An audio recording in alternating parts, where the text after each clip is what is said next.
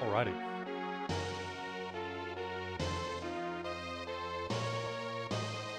How's it going, Jill? Ragnar? I gotta turn this down. This is really loud.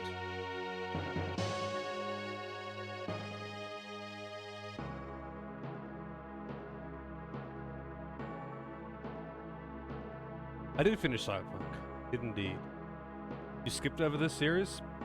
Just because you never got around to playing it? Or, like you started and stopped it? This is one that this is on the Super Nintendo. This is one that I always see around, will always bring up, and I've seen heaps of Ancient Cave, but I've never actually played it myself.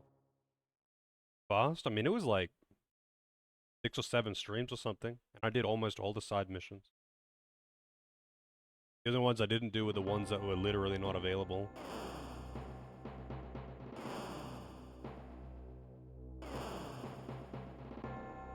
Apparently the first Lufia isn't that good. The second one is really good. Yeah, apparently the remake of this one is really bad. Apparently there's a remake of, I think it's Lufia 2. There's a remake of one of the, I think it's Lufia 2. Apparently the remake is really bad. Because they like tried to turn it into an action RPG or something. Like they tried to overhaul it entirely and apparently it's pretty shit. But I don't actually really know what the deal is. Alright. I didn't realize it would let me do renaming. I'll just put a save here in case someone wants to rename it or something. I know nothing about the story in Lufia though. All I know about Lufia is Ancient Cave. That's it.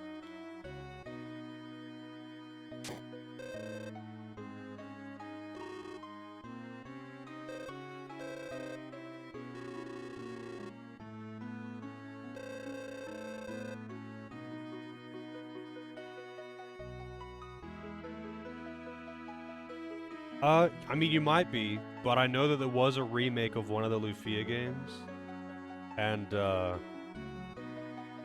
it was not well received.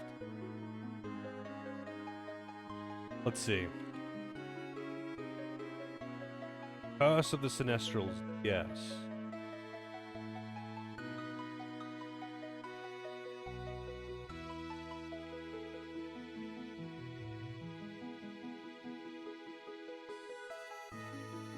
Remake of the 1995 Super Nintendo. Yeah. Curse of the Sinner. This one's on DS though, so I'm guessing if you played something on PSP, it wasn't this one.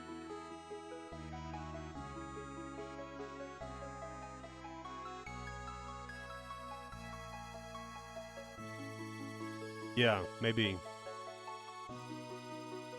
This one has always been brought up though. It's a pretty well liked RPG. And a lot of people, myself included, had just slept on. It's not called Final Fantasy, so you know.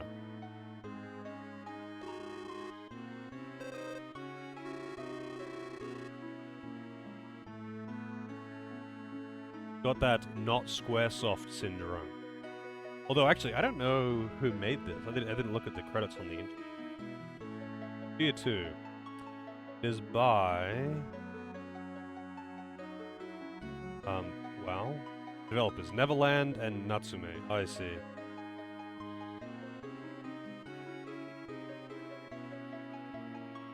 Developer Neverland. Publisher. It was published in NA by Natsume, in PAL by Nintendo, in Japan by Taito. I don't even know what Taito is. The developer is Neverland. So let's see, what else has Neverland made? Hey Celine, and Cup Noodles.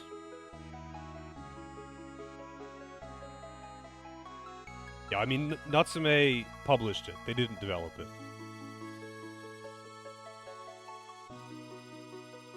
Nine hours and 500 divines making your new PoE build. That's a lot of divines.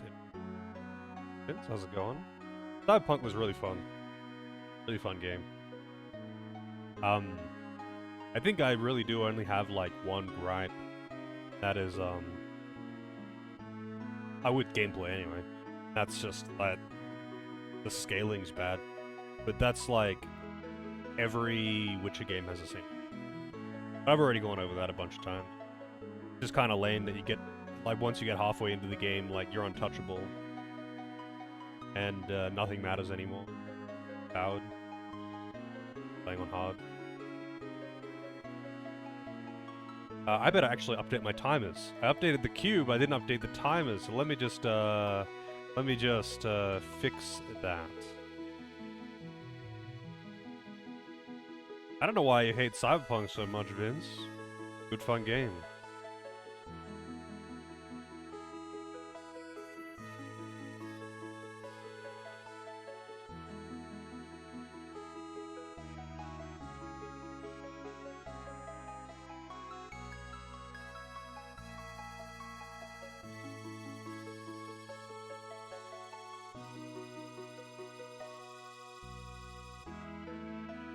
Oh, it's Sinistrals, not Sinestral.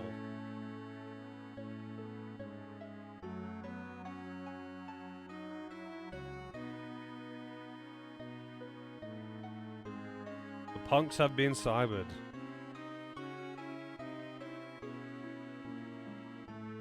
How's it going, Solar?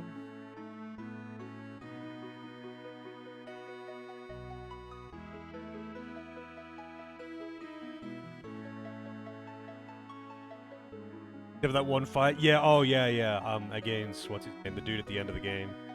Freaking Adam Smasher. Yep, I did die against Adam Smasher. I was a little surprised. If you had a squishy build, he would probably be kind of dangerous on hard.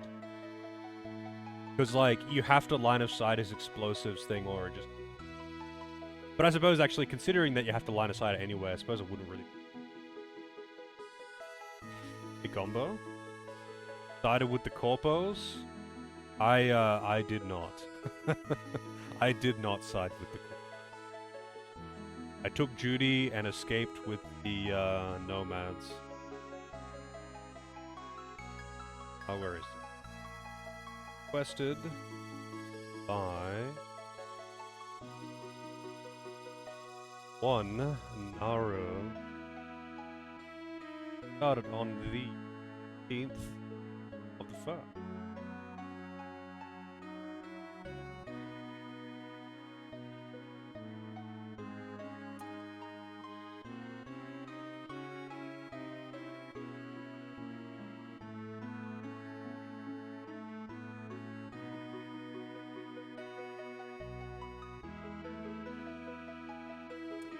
Yeah, I mean, there's only two choices.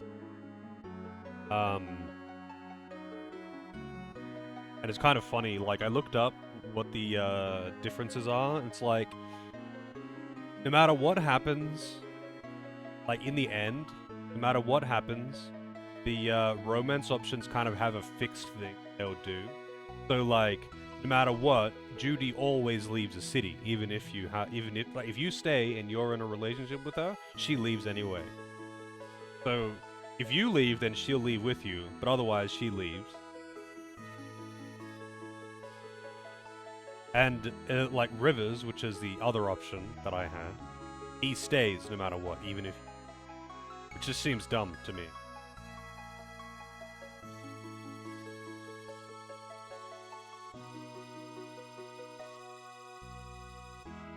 The whole, like, romance thing seems kind of silly. It's basically... You have,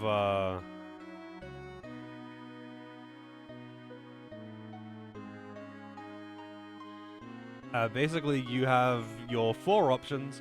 They have one quest in which there is a romantic side scene. And then an epilogue. That's it. Every romance character has got their, like, 3 or 4 missions that you can do as part of the main story. Well, not the main story, but, like, as like, major missions. You can do their 3 or 4 missions or whatever. No matter what, like, whether you are picking them or not, you get to do their missions. And at the end, the last one, if you choose them as a partner, you get a bonus sex scene.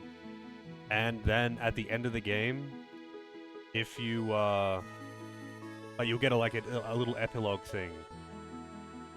based on pick, I guess. And it really doesn't change much.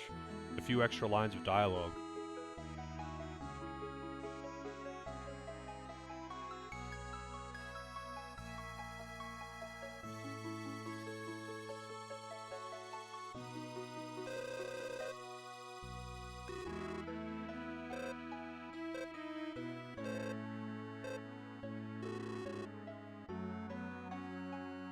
Not just different colored smoke? Yeah, I guess. I don't know. Romance options are kind of whatever. Totally missed the first game. You mean, Lufia 1? I haven't touched Lufia at all. I don't even know how many games are in the series, but I know there's a handful of them.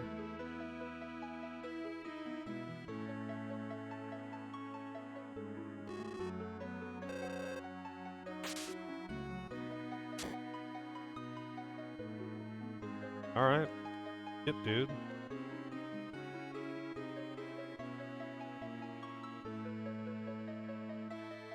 Pretty mediocre, you say? I don't know, people seem to really like Lufia. I think a lot of people really like it specifically for Ancient Cave, though, because it was like the OG randomizer. Basically. And I don't mean like, haha, but what about roguelikes? I mean like, a game that had its own inbuilt randomizer. Luna. Well, I haven't played Luna either. Wait, isn't Luna in the queue? Pretty sure Evil Blankerfish requested Luna or something. Maybe we were just talking about it. Yeah. She's in there.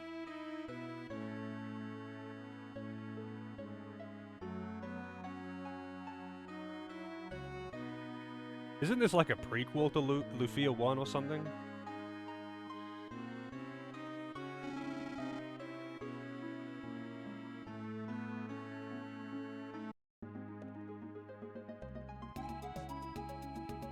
I have heard this theme so much. Scenario item, I guess that's key items. It defaults to fast message speed, by the way. I have not changed any of this. It defaults to cursor memory and fast message speed.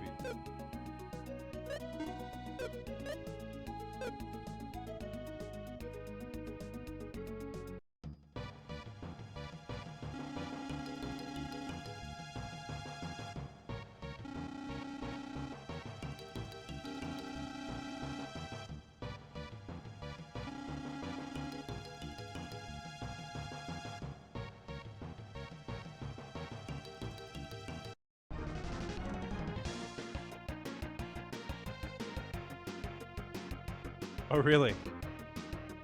Kind of funny. But I mean, that's just how it is with prequels, right?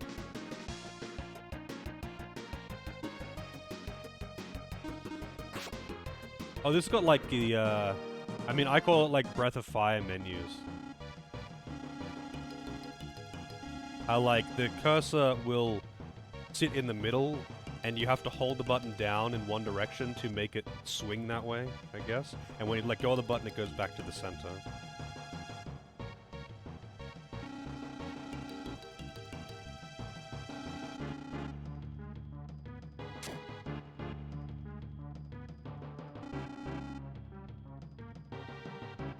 But, well, I haven't watched anything about Lufia 1, and I don't know anything about the story in Lufia. I just used to watch people do Ancient Cave all the time. Was this I don't know, there was this trend, you know, this is a long time ago now on Twitch. Just before the huge boom of Link to the Past rando, which at this point is also a pretty long time ago. Before that, all of the, like, RPG speedrunners, especially, like, older RPG speedrunners, like the, NES, and NES speedrunners, this was like the filler thing they did. Everyone did Ancient Cave. Really popular. And that kind of like fell out of favor after a while. And like Link to the Past rando came in. And a bunch of other randos at that point. And then then you know, after that, heaps of like Final Fantasy randos, like Free Enterprise, that kind of thing. But before that, I don't know, everyone just played Lufia 2 Ancient Cave. That's the only reason I know anything about the game. Other than people constantly bring it. It gets brought up a lot.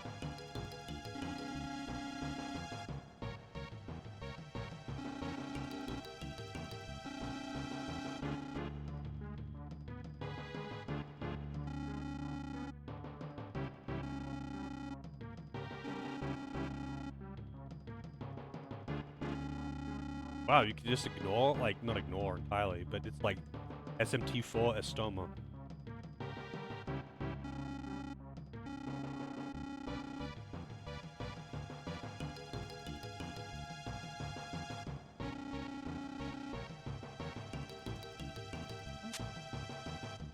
Interesting.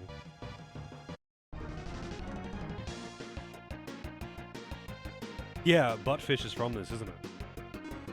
Yeah, it's got like the, like you hold the button down left, right, up, down, but otherwise it defaults to the middle. The middle one is attack. I actually really like that. The only other game that I've played that has done something similar is Breath of Fire.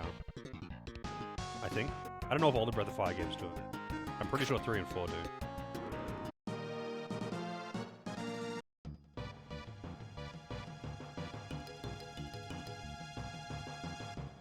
Pirated SNES games. I've never seen pirated cartridge games. I've seen heaps of pirated like CD-ROM games like PS1. I've never seen a pirated cartridge. Like I imagine that would be way harder to pirate because you couldn't just do it.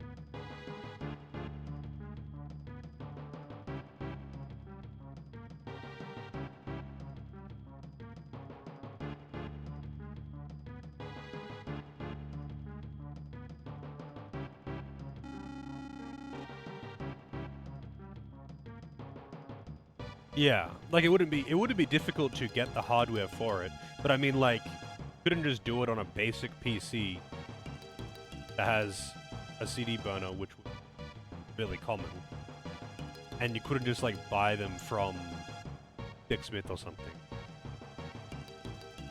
Not everyone, like it is not a standard household item to have.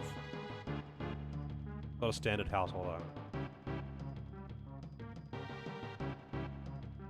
No, I haven't. Never seen, like, I don't think I've ever seen a bootleg or pirated cartridge anything. I've seen so many pirated CD-ROM things.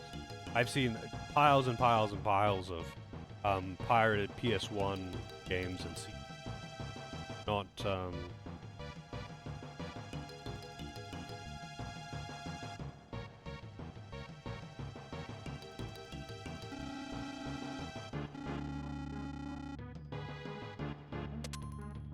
Nice. We got puzzlers.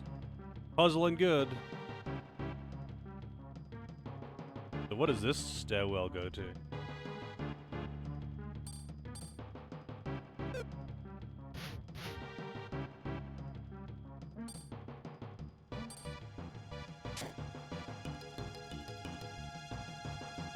Bootleg Pokemon Emerald. I had, so my Pokemon Red, the original cartridge, it used to get save file corrupted like fairly frequent. Like every few weeks it seemed. I knew it was a legit copy of the game, but it must have been like damaged or something. Because I would always end up just starting a new game. But that didn't bother me because I would start new games half the time just anyway.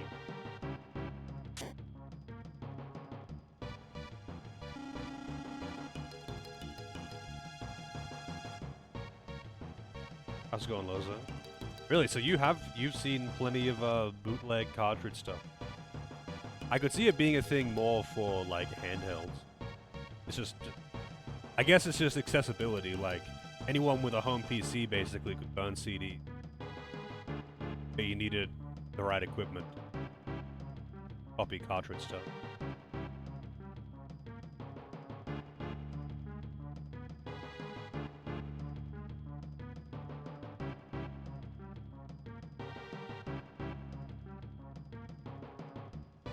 Oh, really? I did not know that.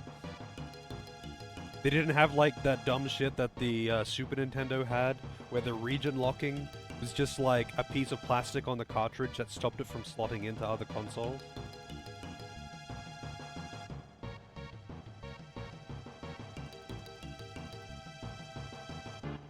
I mean, I wish I had, like, a chipped PS1 or PS2 to just have heaps of, but I wish I had that when I was a kid.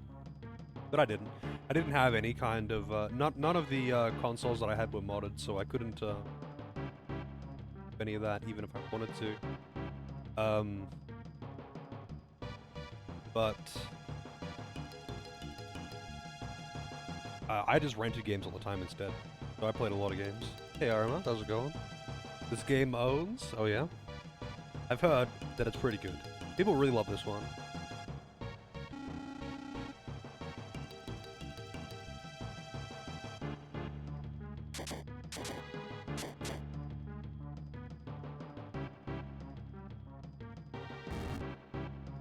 Ah, I have to hold the button down.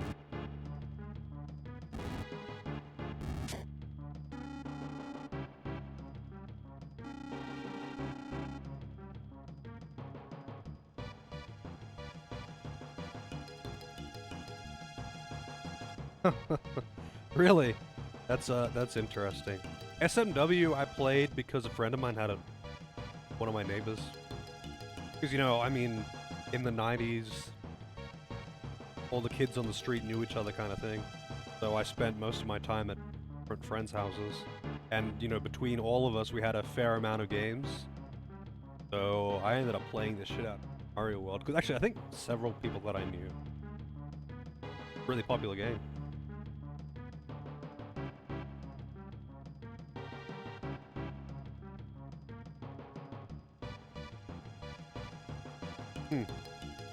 Yeah, I mean, back then I was, I mean, two things. I was kind of unconcerned anyway, but, I was a bit young at the time. Like, when I was playing the Super Nintendo, I was a bit young to be, like, really looking into games that I want and buying them with my own pocket money. I was really young, so...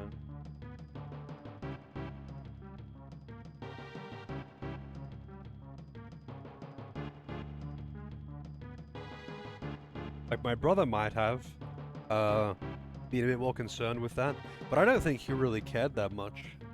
Because he too was, like, more interested in, like, playing with his friends. Playing video games. Like, both of us played a good amount of video games, but I think both of us also spent a lot more time just outside. I didn't like, I played a lot of video games when I was really young, but it wasn't really until I got, like, PS1 especially, that I started playing a lot more. Go outside, play with spiders, but the spiders are inside. They're in your bed and your pillow. Go outside to not play with spiders.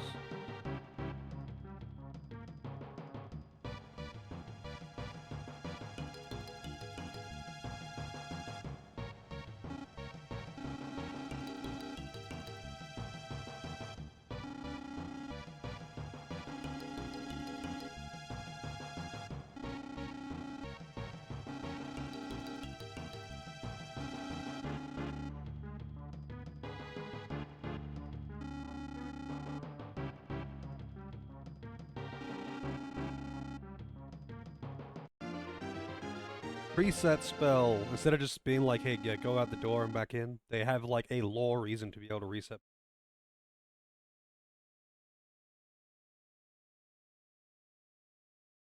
Only allowed to play 30 minutes a day. I mean, I had basically, uh, no monitoring at all. I just kind of did whatever the fuck I wanted. I didn't have a lot of guidance or, supervision.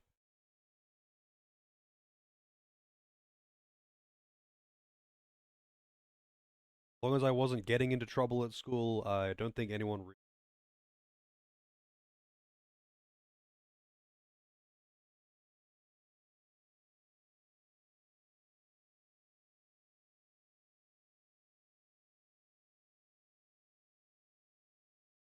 Yeah, I think most of my friends were just more interested. Like, I mean, pretty much all my friends were also really into video games. But like, if we were all together during the day, we were much more likely to just go outside and fuck off somewhere and come back by the time it's dark. You know?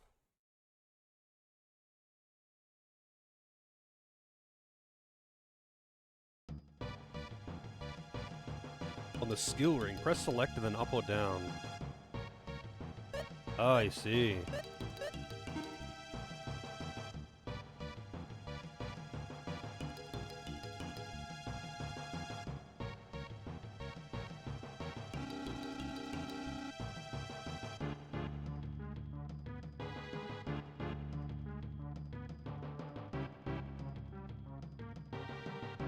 I see.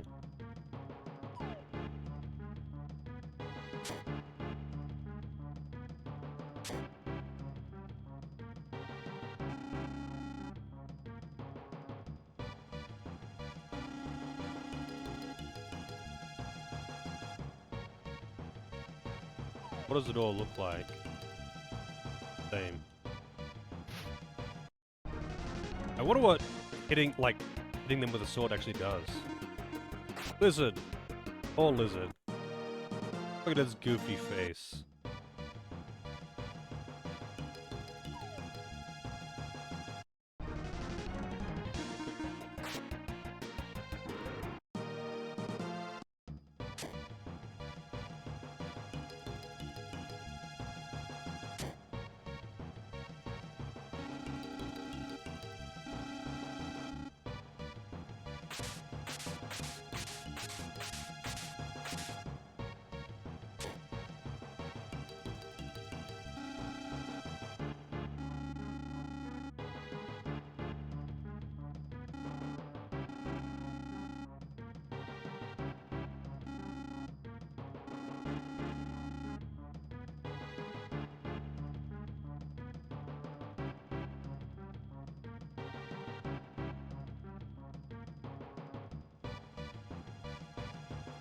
Wow, that's an experience there, Lozo.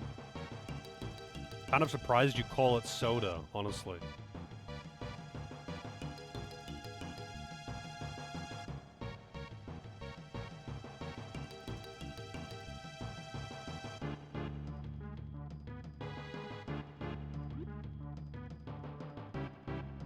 Huh.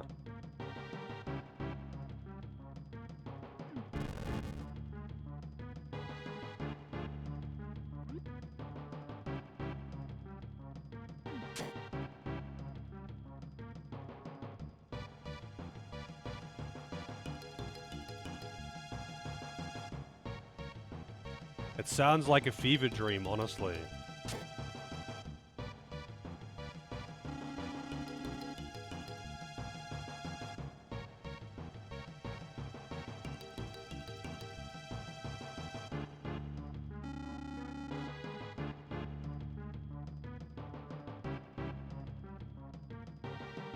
I mean, let's be real, if I was the same age, I would be way more interested in eating McNuggies than even watching that.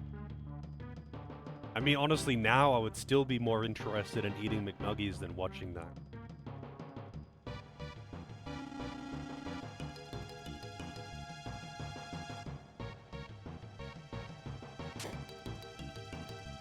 Alright, guess I'm done here.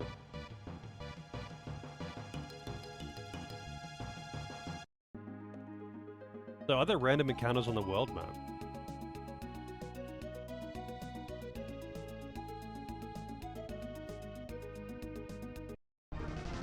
There are.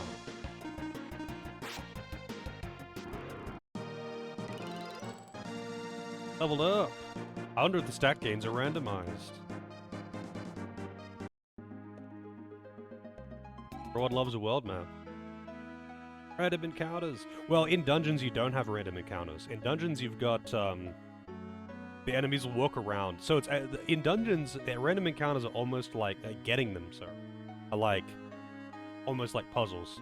So it's like a big grid area, and when you move, they also move. And different enemies have different behavior.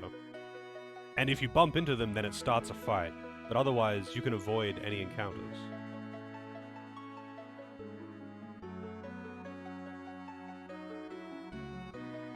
Man, it looks really choppy when I'm moving around. Camera scroll.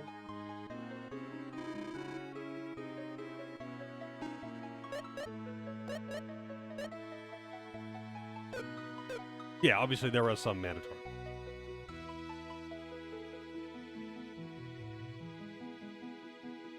1 to 4 will be looking pretty good.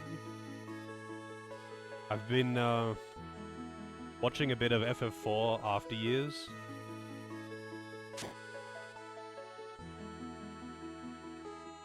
Kinda makes me want to replay Final Fantasy IV. But I've played Final Fantasy IV twice on stream. I just like Final Fantasy IV. It's just a good game, you know? Still watching Gotham? What? I don't... Is that a TV show? Based on Batman or something? And Mech Maniac with the raid. Oh, who knows? Mobile Suit Gundam Extreme versus Maxi Boost. Welcome in. How's the stream? We're just starting this, that's what's up. I just did the tutorial. So, just a save? Yeah, okay, so you save in churches. I don't know what the deal with that is. I guess it's something that just kind of carried over from Dragon Quest. But a lot of games do it. A lot of old JRPGs do it, specifically JRPGs. The save points are churches.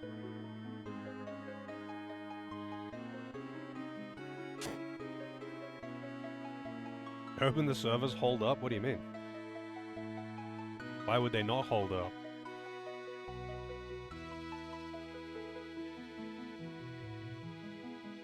Watching Gremlins. I remember watching that when I was really young too. I have not seen that movie since I was very young. But I have just like certain images from the movie. That's it. But for some reason it stuck with me, and I don't really know why. Also, no mute protagonist, by the way. Protagonist actually speaks. This is your not girlfriend, TM. Female childhood friend. Oh, I see. Just like being dodgy, dropping out, that kind of thing. That's kind of unfortunate. I know that feeling all too well.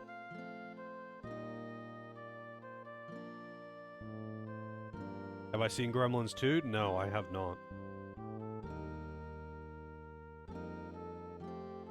Not that I'm aware of anyway. I just never really have been big into movies.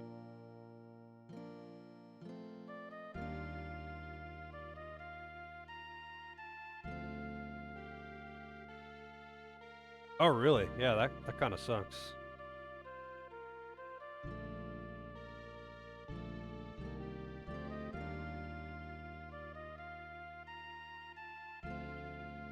Chromehounds Day? I don't even know what that means.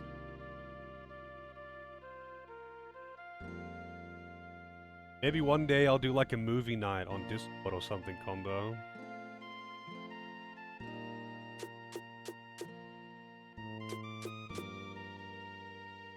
Damn, that does not look appetizing.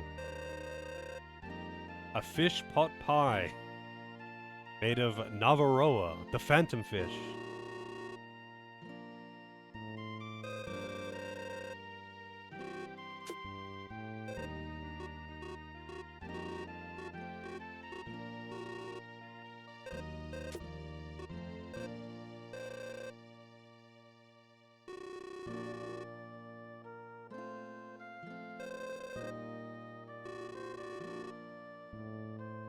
Another awesome mecha game for the 360. Online only stuff. Oh, I see. I guess it just went down.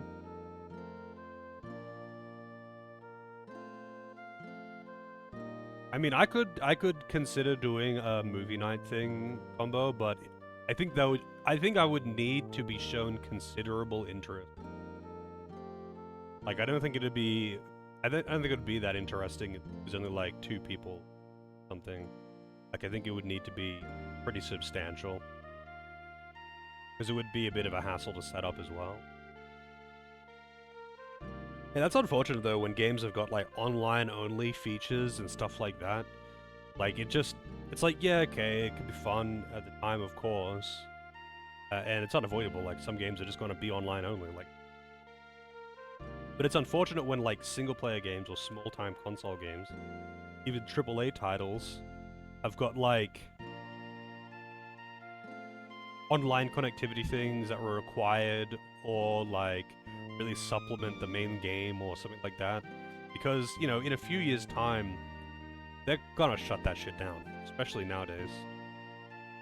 So many PS3 games that had like really fun online play just got dropped.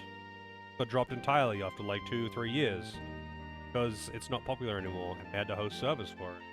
Like Uncharted 2 online play was actually really fun.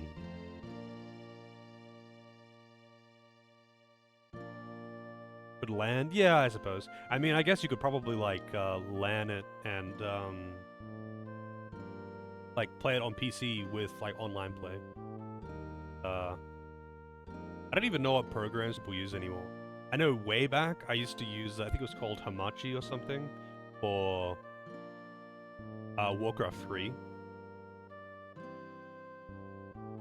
And I think we also used it for like Age of Empires or something.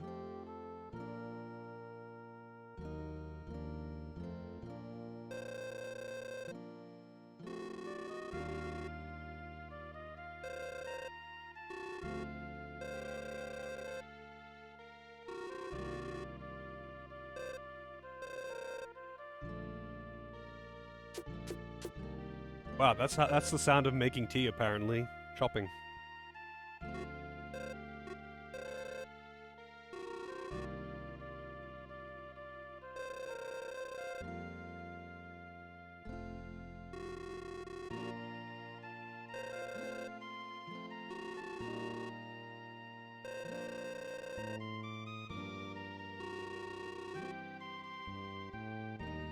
Eating is something I do very well, you see.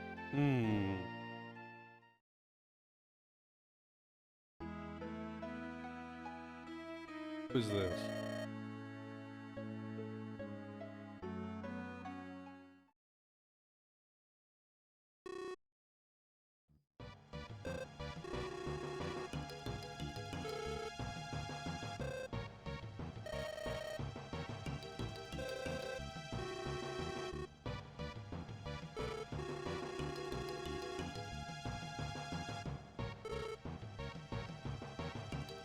There's some intelligent monsters.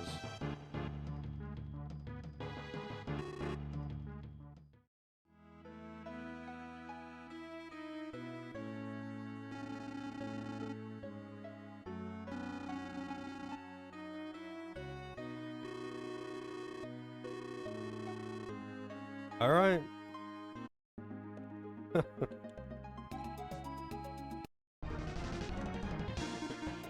It's gonna be the first time I take damage. 1. It's kind of weird that you can only see your HP values here. When you're doing this, it just like minimizes the thing. So you can see the bar, you can see the percentage, but you can't see the actual HP value. Alrighty then. Well, thank you for the raid, man. Have a good rest.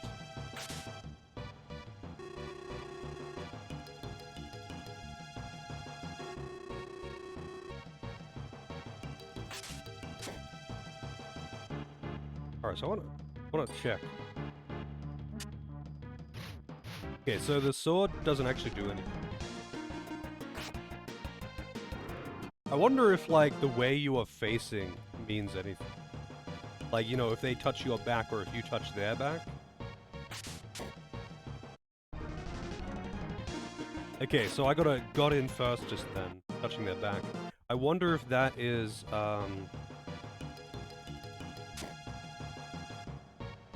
because I touched their back or if that's just chance. Young woman. Yep.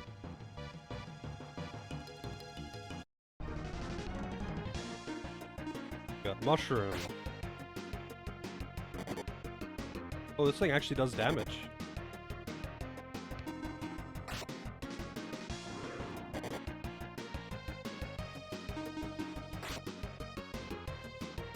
What if I can just hold down A? No, I can't. Oh, I can hold down L though.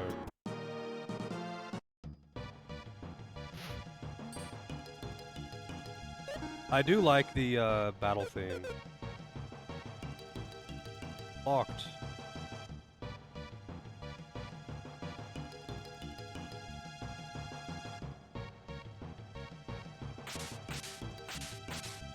Morning Blood.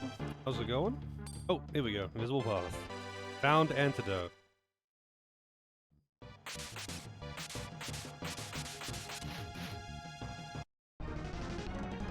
I'm kind of in danger.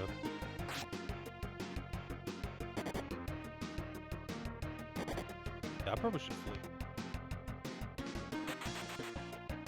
I don't know if I have any healing item. The apocalypse is happening. Knowing. Oh. I see. A potion. That heals 30.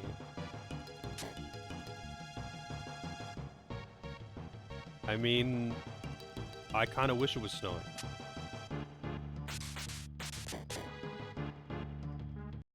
Because snow is a novelty to me.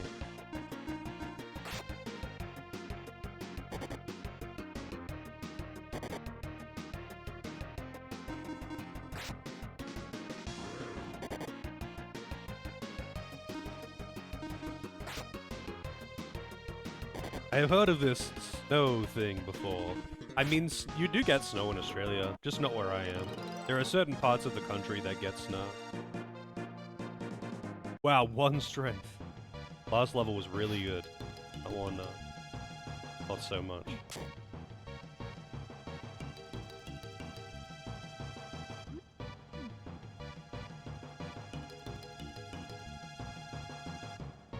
Is there another switch for that one? Why is there a second pot?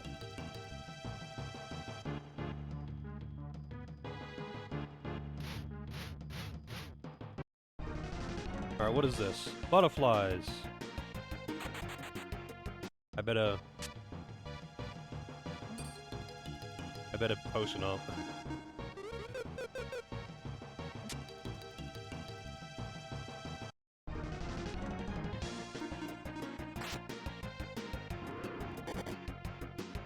That didn't do as much damage.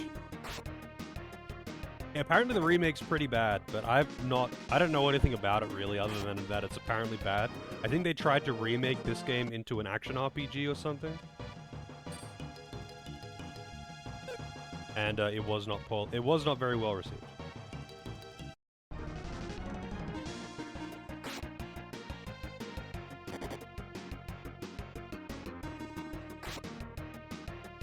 Yeah.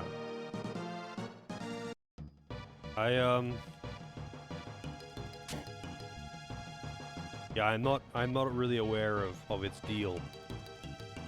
But since I have no frame of reference because I hadn't even played the originals, wouldn't have meant anything to me.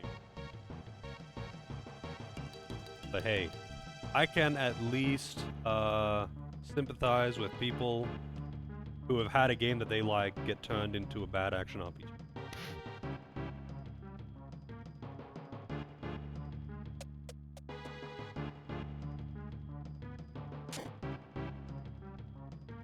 Oh, they respawn when you leave the room. Yeah.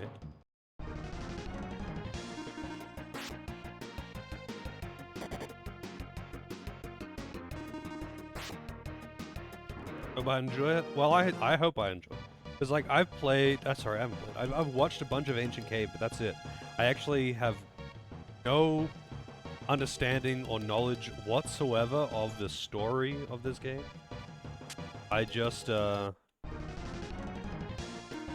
know Ancient Cave. If I start an encounter by walking into an enemy's back, do I get a preemptive? Or was that just luck earlier?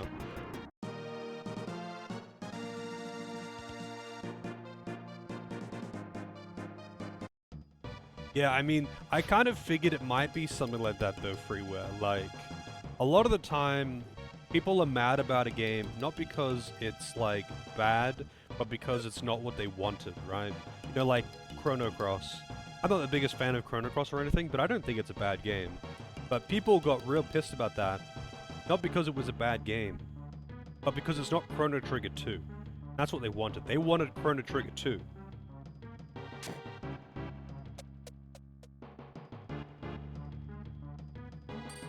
Well, guess I missed a door.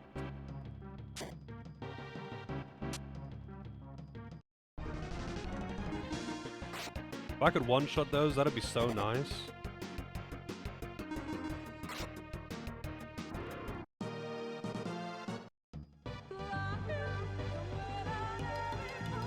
Maybe this look like geese. And Ramanusa with the 5-pack dump. I really appreciate it. 20 gift subs total.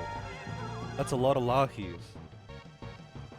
Just spooking everyone out of their luck. Summoning blah into existence. It looks kind of fun. I mean, maybe I'll look into it, honestly. Who knows? I actually really enjoy at least some of these. Hang on a second, let me check something. Oh, I see. I was like, I thought I might have actually hit a new emote slot just then. But I think some like previous gift sub must have expired. Like just broken even. But yeah, I really appreciate it. Thank you very much. I was really close to J-Bot with the bits. Thank you very much, J-Bot. And starting the hype train, apparently. Thank you very much, J-Bot. And how's it going? I lost my train of thought. Oh yeah, I was like real close to a like a new emote slot a while back, and I was like, what the fuck? I did not realize I was that close to a new emote slot. But that was a while back now. And I thought those gift subs might have pushed it over the edge, but like, it was that high because of older gift subs. How's it going, Kelvin?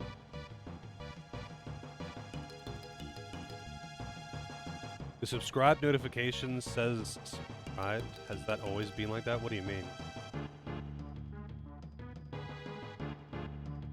Like the pop-up on stream?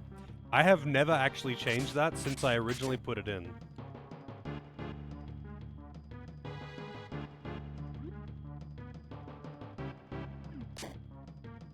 I wonder how I opened that door. Is that already open?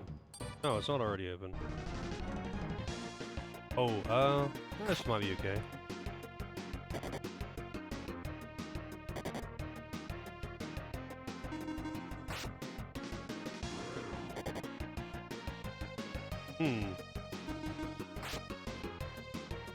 I'd have to see it again. Oh god, 1 HP. If that was an RNG meme, accuracy meme miss, I would have been a little bit upset. Living on the edge. I mean, I knew they couldn't do 5 damage, or at least, unless they crit or something, right? Oh, there it is. I was like, where the hell is the...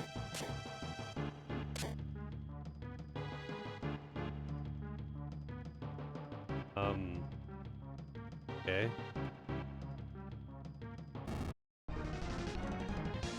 Like, where the hell is the button for that door?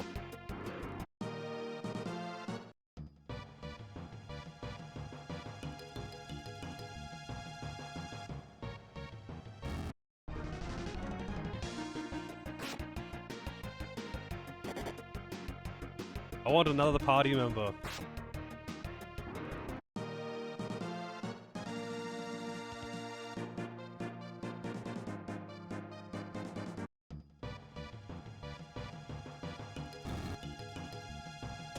Guess I don't have to kill them all. What are these?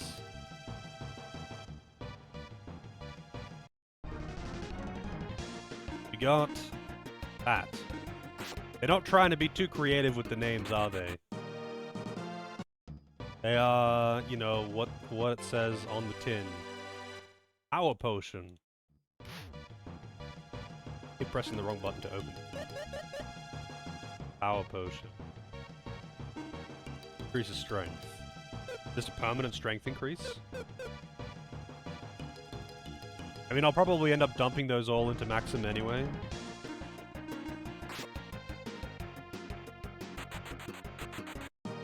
And these things just run, apparently. Let's jingle.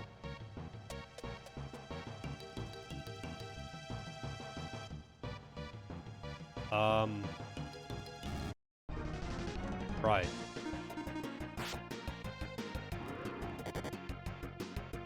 Keep forgetting that I have to hold down a button while pushing to actually move. Nice crit. There's a level up. 6 strength. The previous level, so okay, this level I got 6 strength, 3 agility, 3 int, 4 MGR, I'm guessing magic resist? Oh, just magic? I don't know, I haven't even looked at what all the different stats are. Anyway, I got a lot of stats just then. The previous level, I got like 5 HP and MP, and 1 strength. And that's it, that's all I got. So I don't know how randomized the stat gains are. I'm assuming it, like, they're weighted. So like every few levels, you get a lot of stats. Or something.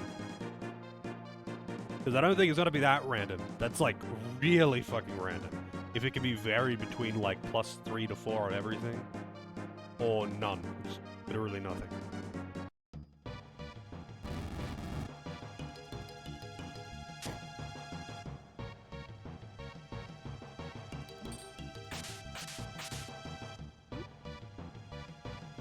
Hype train success! Thank you very much for the gift subs and biddies. Hype train level 2, 56%. So what did I get a hype train emote or something? Like I don't. Did I get one? It didn't give me a pop-up. Maybe I already have all the level 1 like hype train emotes.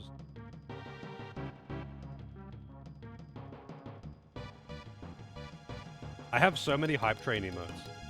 See? I guess it didn't give me any new ones. Well, rip. But I do actually have quite a few hype train emotes. But the only one that really matters is this one. Legally distinct Squirtle.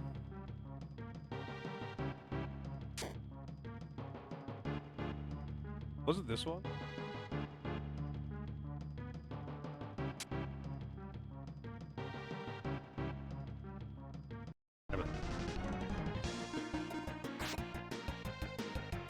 I was hoping it had like 12 HP. It has, I knew it had more than 11, but less than 14.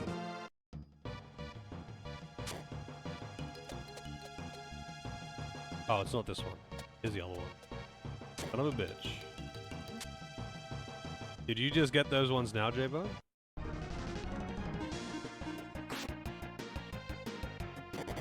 I'm curious how much HP these things have. Also, I gained like 6 strength and my damage went up by like 1. I thought this was gonna be like Final Fantasy X, where like gaining 4 strength is a big deal. And you will notice substantial damage gains. Ah, I see. Is that how it works? I mean, hang on. Let me see.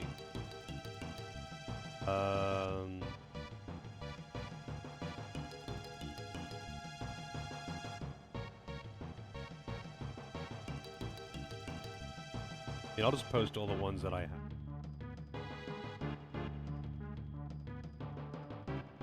So I don't actually have one of them. Actually, I don't have 2 of those. They didn't give them to me. Ripped off. What's going on, Twitch? I thought I was getting some hype train emotes that I'm never gonna use.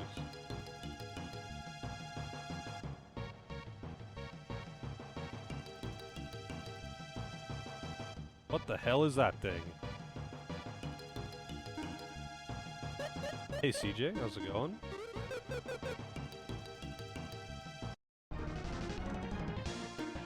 It is a spider. Like a tick. Why does it have 6 eyes?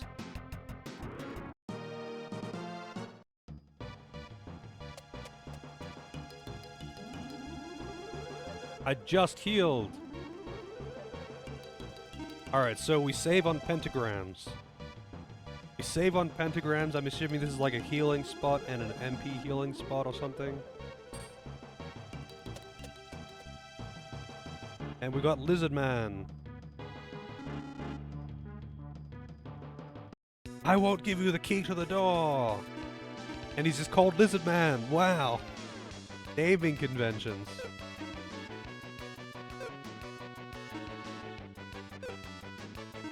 I don't know why the equipment page or the equipment icon is a flame.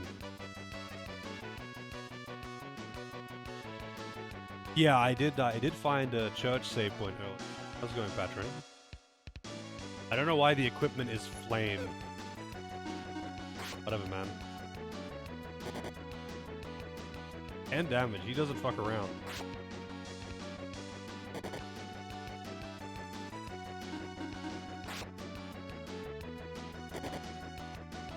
Alright, I better heal.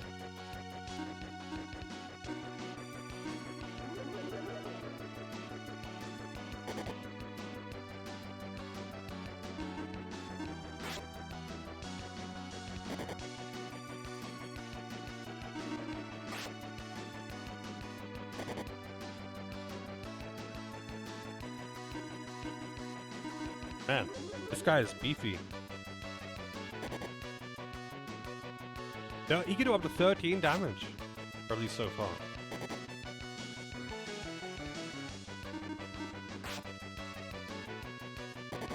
Holy shit, this guy is beefy. I really thought he would already be dead by now. Yeah, look at all my hot gear. That's what it's short for. Give me some crits. There we go. Man. I can use all my potions. 2 strength, 1 agility, 1 int. Yeah, like maybe the like big stat gain levels are alternating or something.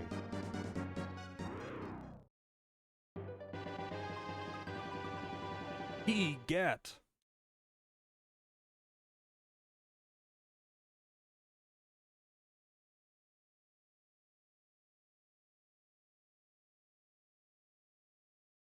Someone must be manipulating them. Alright, here's the girl. Man, that is a lot of emotes there. Some of them actually are quite good. Like, I quite like Hype Yum. Honestly, actually, all of the dog ones are pretty good.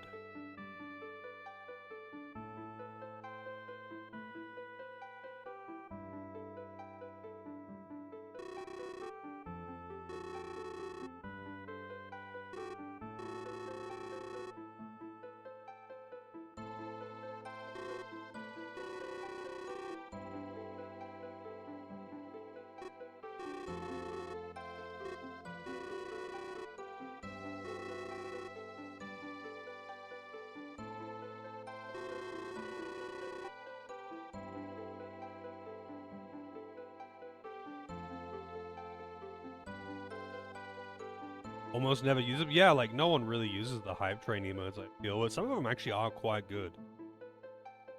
If I had them more conveniently available, like if I could make a favorite emotes list or something, then I would probably use them more.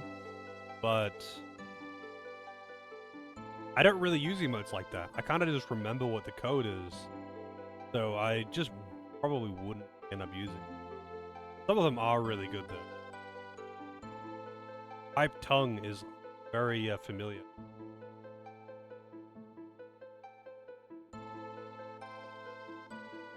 Very similar to this one, Joyous Pup, for the FFC/BT.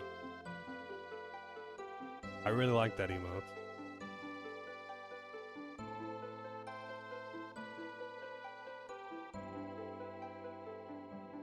Speaking of favorites, yeah. I mean, the problem is though, like I don't really open the emote like list unless I'm just like looking at something that I don't know because most of the time I just remember what the thing is. Like I'll just type in like, unless I want to open up a thing and post some cursed emotes like this, I just like put in. I either type out the whole thing because I just know what it is. Or I'll just put in like colon and the first 2 or 3 letters. It brings up the autocomplete. Rip. Yeah, it's like I don't think there's really a way around it.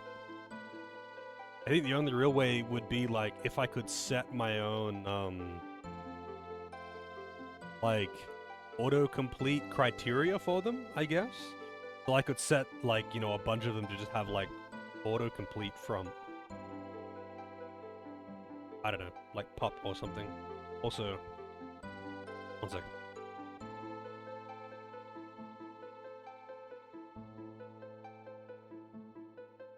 I'll be back in just...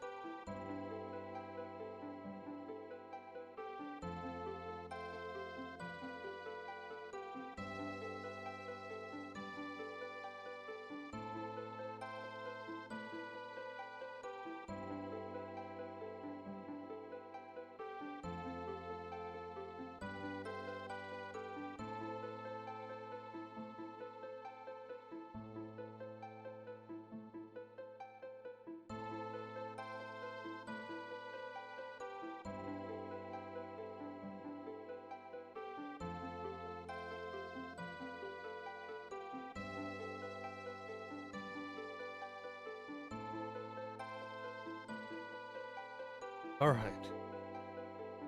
Check something real quick. Never stopped to think about whether creating millions of emotes was actually a good plan. I don't think there's anything wrong with having tons of emotes. Have as many as you want. It's more just a matter of, like, people tend to kind of stick to a couple that they use, and simply for ease. Most of the time, people just type them in. Like, I think a lot of people, I would say the majority of people probably use autocomplete for ease, right? And, that means you gotta tend to emotes that are easy to type. Like, easy to type with autocomplete. Or just have really short things, like the global Twitch emotes, like, you know, one hand, I use a lot. It's very quick to type that. I don't even need to autocomplete it. Or, you know, Kek W. But, like, typing out my emotes, I only use my own emotes with autocomplete. Because otherwise, it's just a very long thing to write out, because I don't have a short, like, code, I guess. I'm in danger. Also, another raid. Almost with the raid. I think he was playing Dead Space. He was indeed. Hey, Daniil, how's it going? Welcome in, Thomas, and everyone else. Pat, welcome, welcome. How's the Dead Space going?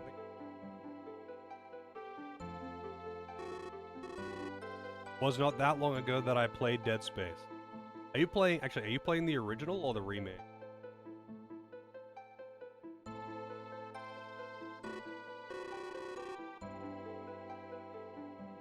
You have the power, you are the chosen one. You're playing the remake, okay. I hear the remake is pretty good. I played the original a while back, and it has its quirks. But I'm doing pretty good. How is the Dead Space progress? Are you very far in? Have you played the original? I feel like Dead Space is one of those games that, like, hardly anyone else has... Sorry, everyone else has played, but I hadn't played. I'm like, everyone else loves this game, and I haven't played it. If you want a name change, I would like to change my name. I would like to shorten it down to just Kaze. But, like, yeah, good fucking luck. I'm never gonna get it short. There's an account that has that name, but it's like, I don't even think it's active. Old account that's taken. But it's one of those names that you would never get. Never gonna get that. Always gonna be taken. Gotta go to sleep. Well, rest well, Daniil. I'll try my best to,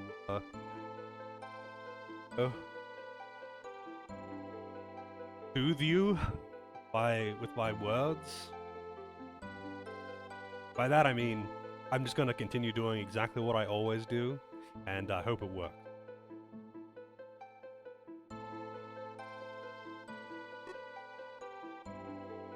I mean, it's really late for you though, isn't it? It's like 3 a.m. or something. That's east. I don't know what part of the country you're in. That would mean that it's past midnight everywhere in the country.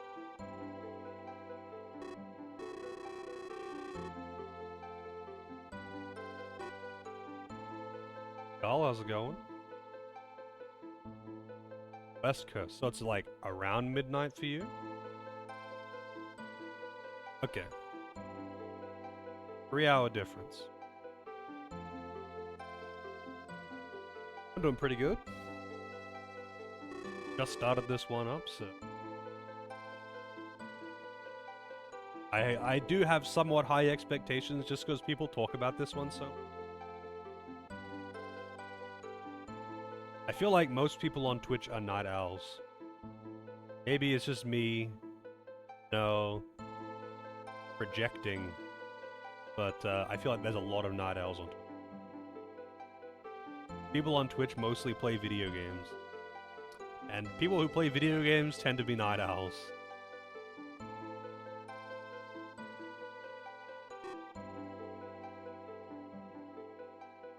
Yeah, I know that feeling all too well.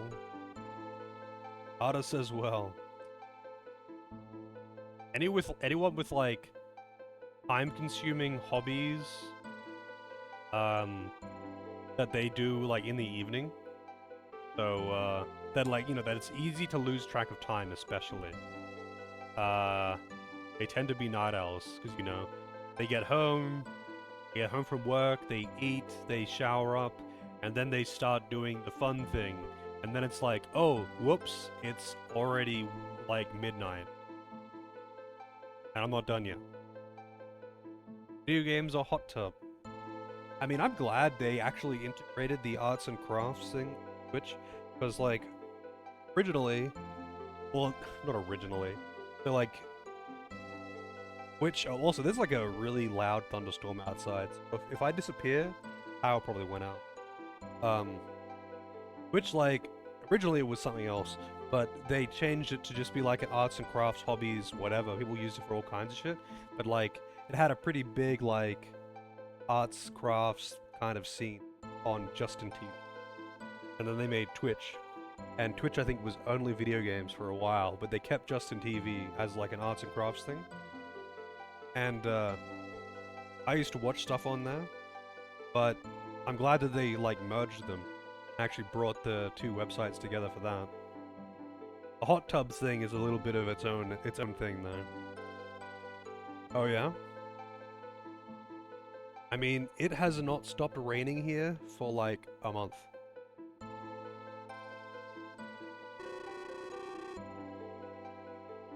Basically been raining every single day. I mean, it hasn't been like constantly raining non-stop. It's been raining every day though, for like a month now.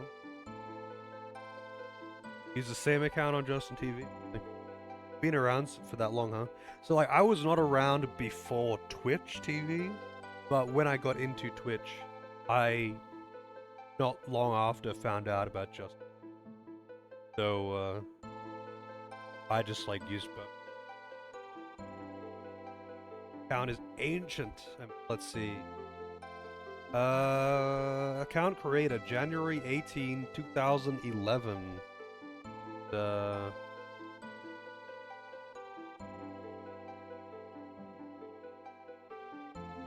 What is mine at? Mine is April 6, 2013. Damn, over 2 years older. I originally actually came onto Twitch because I was watching Dota, Pro Dota, and then I ended up finding someone playing Dark Souls 1 for the first time. So I watched that, and that was the window for me. Watching someone play Dark Souls 1 for the first time, my window into Twitch. There, I just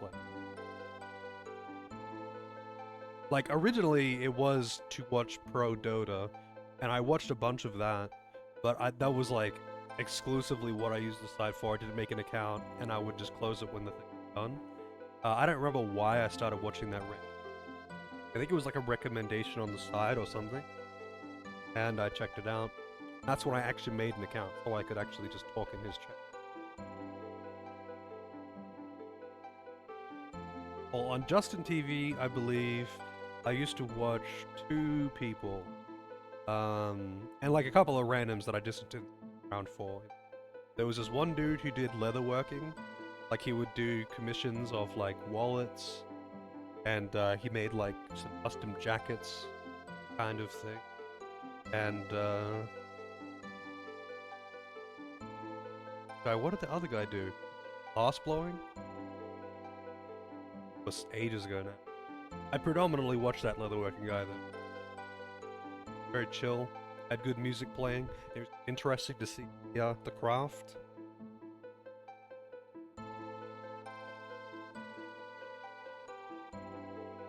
%90 chance it was gaming related anyway, really?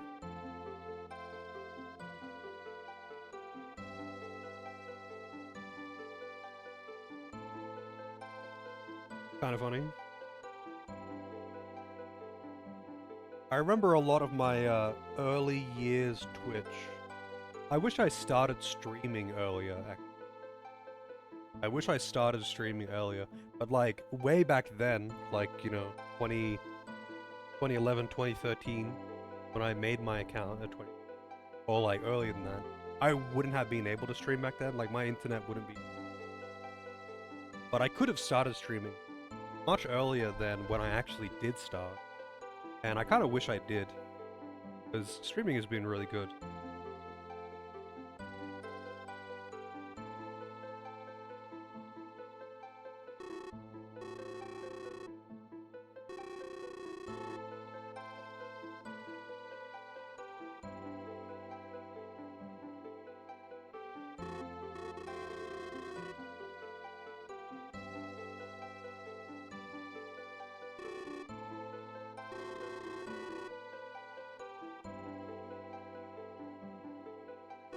I'd be a celebrity by now, maybe. I think the way that I do my stream, I don't really have the capacity to become a huge, but I don't think it's unreasonable to be big enough to like make enough money to like, you know, be impactful. Maybe not just like, maybe not actually like fully sustain myself. I'm streaming, but like enough money to be able to, you know, have an actual good impact, be able to at least pay for some of my bills. Or like already I make enough from it to have a substantial impact, and that's amazing, obviously. But like it's not unreasonable with like the way that I stream. Like I just want to chill and play video games and talk to people, hang out, and meet people and all that. I don't want to put on a show, right? I don't want to like crazy shit. I just want to chill. But like you kind of have to put on a show. If you want to be a big streamer, you have to very much go above and beyond just want to talk to you. Lozo. Man, that is going to take a while for me to get used to. So I'm still just going to say Lozo. Have a good one, Aramoth. Rest well.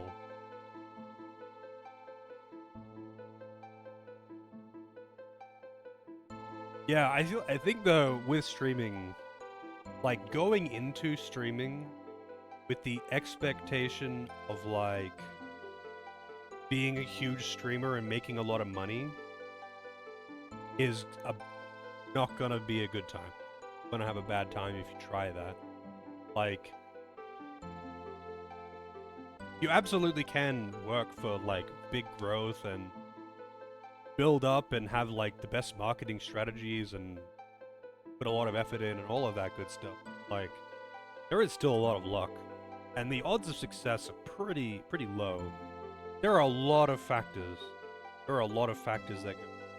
But like, if you're going into it, I feel, and not just like have motives other than having fun, probably gonna get burnt out really fast.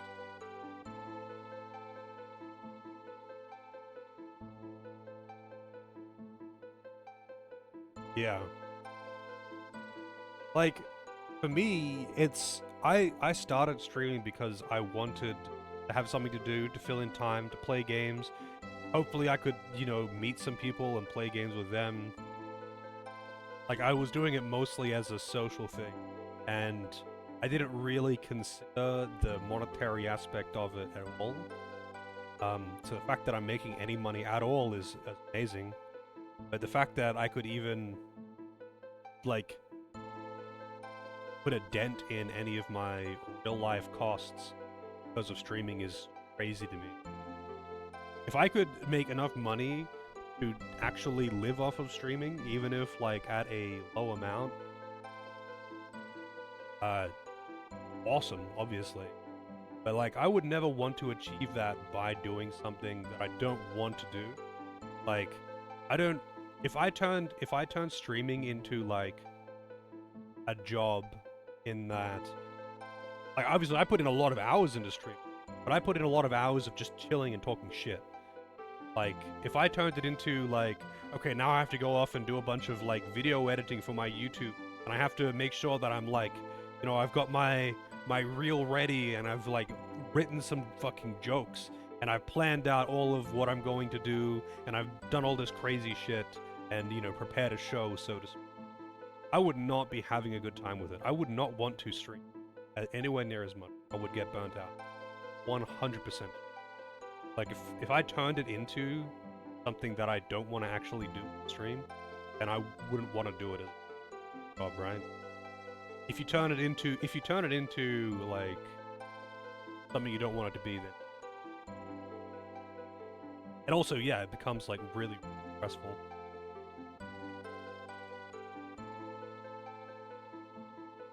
So, like, all I really want to do is just do my thing, essentially. And if I can make money from just doing my thing, then that's amazing. I really appreciate all the money that I get. But, yeah, I definitely don't want to, like, just go, well, you know, I'm gonna be a Fortnite streamer now, and, I'm gonna be the best Fortnite player, and I'll play Fortnite for 6 hours a day, every day, right? Like, yeah, cool, you're more likely to be, not more likely, actually, less likely. Like, you would be able to, have a big market if that's what you're... Man, that would drive me insane. Not only is it a game that I don't want to play, but I don't want to play the same game 6 hours a day.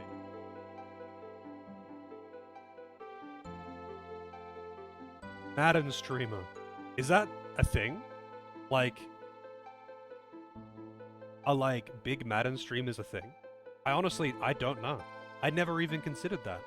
Like, are there, like, big streamers that just play, like, sports games? Like, there's, like, big streamers in, obviously, the esports games, there is big streamers. And in, like, popular games in general. And, like, popular variety streamers. Guys that play all of the new games as they come out. There's that too. Those are like the biggest, like, you know, potential markets, right? The biggest potential markets, like the biggest streamers tend to be like new release variety streamers. The big title that's coming out, they're gonna play it day, if not like day -5, because of how it works nowadays. There's like really big streamers in smaller areas though, right? Like, you know, speedrunners of really popular games, and there's like just like popular markets, like say SMW ROM hack players that have hundreds or thousands of viewers. But like, you know, they kind of peak out. Like an SMW ROM hack streamer, when they get to a point, they kind of have to branch out into other games. Otherwise, like, they're just never going to grow anymore. Yeah, that is the thing with those markets. It's got the biggest ceiling, but it's also the biggest pool. So like starting in those markets is fucking impossible. Like for me, I think I got really lucky because it wasn't like planned for me. I started playing in FF14, like when I first started streaming. I played FF14 exclusively. And I went through the main story and I did lots of side content, and then I kind of just ran out of stuff to do, so I started playing other games as well. And I kind of just ended up migrating off of 14 entirely into just random old RPGs and eventually game requests.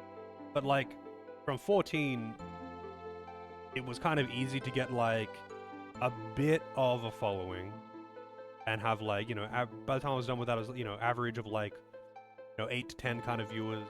And then going into other games, like other Final Fantasy games, I already had like a handful of people that stuck around. And having that means that I'm not at the bottom of the list when I'm playing some other games.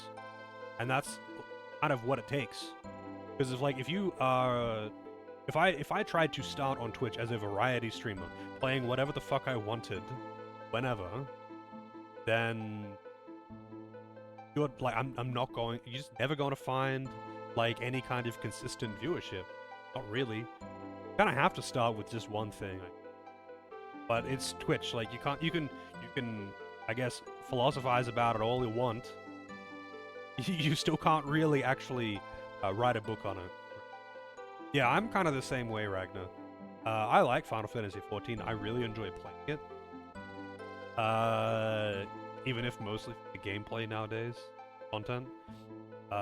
Watching it, not so much. I like watching people that I know do progression rating, but I don't really... I do not care to watch someone do the story in FF.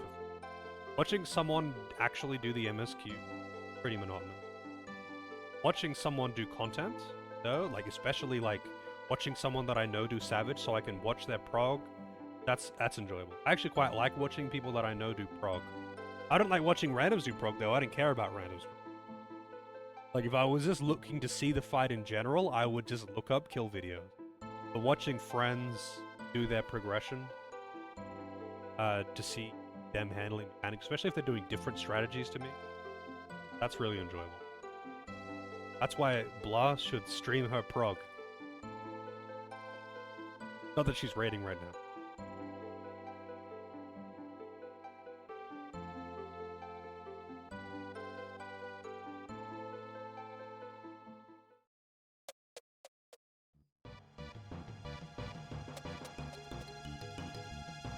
Oh yeah, hang on.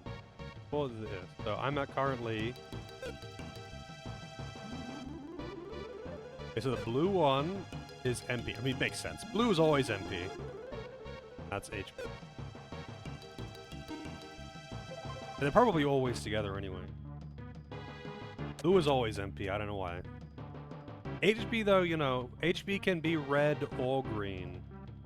Yeah, I've seen heaps of combat so far. They put you into a combat tutorial dungeon. Like, they put you into a tutorial dungeon. Show you dungeon mechanics and puzzling and switches and all that. Like, within the first 30 seconds of game. And I've seen heaps of fights so far. Alright, I guess I'm just done with this. Blue, nondescript blue. You know what, I'll do a fight. 17! There you go.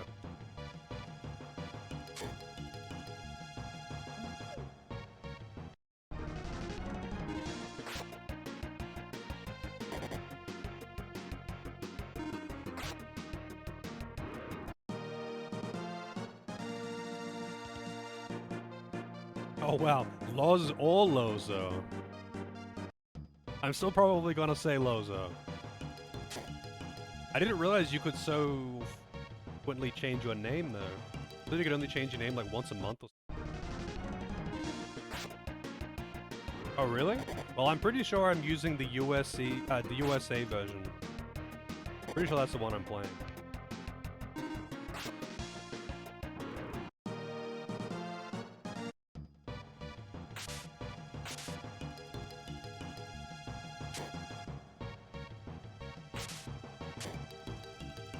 Oh yeah, I never went in this way.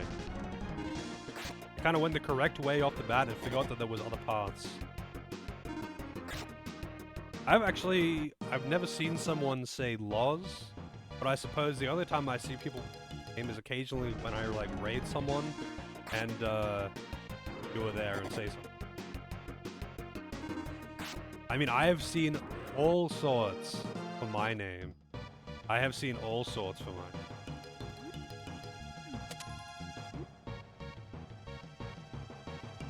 Really?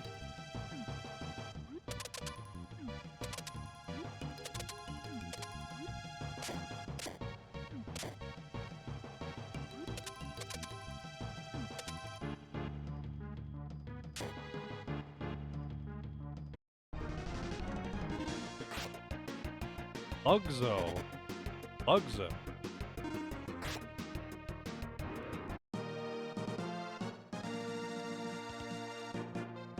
Interesting. I'm kind of curious to see that now. Oh. Also, Kai with the raid. I'm all the raids today. Getting all of the raids. I'm in danger. Welcome in, Kai. And Red Fox. Welcome, welcome. How's the trails going? Suffering has begun. Life potion. I'm assuming that's like a permanent stat up or something. Oh, increases HP to maximum. Wow. Full heal. It's the X potion. Ethan, hello? Everyone? You haven't played this in forever? I've never played this one. So, this is one of those SNES RPG that I kind of just dodged, I guess. I don't know. I never got around to playing this one. I've seen so much Ancient Cave, but I've never actually seen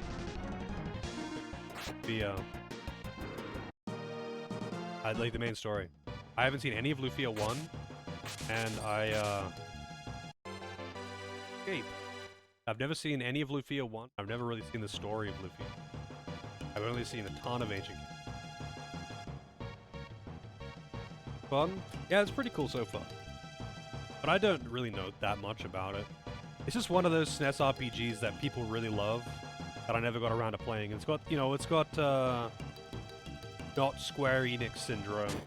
So, like, so many people just don't even know about its existence because, it's not published by Square. Bam. Oh shit. It hit pretty hard too. I might go back to town. Can I kill the blue gem? I cannot kill the blue. Escapes! Run away! Okay, let's go away. Let's get out of here.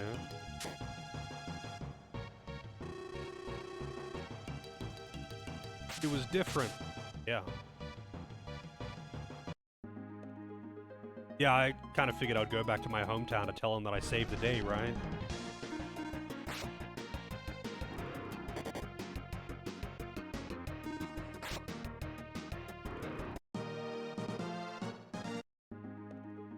Kind of weird that there is actually random encounters on the world map, though, because in dungeons there are no random encounters. Like, there are battles, but they're not random. They're walking around the field. Wow, he's got nothing to say.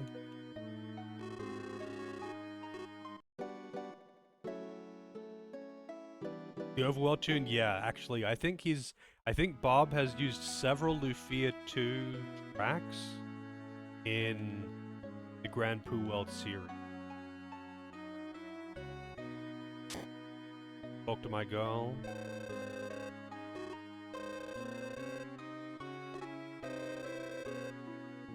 He's not even gonna tell her, is he?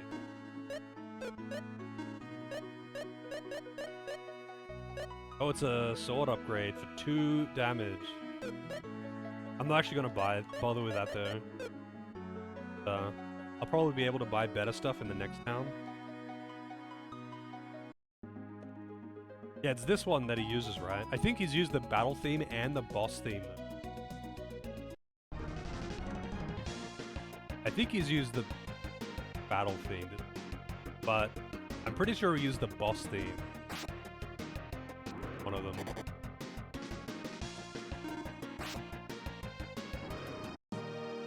Although it might have been a different ROM hack that used the battle theme.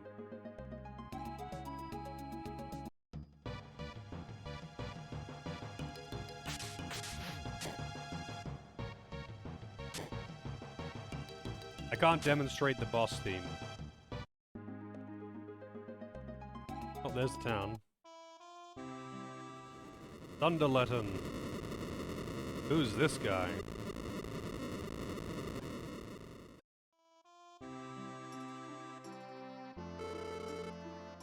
Pretty big one, yeah, no shit. Also, with magic, I'm not sure if like everyone can use them or what. Granny's spell shot. Yeah, so I guess it's the ones that... Wrong! Droplet, poison, drowsy. So you can learn all of those except for spark, I guess. Spells are expensive. Store some HP. Balls of water hit the enemy. Hit it with the balls. Antidote for... Poison is antidote for poison. It's not poison, it's poison cure.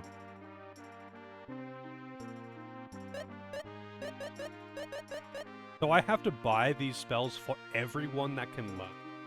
Or like, if I buy strong, does everyone who can learn strong just automatically know it?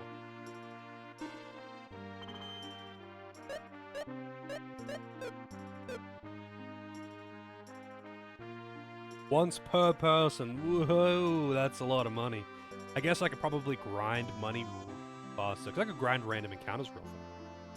If I really wanted to, I could just like turbo on the world map, you know.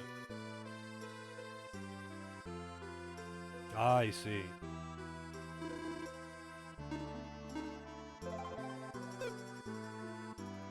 I appreciate how snappy the menu.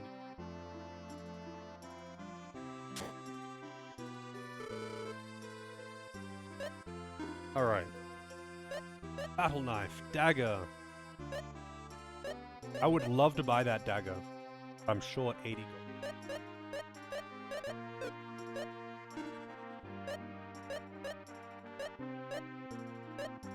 Rock. Hide armor. Man, I wish I had more money.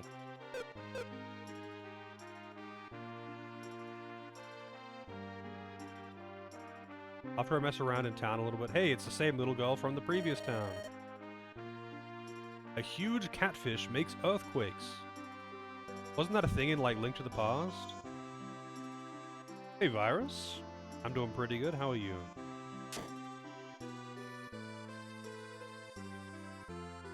Yeah. They may not have many sprites. Two of the same sprite on screen.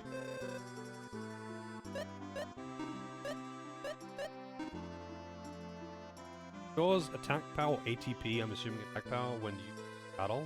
Actually, I don't know what ATP is. Was HP when used at party status screen. It is attacking. What does it mean restores 8? Yeah, okay, so it is it's a buff to it. So this is gonna be, wow, apple cider, that's expensive as hell. Why is apple cider so expensive?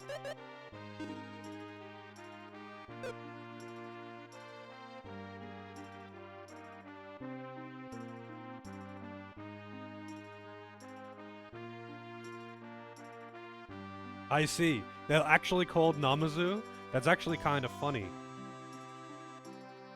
Because, like, I don't know if you're aware, but in FF14, the race of, like, little catfish people called Namazu. And they're just clowns.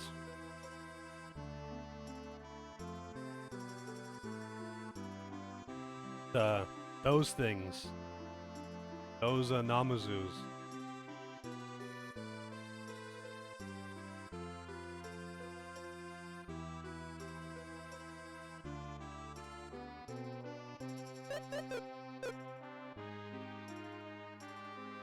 But they're just clowns, like... They don't have superpowers.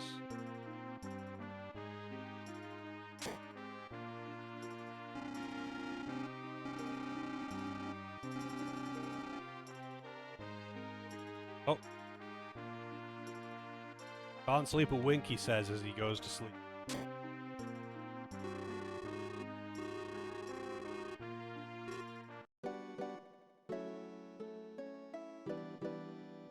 Kind of curious what they look like in, like, real-world depictions.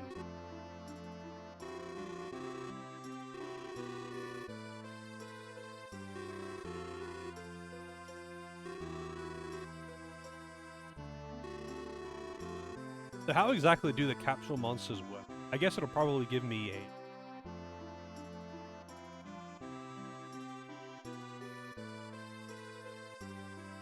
Gloomy Woods north between Lundleton and Alun's Kingdom. Oh, let's go over there then, huh? I wonder when I'm going to get a new party member. Ugh.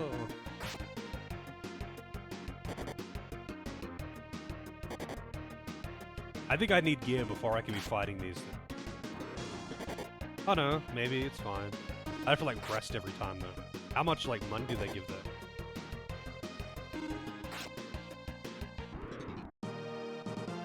$40 gold a piece. Oh, I could do like 2 of those.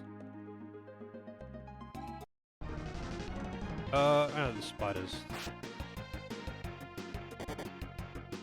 They hit harder than the ones in the cave. How much does the spell do? Wrong.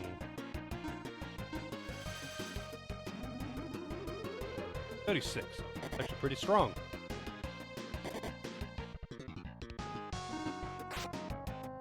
Wish cast? Yeah, that's probably why it's like a ground type, right?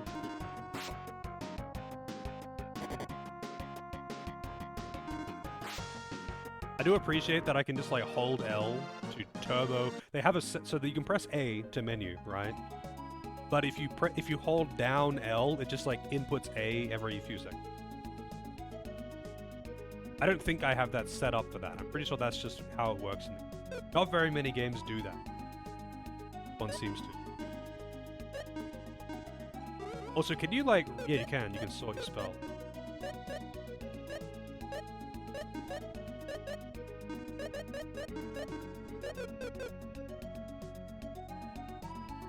Yeah, I just need a few random encounters to get...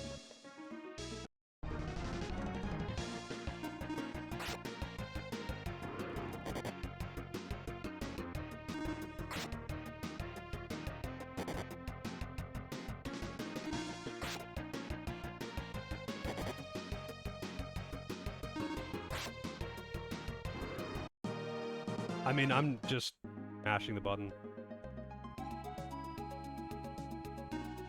I'm aware you could do it more efficiently, but I don't care, because it doesn't matter.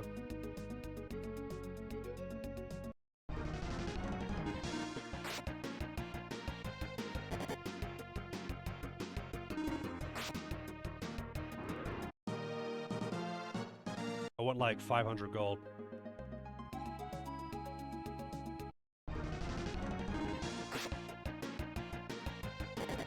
Look at those googly eyes.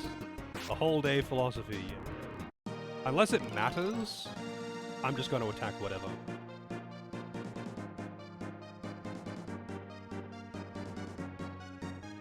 Alright, let's see as well. Status. So, ATP is attack, DFP is defense, STR is strength. So what's the difference between strength and attack? AGL, agility, int 18, gut 100, MGR 14. So is MGR your magic defense and int your magic attack? Agility your evasion, I guess? Because it seems to be round-based combat.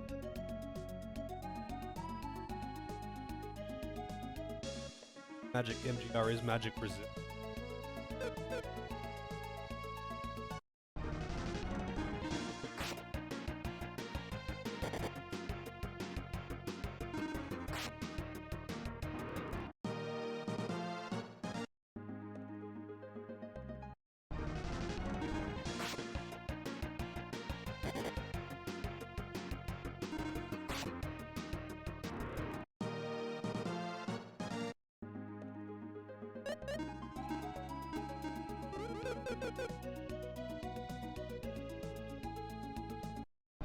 Yeah, well, Guts is a not particularly common, but not unheard of stat in JRPG.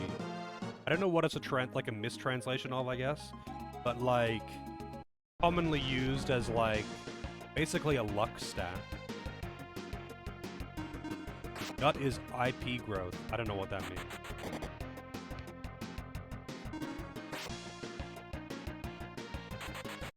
Man, I still haven't killed one of those bats. IP orange bar.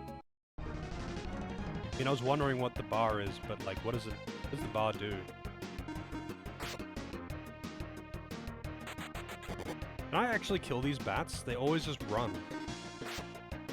Or I deal damage to them, they just run.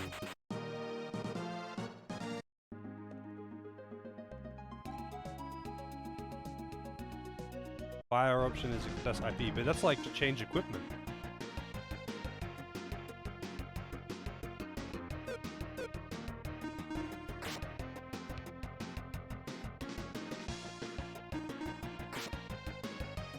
I killed one! They don't even give you like good experience. Something. E.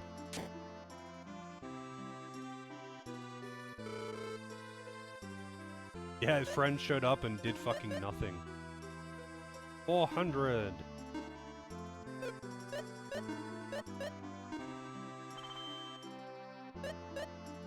Alright, so we got a new dagger. I would like to get some armor as well, but I need more money.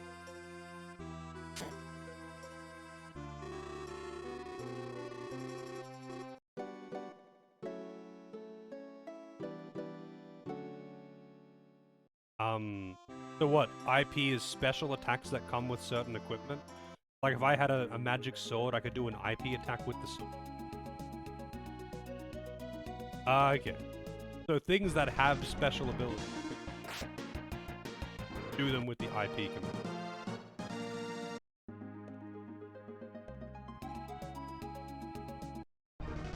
I want to buy like a piece of equipment. Like armor, I mean. Pretty squish. I don't seem to gain defense power from leveling. Wow, it didn't die to that? They must have like nearly 30 HP. Maybe they have exactly 30 HP.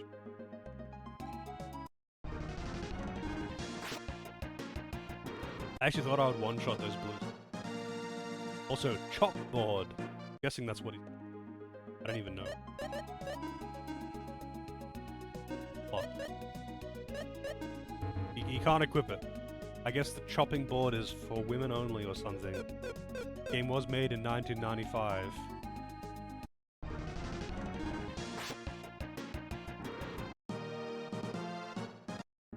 I think it was like 200 to buy the SPs. Chopping board is for females? Yep. Kinda funny. Every time I see like a chopping board or like a pot lid or an apron or something like that as a piece of equipment though, I always think of Grandia.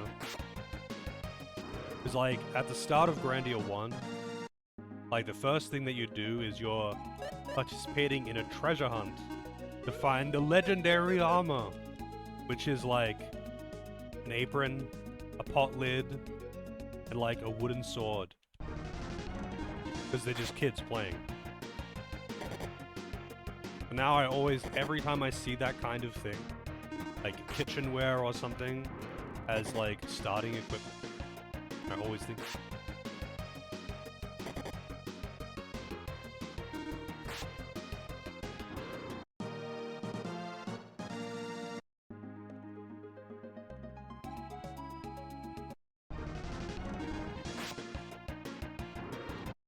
Oh, they got 26 HP. There you go. Unless they have varied HP.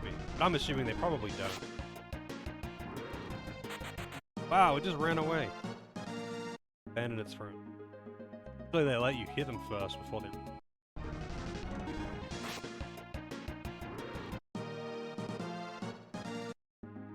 Might as well just go until I level and then go. buy stuff. And I can buy more than one piece of equipment. Really leveled, so... Grinding on stream. What does the world come to? What is this, fucking Dragon Quest?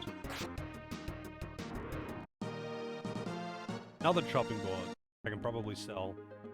Probably like 10 gold.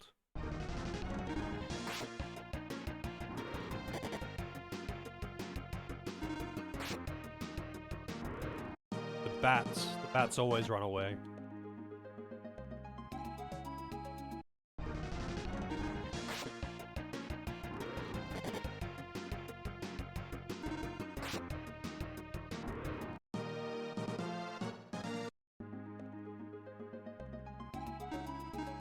Oh, I know this game has got its own variant of metal slimes.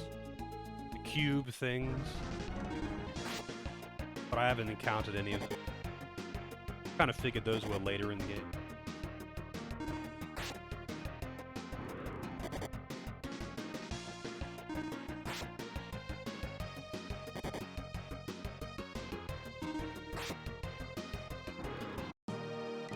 There we go. I'm kind of curious about the mechanics behind level up stat gains though. They seem like extremely varied. Like sometimes you get like 5 of everything and sometimes you get none. So I'm curious if it's like alternating levels, if it's vaguely fixed on certain levels, you know, every 5 you get big gains, every second one you get bigger gains. Yeah, caves, they're just metal slimes. That's all they are to me, they're metal slime. Rarely encountered enemy that's got really high defense and or evasion and a very high chance of flee, but gives you huge amounts of experience and or money when you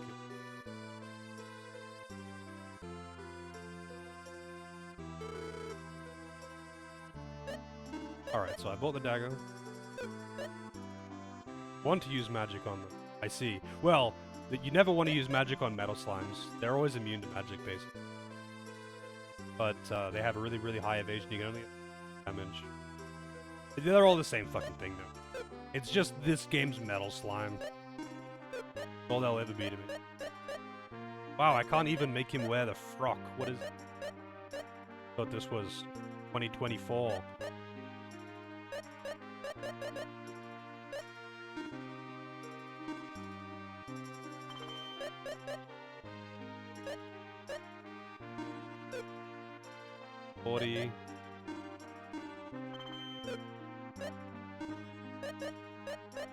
Odd newt.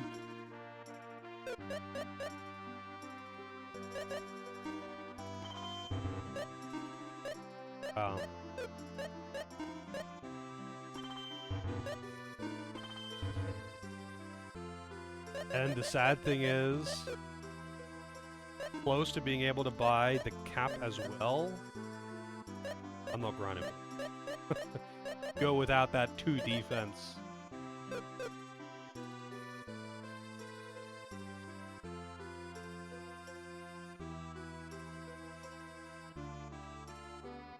Alright, let's save. Figure out where to go.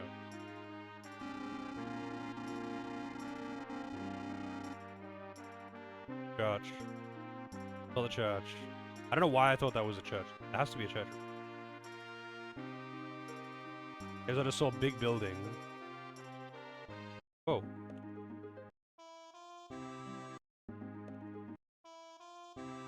Church is at the front.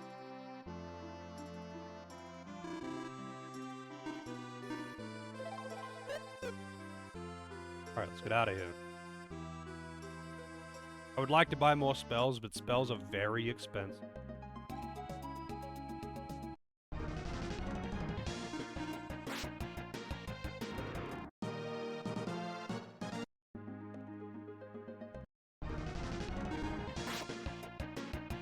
Yeah, I mean, all I need really, especially when I'm by myself and I don't want to spend my money on items, I would rather save the money.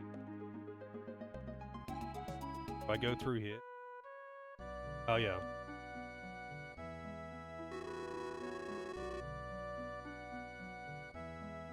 Well, I'm not going through here.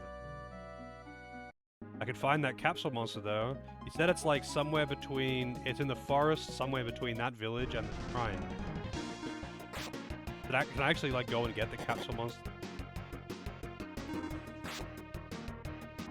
I don't even know what the deal with them is, other than some of them look really fucking stupid, like the butt fish.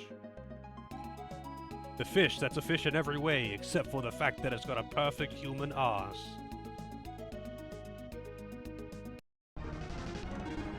I'm assuming it isn't just a random encounter on forest tiles. I'll stop wasting my time. Probably someone in town I have to talk to.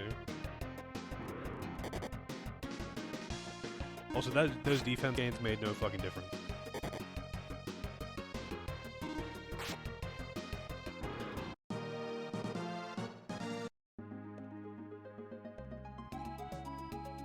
I mean, there's also that cave there. Check that out.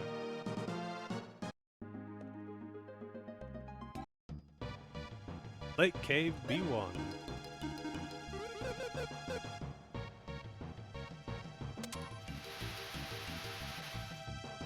That does not help me.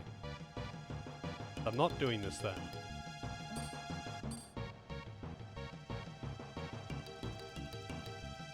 Guess I do have to talk to someone in town.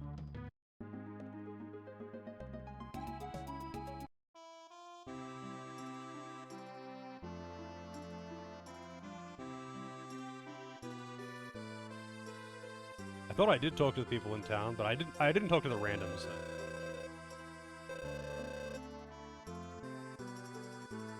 I was able to proceed.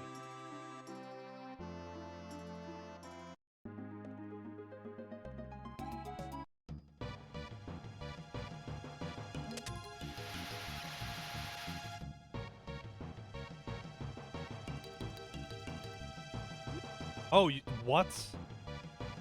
Alright. I thought those were tiles. Like, I literally thought they were fucking tiles.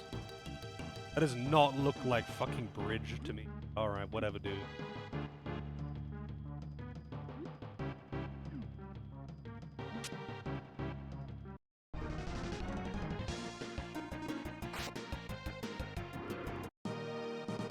Another chopping board. My chopping board collection.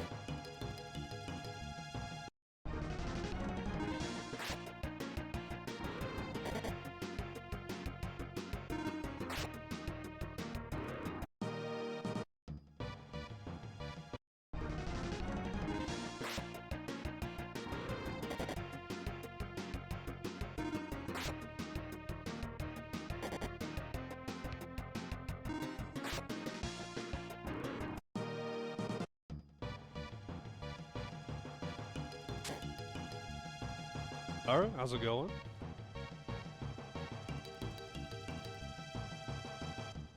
Be brave and dive in. Find the way.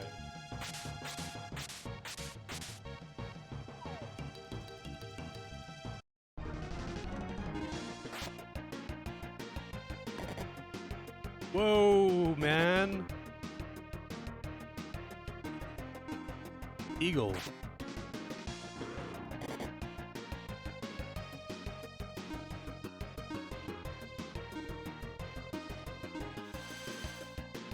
Yeah, just a little.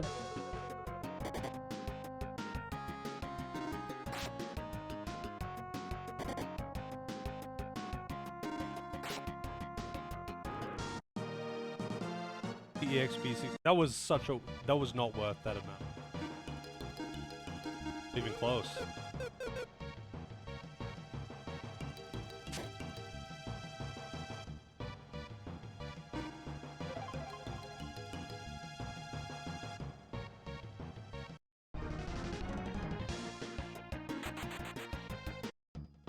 It also respawned, and apparently that door is locked.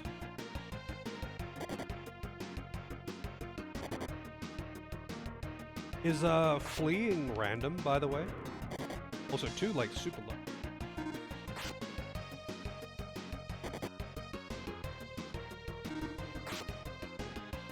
You just always flee if it's possible to flee?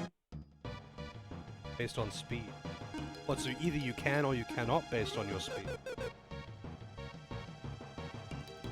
Interesting.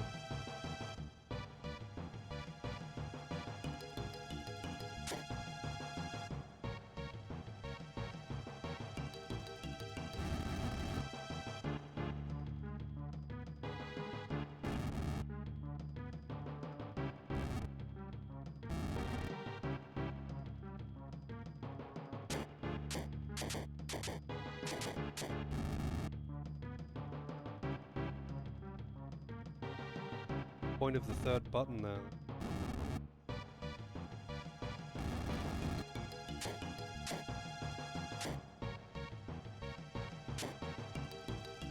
Oh, I guess it's like you need.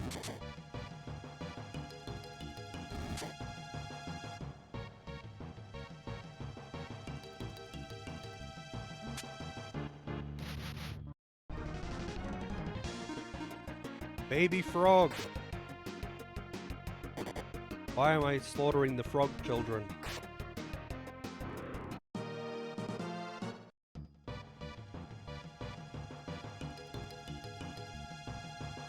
Behind this wall lies the path to the ordeal that awaits you. A lot of enemies.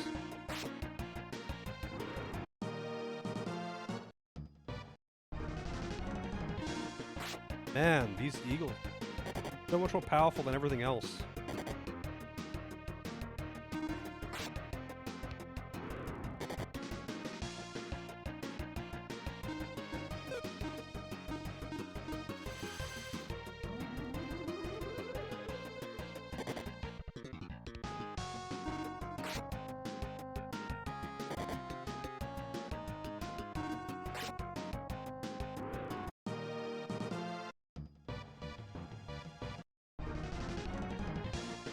Is a beetle.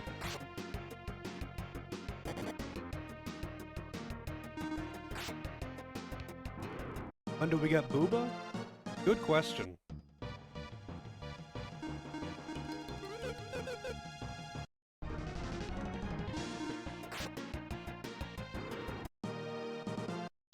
Killing all the Heracrosses. There's a single eagle.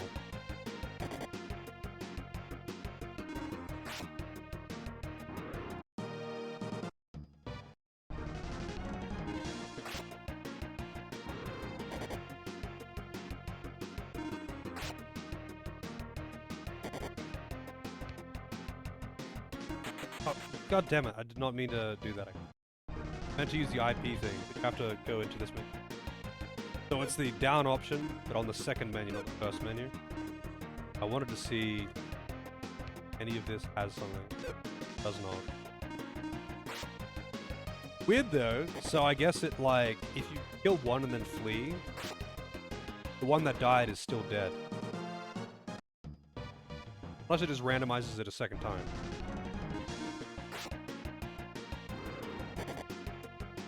This.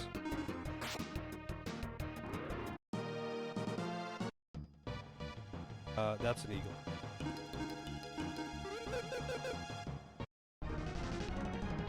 This is only one.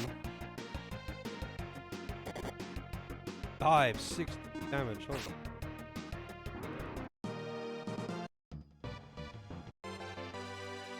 ED ring. How do we get the other chest though? Is that like a...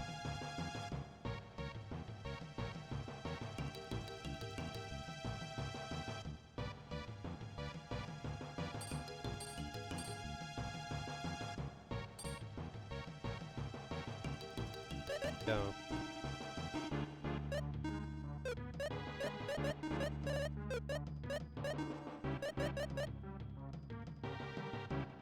Five defense and agility. So what exactly does agility do? Is it like evasion accuracy?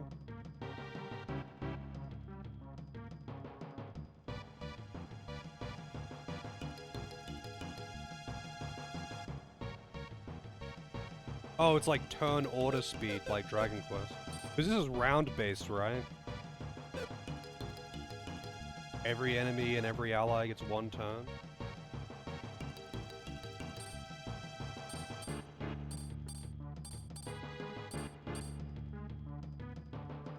Another way in.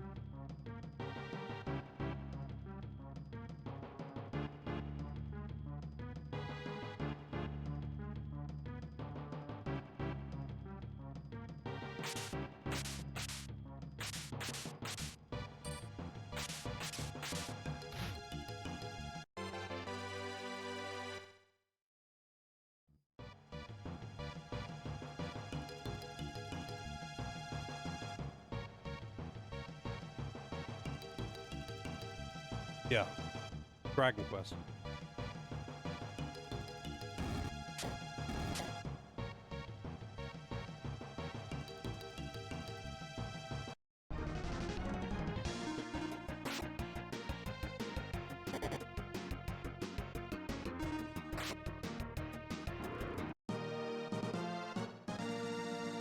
Eagle Rock.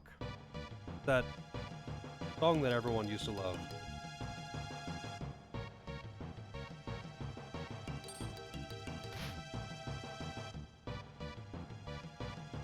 Piece of equipment? I assumed it was a key item. Lets you do eagle attacks. Agility up, defense up, attack up.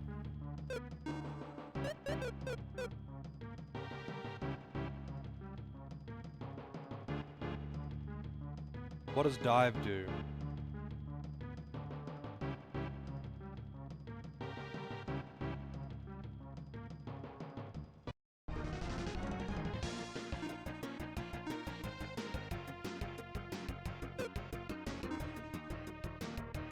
Fake and dive. Increases agility during battle. Attack an enemy with an attack twice as powerful as normal. Effective against flying enemies. I mean, I hit by it, but it doesn't tell me what it does.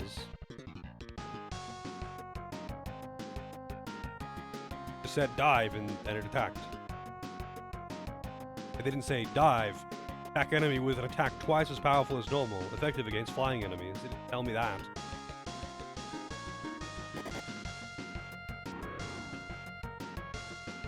Checking situation. So it costs a certain amount of IP based on what the attack is. Doesn't tell me cost though. Unless you can only do it like once per battle or something.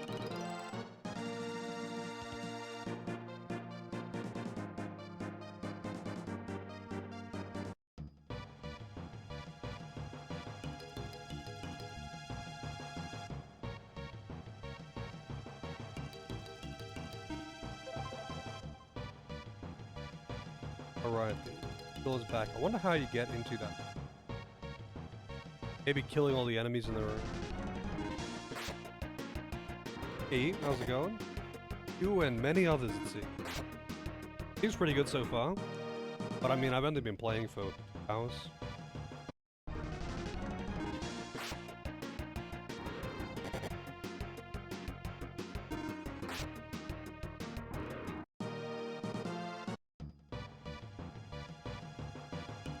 Really? Did it actually say, like, locked or something? Oh,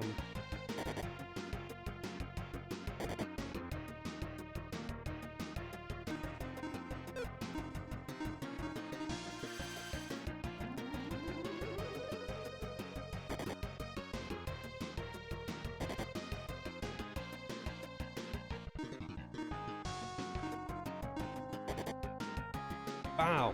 It wasn't kidding about being effective against flyers.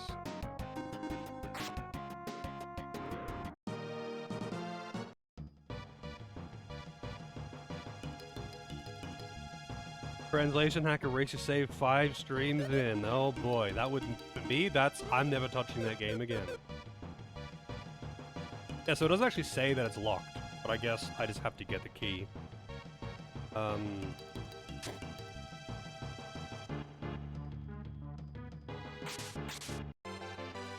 Power potion.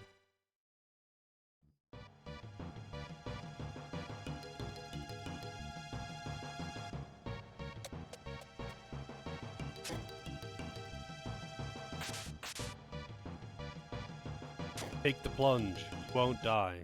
Immediately die.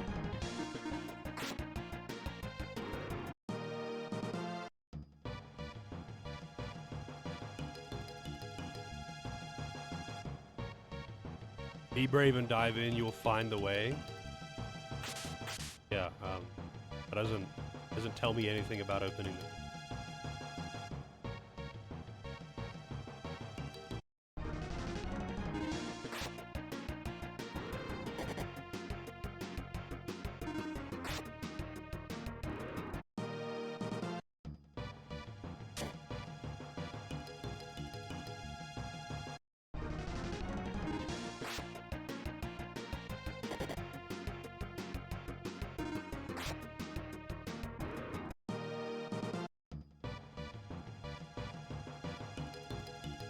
Shoot the arrows in the right order and you will find the way. Shoot the arrows.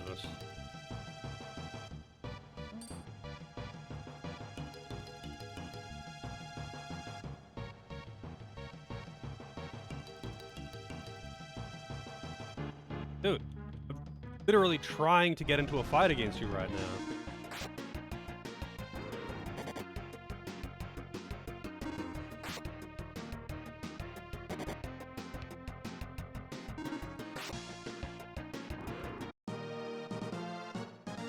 Local frog is go, yep.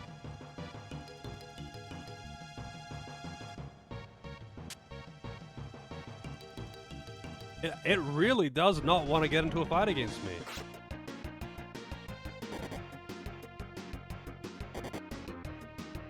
It's kind of weird to me though, actually, that you can shoot them to stun them and then you can't even like walk up to them and then hit them with your sword to start a fight or something like that. Like get a preemptive or something, you know?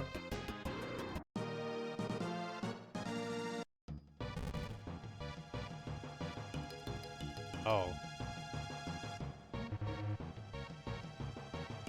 What? How am I meant to know?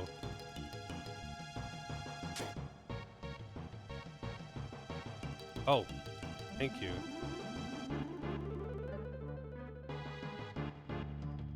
Just guessing?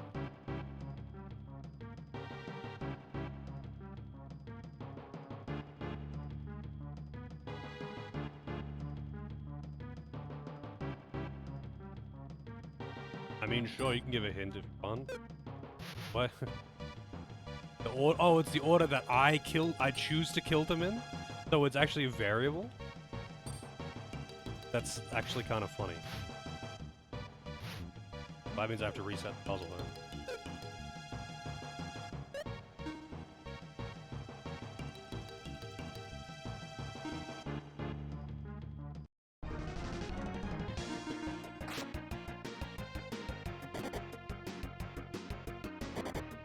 Surprisingly sophisticated.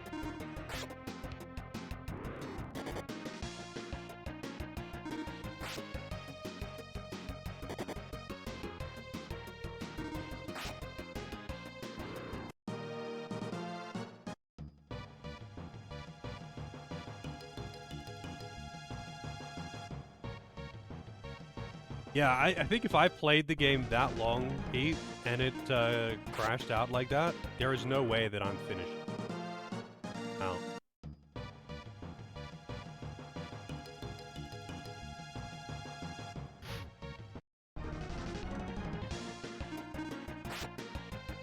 Beetle, bird, frog. Grilled pineapple. I could go for some grilled pineapple, I guess. I just like pineapple. I'll have pineapple anything.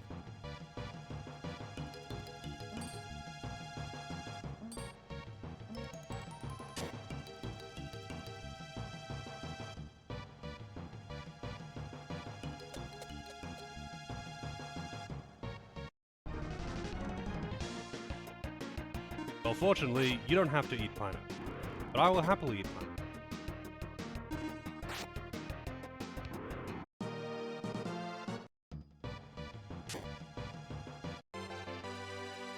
Insect crush.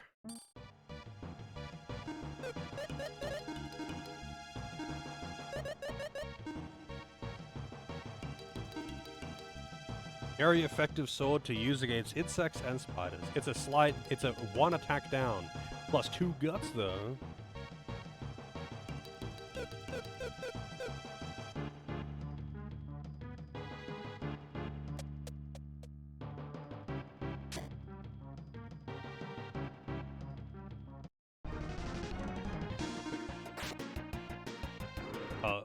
Is it actually just, I guess it must actually also just be...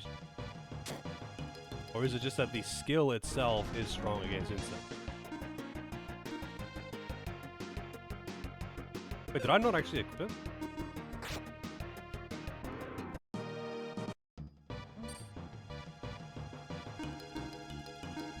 Oh, I didn't equip it. Unless I hit it twice or something.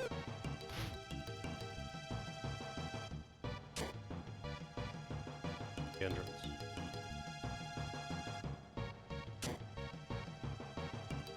Let's say, be brave and dive in. You'll find the way. Well, all of them, and just see what happens. I imagine they all make you do the same thing. Unless, like, the bottom one, like, landing on that button or whatever, does something special.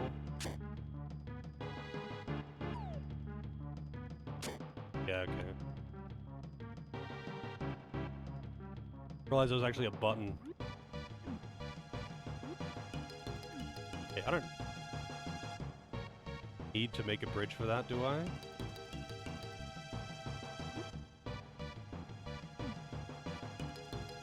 Can I pick him up again?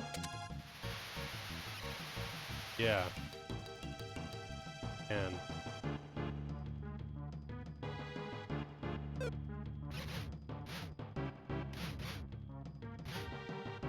Wait, can I not, like... Yeah, I can. Wait, you can't even hit them with the sword, you have to actually hit them with the bow. That's kind of...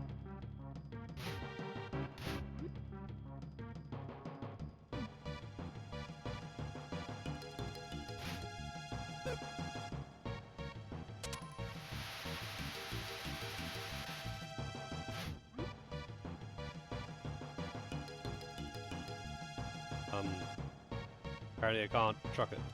Or climb ladders. Holding it.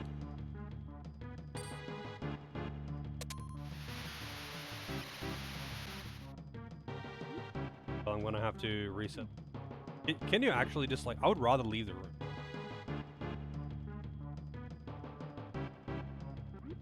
So maybe I can do this. And actually lift bottom. Yeah, I don't know why you can't at least like throw it down or something.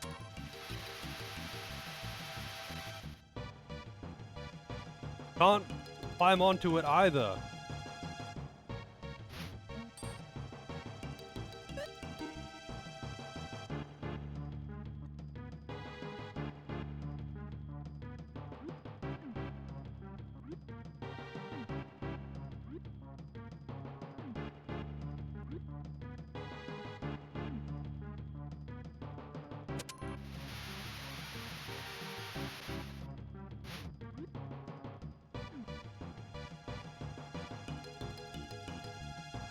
Locked. Wow. Ambushed me.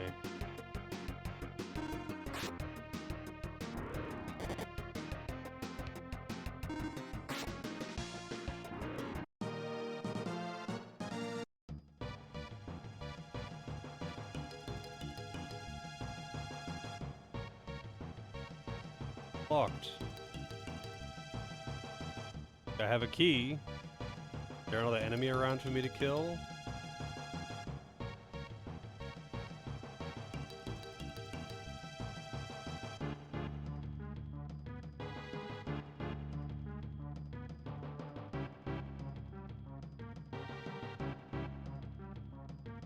Guess I just have to go and find the key. No lockpicks.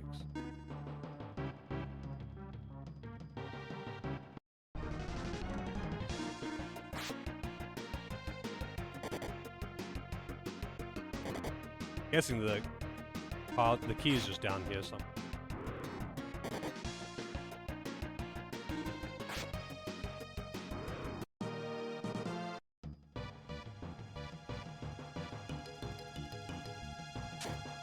Doors.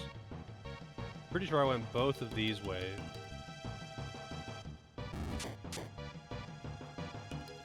Bang and OST. Yeah, it's pretty good OST. Go on, AJ.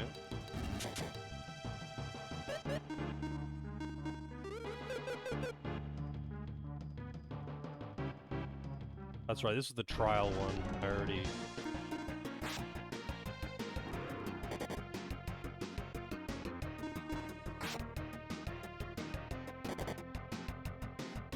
I mean, I don't know if I didn't do everything in there.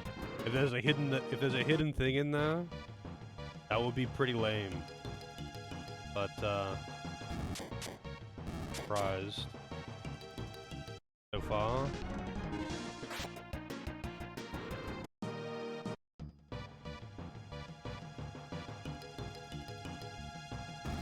push bricks around. Oh, I see.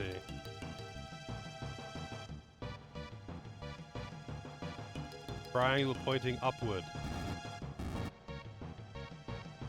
Oh wait, this is gonna be slightly more.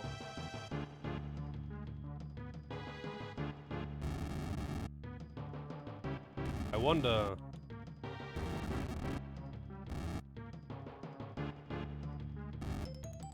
I was like, I wonder if it matters, like, exactly where it is.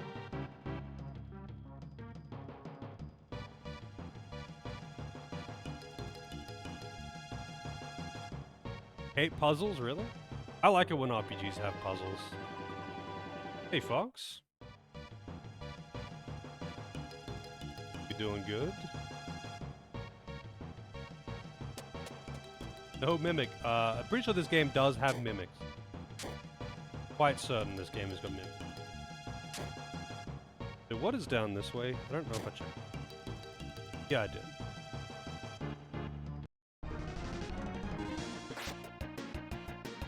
I think one thing about this game is that while the tracks are good, you end up hearing the same tracks a lot. I think you end up hearing the same songs a lot.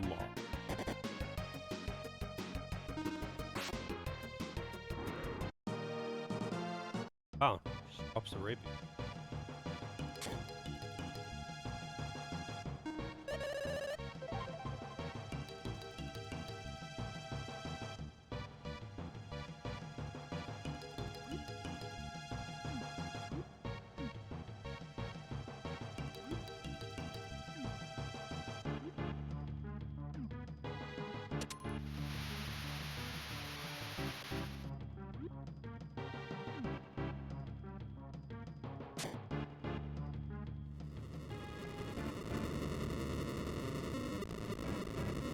Yeah, I mean, a lot of RPGs do have that problem.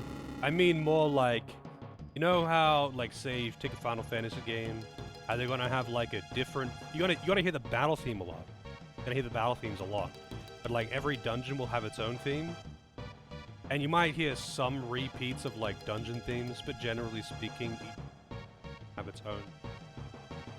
I think this is one of those where, like, all the caves are gonna have this one. I think, one of those ones. Apparently this is a Namazu.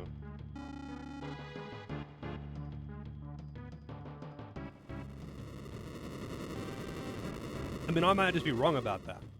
I thought that was the case with this one, where it's just got a handful of good tracks, and it repeats them a lot in a lot of areas.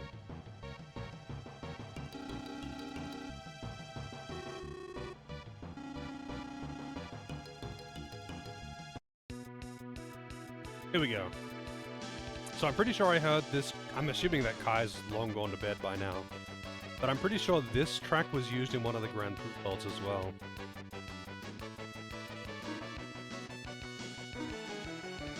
So, does dive actually do double damage on everything? Or is it only double damage on flying? Like, I don't know if it always does double, but then does, like, quad against flying. Or if it only does double against flying.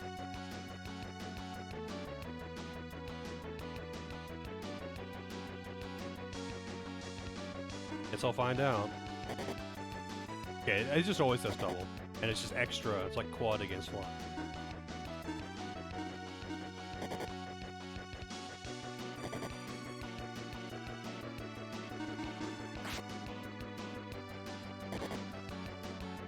Damn, that's pretty nuts. That's really strong.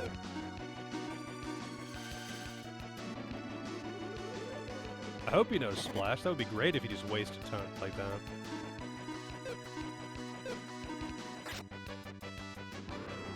And it's dead. Wow, didn't even have to heal myself. Dive carries.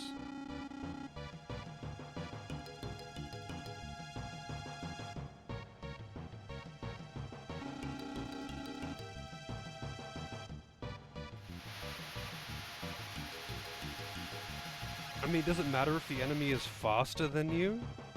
Like, that just means they would get their attack in before you do. Like, that's not desirable. Like, it's not getting, like, more turns than you, right?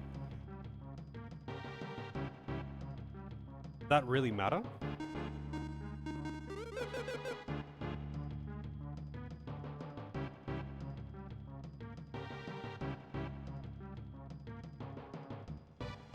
The hippie?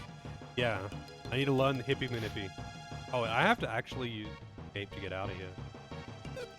Because I'm pretty sure once you put these down in the water, that's it. You can't get them out. Yeah, I do. Slightly over level? Well, I would only be one level up.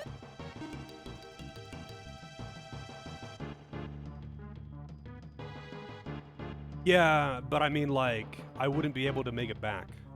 Because the bridge here was incomplete.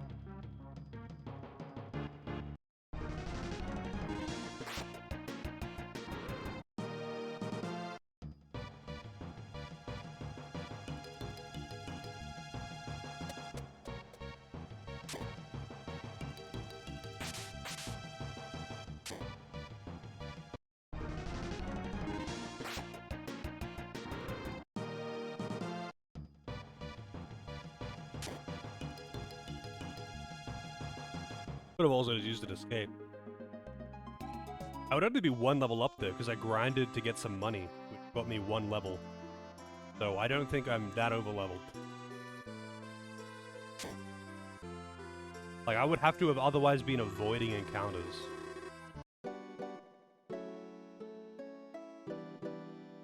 Man, these guys have assumed that the earthquakes are over pretty quick, haven't they?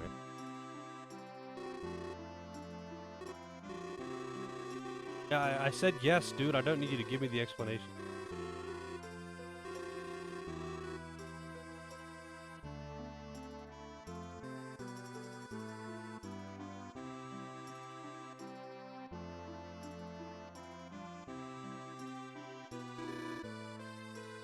Do, like, all of the shops... Like, if I don't buy the spells here, are the later shops actually going to have these? Like... If I just don't buy strong here... Wow, I've got a lot of money now. If I just didn't buy strong... would the next shop actually have it? Oh, wow. So I'm gonna have to, like, revisit Old Town. Bowls of water. I'll get droplet. Do I have a magic attack? I don't have someone who can learn Spark yet. So that poison is not actually poison enemy, it's cure poison.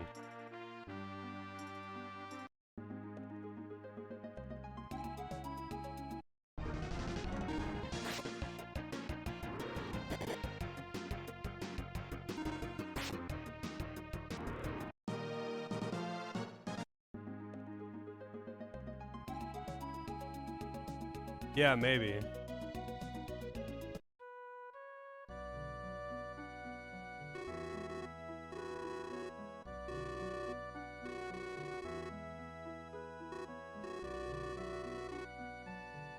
Huh. Back to the lake cave then.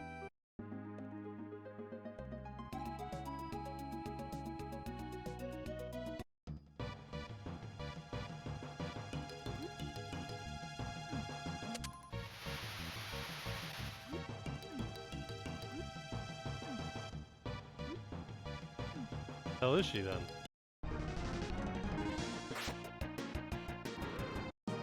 Man, that thing fucks insect.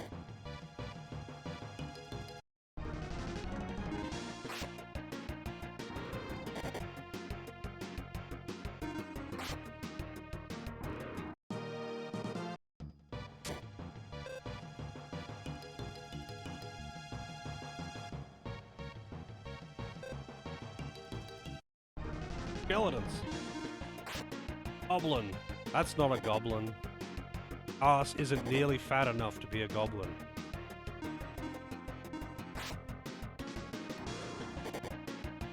And that is a interesting way to be holding that sword.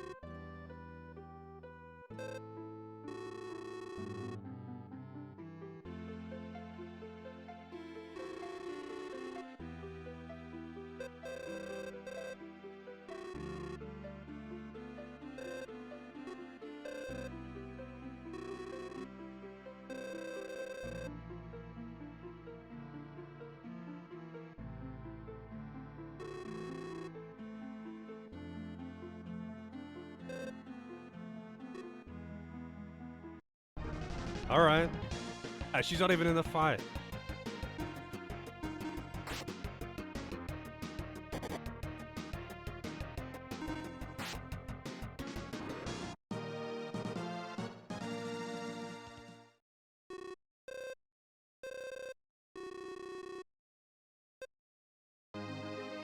Finally got a second party member.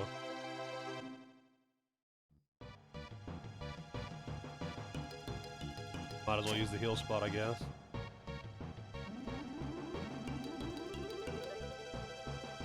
So what does she use? I'm assuming she uses the whip, because,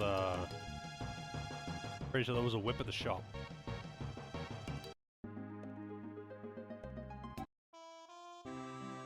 And I could just look at her. Yep. Literally on her sprite. Except she's not equipped with a whip, she's equipped with a frying pan, a small shield, a frock, and a hairband. So is the chopping block... The chopping block is a down... Okay. Then what is the point of the chopping board if only women can equip it and the first woman to join your party has a better shield? There's some kind of set bonus for having like the apron, the chopping board, the frying pan.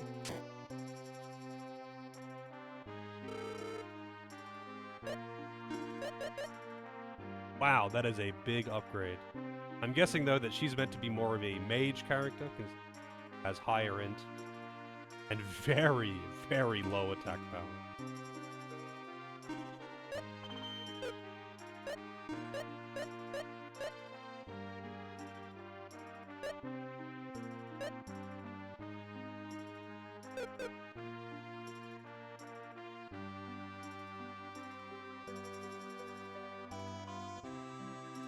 I see. I didn't even know there was a back row. So is that what, that is? Like, able to change it for me? Oh, she already has Spark and Strong. She can learn all of these. And Droplet. And Poison. You know what, I'll actually get...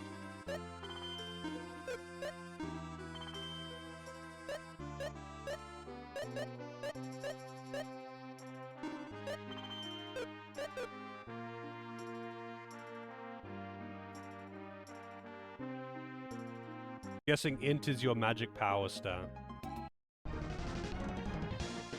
Oh, there's like more enemies per battle now.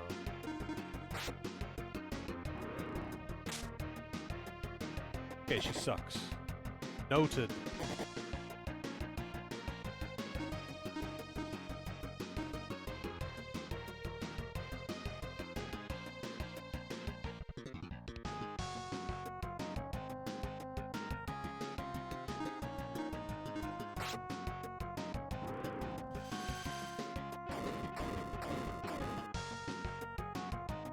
When I saw Spark, I imagined an electric spell. Its spark is in, you know, fire sparks.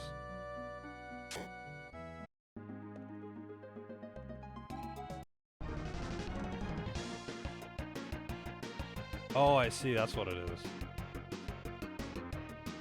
Does it divide damage output, like, between all the enemies hit? Or does it just reduce the damage output by a fixed amount?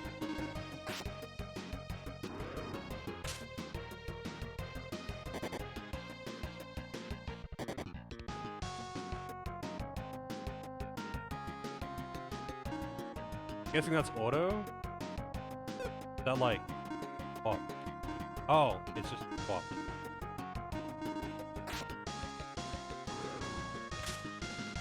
So I'm guessing the bottom two are back row and the top two are front row?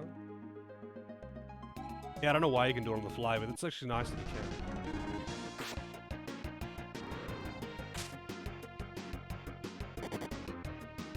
I actually really liked how they did, so like a lot of games have got like front row, back row, but they do this, it's usually the same as like Final Fantasy. How they just have, you have, you know, 3 front, 3 back, or however many front, however many back you want. And all it determines is like whether you do full damage or half damage or whatever. Right? Damage taken and received. I really like it when games have actually got like front and back row mechanics, like as a proper mechanic. like how they did it in Lost Odyssey. They had a really cool system for front row, back row, and it was like a thing that you had to manage. Like your back row people had greatly reduced damage, unless the shield, and like protecting your backline and keeping the and was just like a mechanic in combat. 20 gold.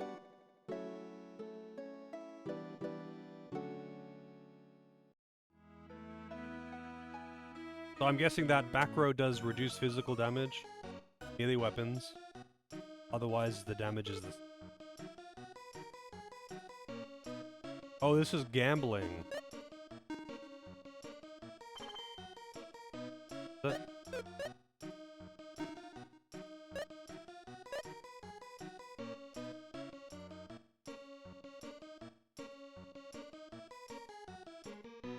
Oh, reduce physical damage, even if they have a bow?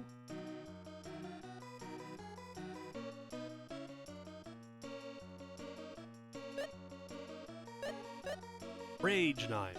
A lot of damage. And she can use it too for some reason. See-through cape. Cape made of very thin cloth. IP up. I guess that's what that icon means, or does that mean that it has an IP move?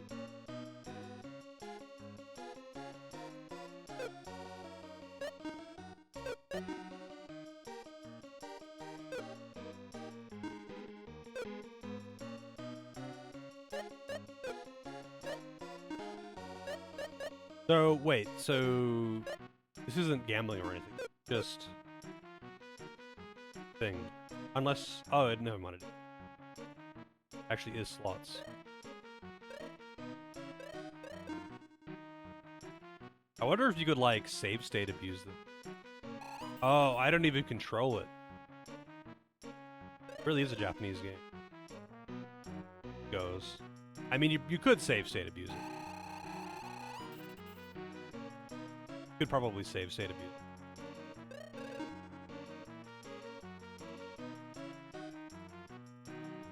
I mean, I've got an idea. Hang on a second. I'm just going to keep going until I either get like 500 or run it. Wow! I got a big payout there. It's not hard to get, but I mean, it's not skill based. It's not easy or hard. Just gambling.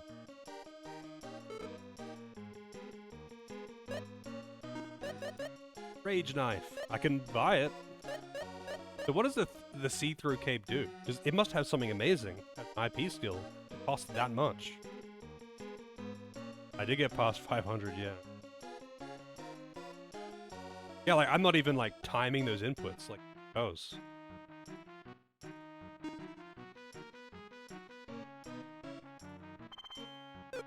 Just goes. You hit the button and it goes. You don't, like, time the input.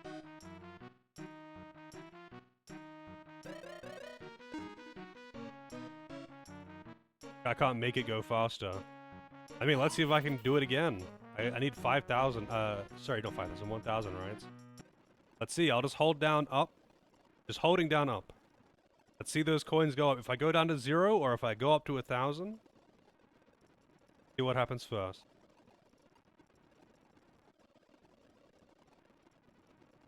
Oh, it's going down. Oh, it went back up again. Oh, big jackpot. Now this is intense gameplay right here. Like, usually they have slots where, like, you have influence over whether you win or lose by, like, timing the slot machine. But I don't. Like, you don't. You just hit go and it just goes.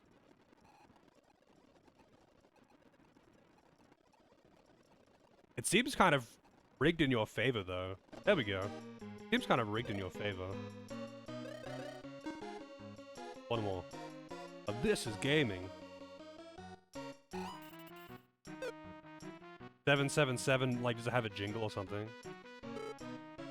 Sure, I mean, I'll buy her another one.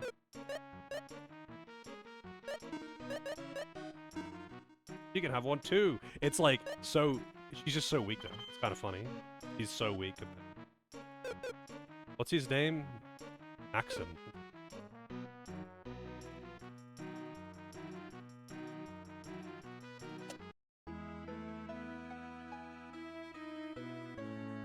don't think they have the house edge.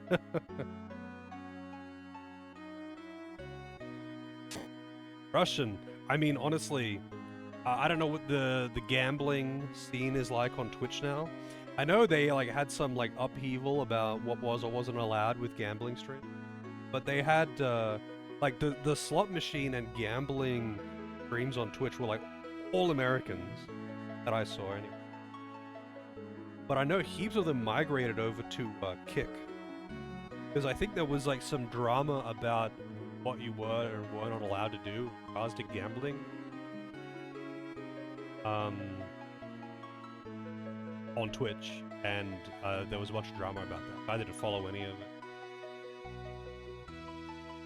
it. Is that a big thing though? Like Russian slot machine stream? Because like slot machine streams are very much a thing. I do not get the appeal of watching someone fucking play pokies though.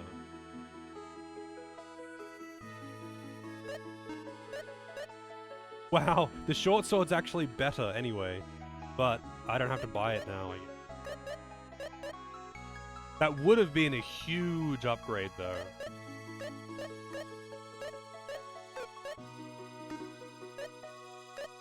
Robe, there's cloth armor, that's a big upgrade.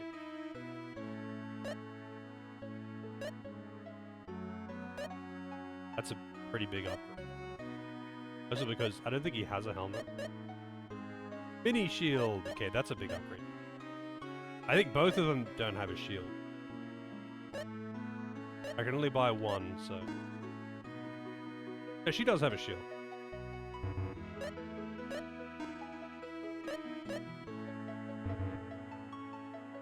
Oh, it's 800, not 600. I was misreading that. Looking at the number for this one. Why can't I buy that?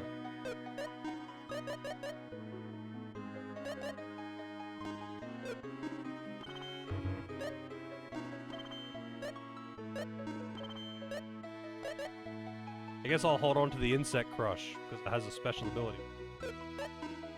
Oh, that also has one. Is that like a sort inventory button?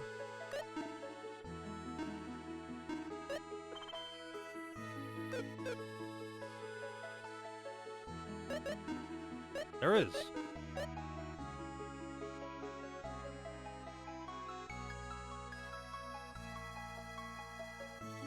Poker streams are more international? Yeah, I never really saw that many poker streams. Like at one point, I don't remember why, but I was like looking through the category. I think it's because I saw someone on my follow list. Actually, yeah, that's right. I saw someone on my follow list, and it was like really unusual. I was like, that's weird. This guy normally plays like Pokemon or something. And he was doing slot machines. He was playing pokies. And I was like, okay. I didn't realize that was a thing on Twitch. And then I looked into it.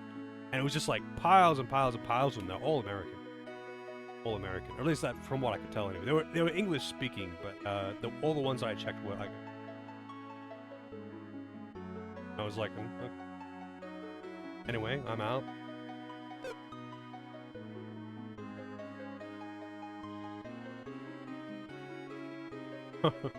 Wait, what gambling is in God Hand? I don't mind when games have got like casino type things. Like I think all of the Dragon Quest games anyway have got like a casino thing that you can do on the side, and you never really have to do it as part of the story, but you can get some good stuff from it if you want to fuck around with it. And if you're on emulator like I am, usually you can abuse save states to just win by like just seeing what the result is from the roulette and then just getting some OP stuff. So I'm just like, usually what happens is, if they have that in the Dragon Quest games, I'm like, I'm gonna come back like late in the game. Because getting a liquid metal slime sword right now would be game breaking. Chihuahua betting. Is that a thing in God Hand? I remember the Chihuahuas with that that one chick. I don't remember it being like It's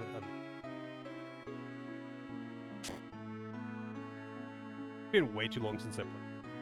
I kind of want to replay it, but I don't think it would be a good time playing it on emulator. Because it's a hard game. God Hand is not an easy game at all. Pretty fucking hard.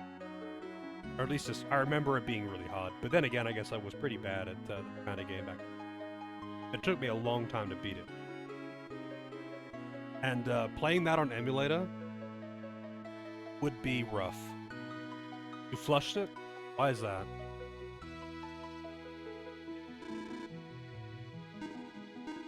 I had a great time with it. The controls are weird. The controls are weird. It's like really, really rigid. Like you can only turn on the spot, that kind of thing. Headset's dropping occasionally. I might just change the sensitivity. Hang on a second.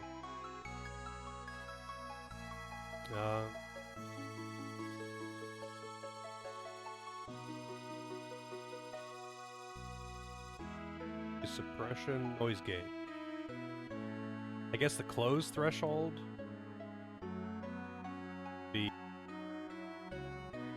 Oh.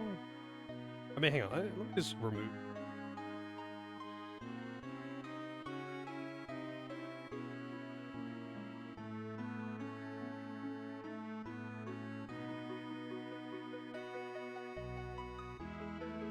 So I'm kind of curious now if it's gonna like pick up my fan. If I like sit over here. Actually, hang on a second. I'm just gonna take my headset off for a second because I'll see it on the meter. But it's just, it might not. So like, tell me if you can hear my fan now.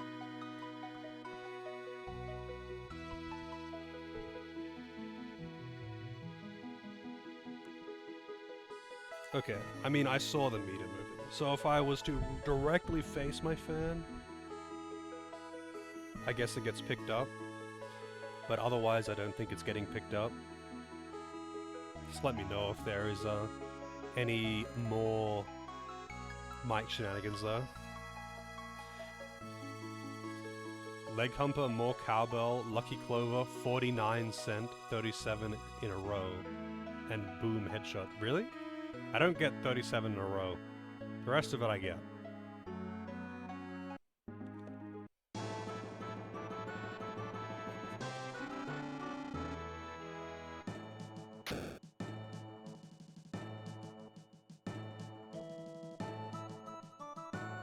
Yeah, I can totally understand not getting into God Hand though. I didn't like the controls at first until I got used to them. Like, they're very rigid. It's like... It's one of those cases of, it's clunky, but like, the entire game is designed around it being clunky. Like, the enemies aren't super mobile, agile, while you are not. And it is an odd choice, but it is what it is. And I just got used to it, right? Yeah, tank controls. Well, actually, is it tank controls though? I suppose it kind of is. You can actually turn while moving, but if you want to, like, turn sharp, it's like you have to stand still. It's a little different though because it's not like, because it's actually like a third-person game. It's not like top-down, which is where tank controls are more prevalent. But in the combat, it's like, you actually do have dodging, sidestepping, blocking, that kind of thing. And it's really punishing if you are not actually good at it. You are predominantly fighting one thing at a time. And it is an odd choice for them to go with what they did for the movement. But I guess they probably wanted to set it apart from, like, other hack and slash games at the time, I guess.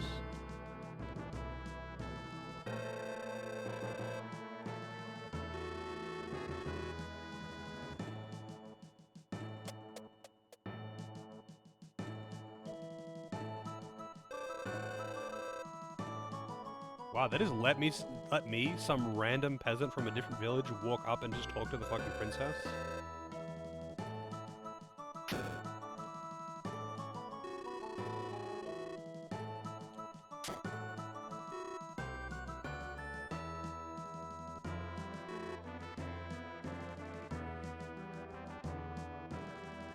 Yeah, it's like actually just a third person. The camera is fixed to you.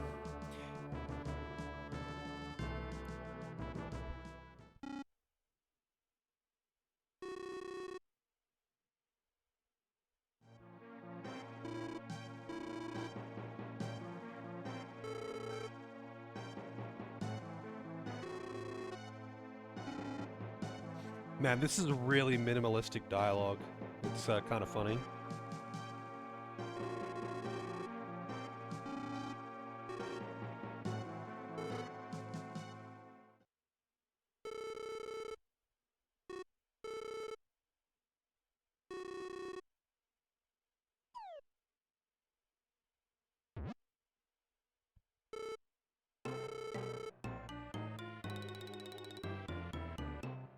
Okay.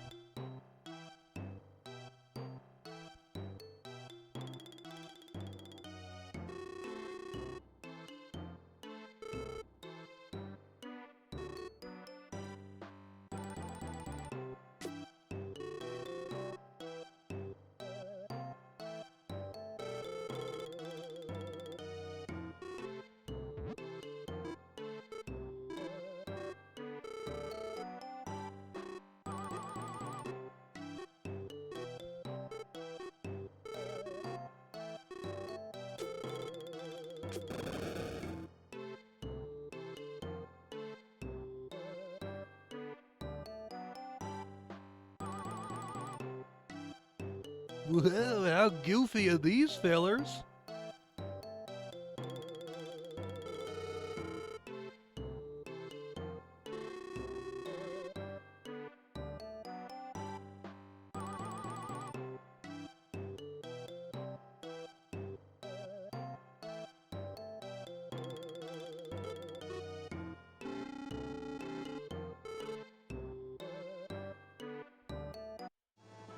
What the fuck was that?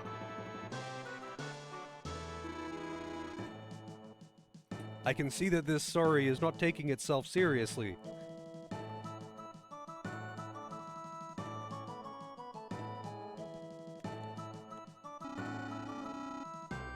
Guess I have to get the crown back.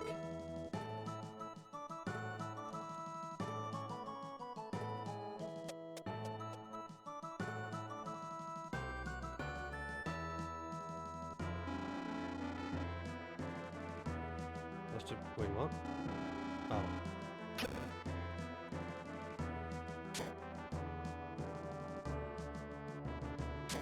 Okay, how do I actually get over there? Because I have to go up and then back down again on the other side.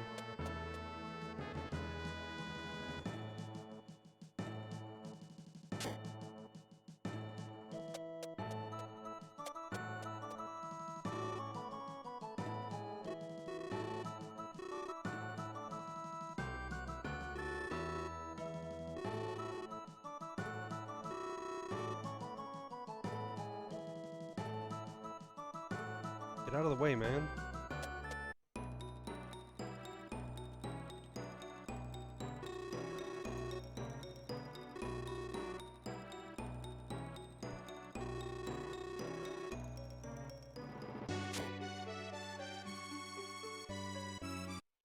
Alright, what do we got? Look at the... Why does everything have googly eyes? This is a centopez. Why does everything have googly eyes?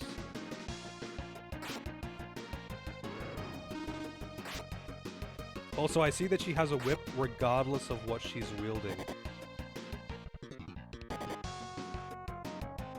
Oh, are they poison on hit too?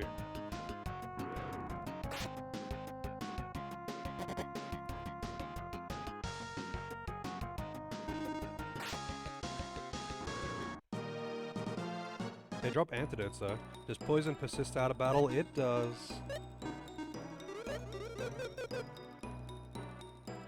It does indeed. We got horse. And they outsped me too. Jesus, man.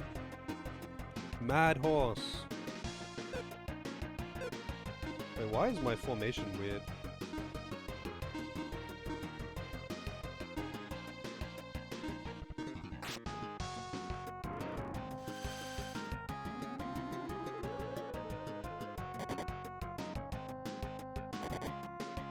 I see.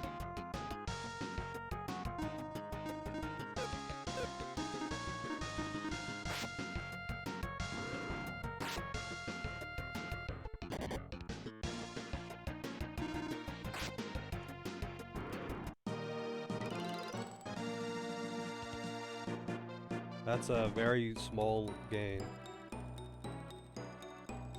Some of the Final Fantasies do, Loza.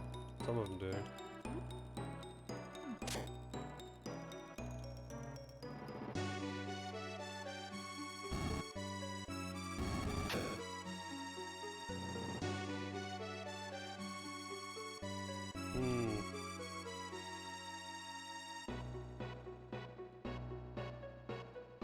Man. Keep doing that.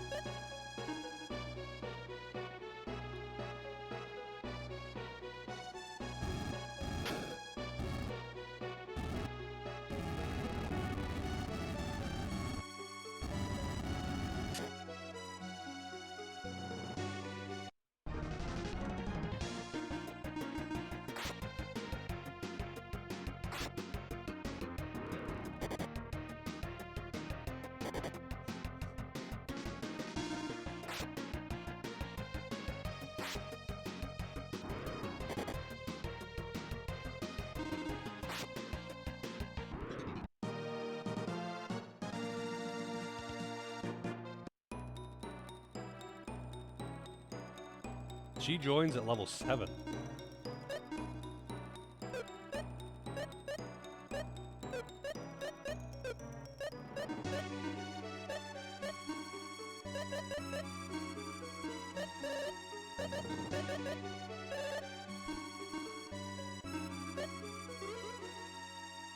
She has very low HP though. Found bomb! New party member, yeah. I got her after doing the last dungeon. Bombs can blast boxes, cracked walls, and pillars. They explode 6 steps after placement. One swing of your sword is considered 1 step. So 6 swings will detonate a bomb.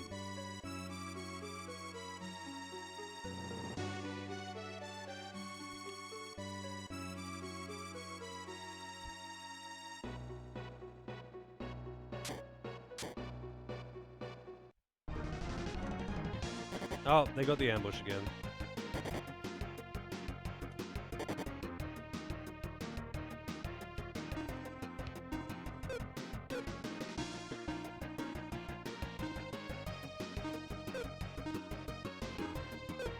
Kind of curious about... Wait, what does this do? Attack all enemies. Oh shit, that's really good. That's not even expensive. That's really good, though.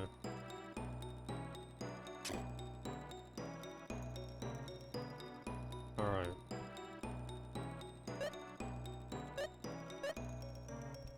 Wait, what? Oh, I see.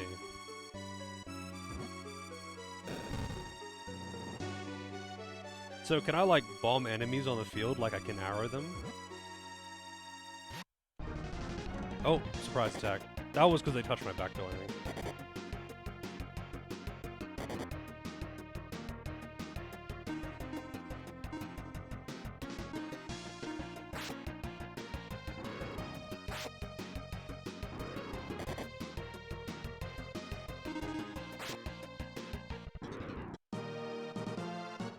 It is a kind of fucked up boss, yeah. Oh shit, that hit me. I'm guessing that just did a bit of damage.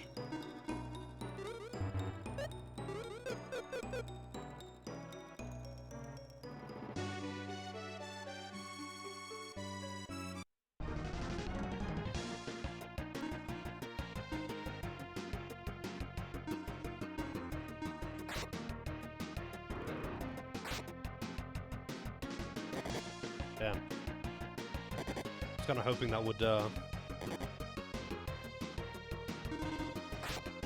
it didn't do any damage? Wait, why would I need to walk... Why would it need to have, like, a countdown, then? Because I can blow it up. Just for RP reasons, I guess. 7 agi. 8 magic resist. Man, the stat gains are so wild. They're just fucking everywhere. Just all over the place.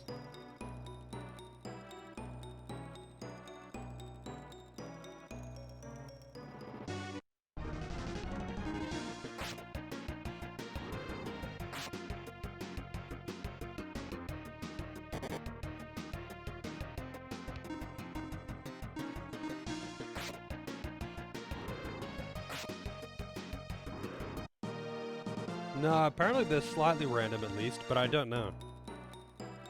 I don't actually know how the stat gains work on level up. Sometimes you get a shitload of stats, and sometimes you just get nothing. So I'm assuming it's like there is some kind of method to it. Like fixed levels gives like higher or lower gains.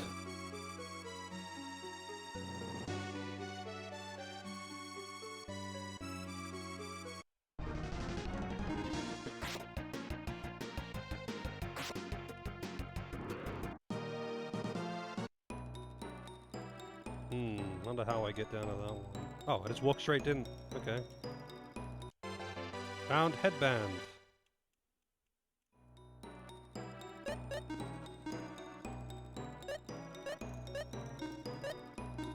Nope. Keeps your hair off your face. I could use one of those.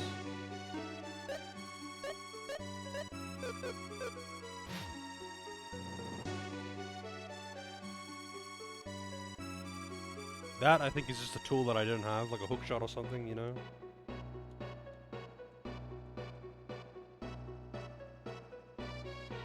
Oh wait, what am I doing?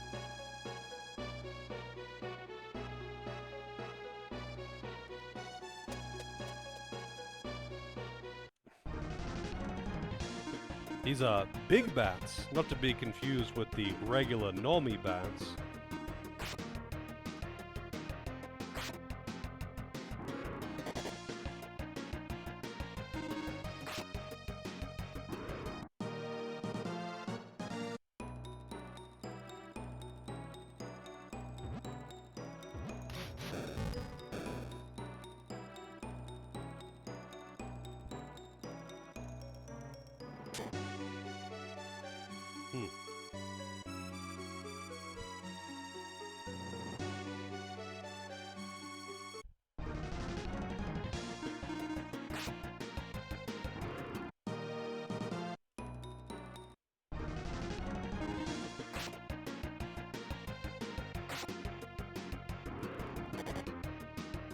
Leave her alone.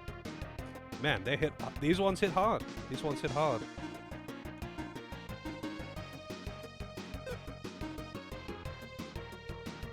Ah, I see.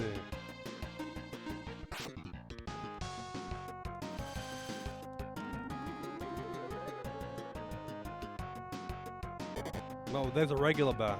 That one's not a big bat.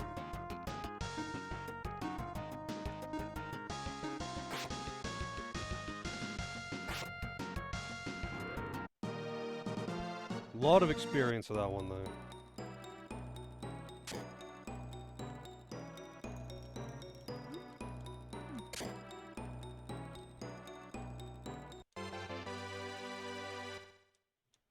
Escape while you still can. I don't really want to fight the bats, to be honest.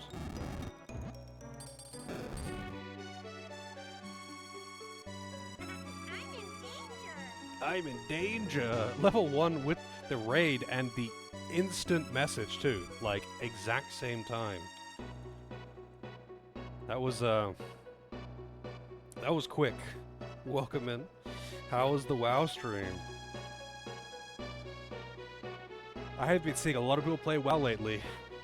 I've kind of had a bit of an urge to play it myself. But, evidently, I have not been playing it for myself. All the raids, yeah, I've got quite a few raids today, it seems. But thank you for the raid level 1. I'm not sure what I'm looking at here. Okay, I can push them around.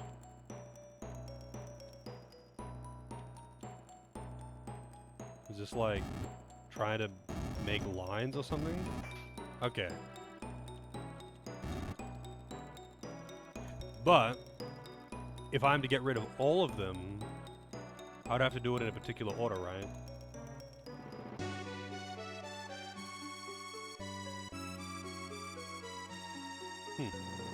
But I don't know how I can get to those blues because it's just a brick. Hang on, I'll reset it.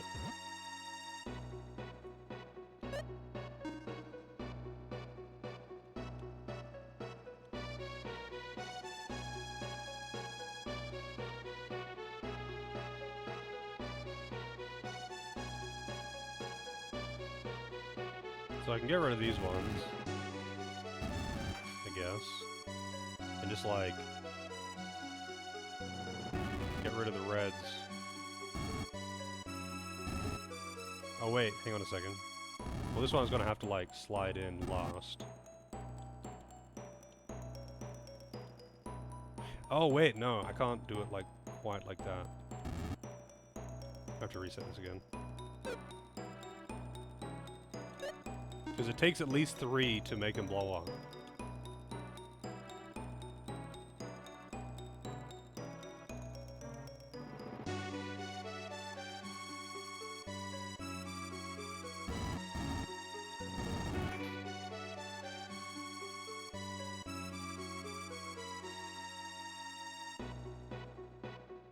So I need to just get the reds out of the way first.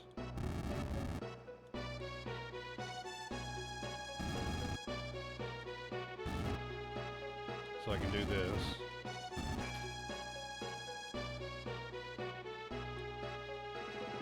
Oh, I have to be real careful with this one, though. Wait, hang on a second. I'm gonna have to go around the other way, I guess. Or I guess just misalign these intentionally.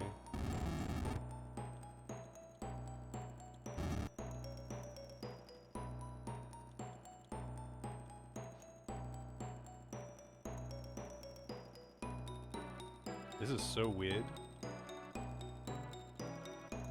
But I guess I can do this.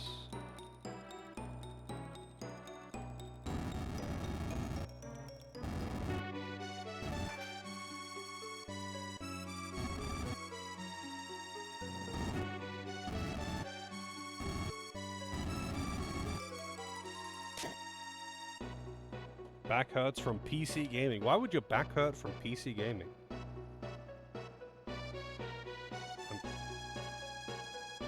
I kind of figured you would use the same chair for all of your stuff. But funnily enough, I find I have much better posture when I play with mouse and keyboard than when I do with a controller. Because like when I'm playing with a controller, I really like slouch into my chair. But when I'm playing with a keyboard and mouse, I sit up straight. So I find it's the opposite for me. Because if I want to use a keyboard, not necessarily the mouse, but if I want to use the keyboard, I sit up straight. Because I don't like slouching into my chair with the keyboard, because it makes me type poorly. But there's the gloves are off when it comes to playing with the controller though, because I can just lean way back into my chair.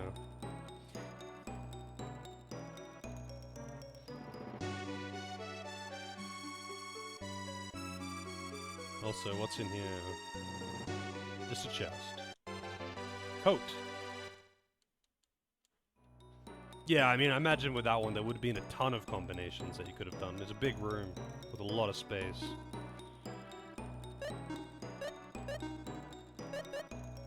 Oh, so girls only, I guess. Thick top coat. Frock armor.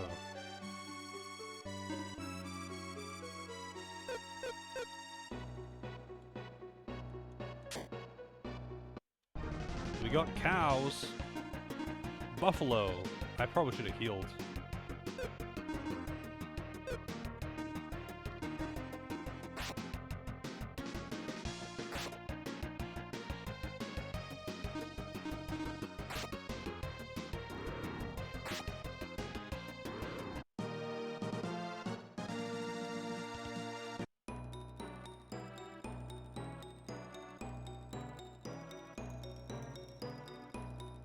He has to clear the characters in excess of the thing you just equipped over the top? Wait, what do you mean? Oh, like the letters. So like, it just says coat now, because previous thing, yeah. That's odd. I don't think I even had a... Let's see. Lufia to Vims.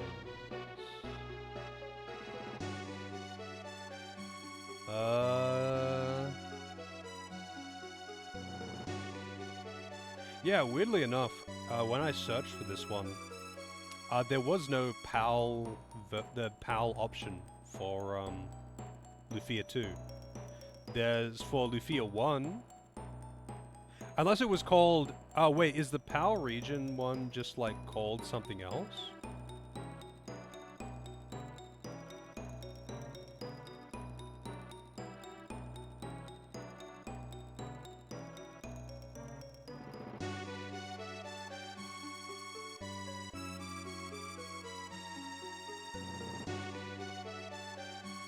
Yeah, I mean, I guess just the site that I looked at, it didn't have it.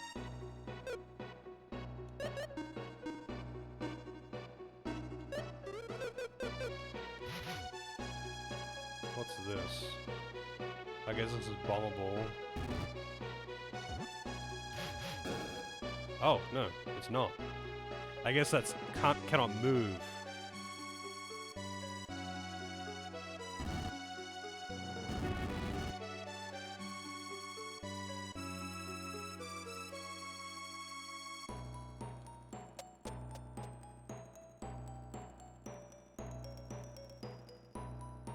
I mean, how much of a problem is the glitch? Like, I should probably look at a video or something.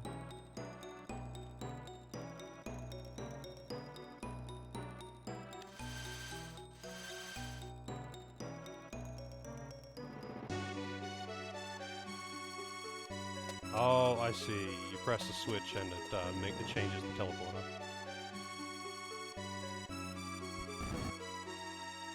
That's a back door.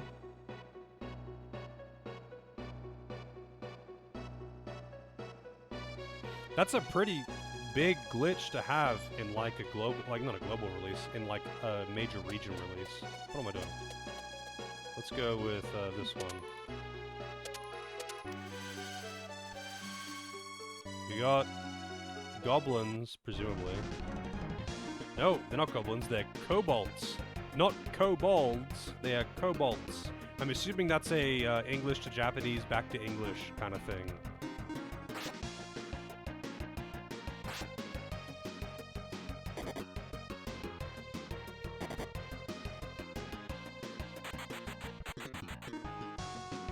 Okay.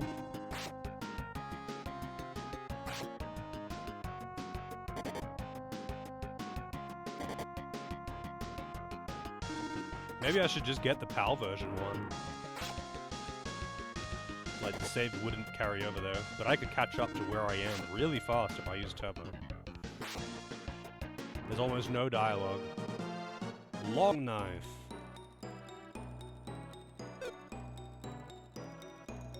But what is more important?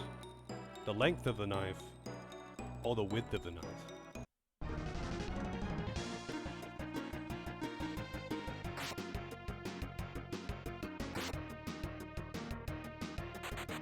Man, what is with these things that fucking running away? Oh, really? I mean, let's see.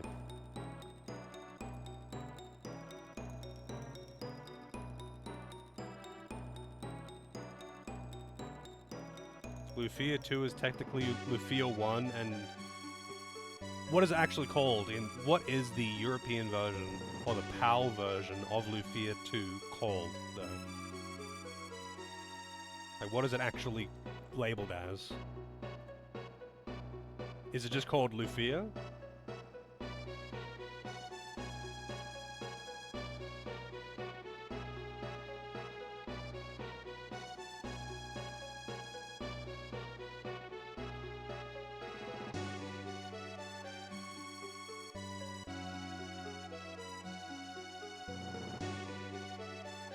Just Lufia.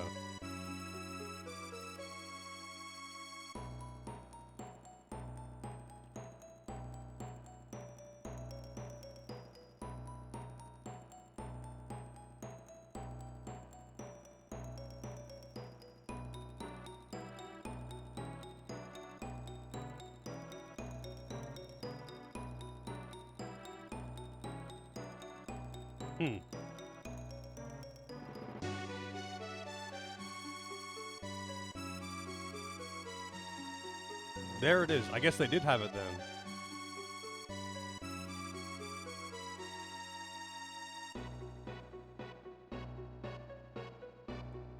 And that does fix all of the bugs.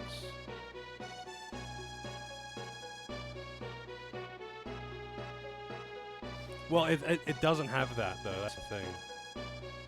It's just called Lufia on here. Hang on. Let me just check something.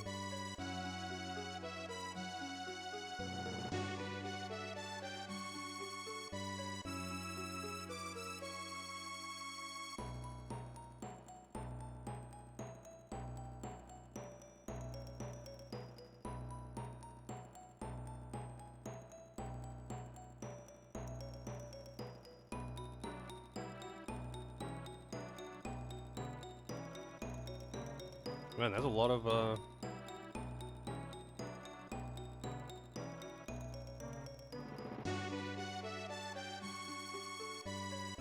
Lufia games.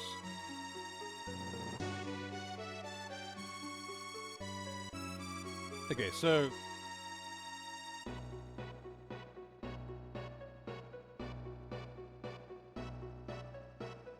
there it is.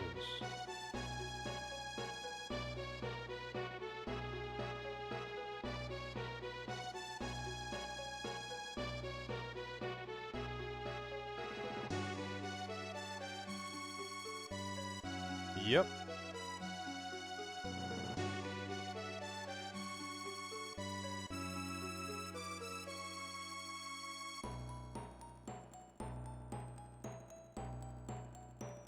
So the PAL version doesn't have any of the bugs, and the translation's better, huh?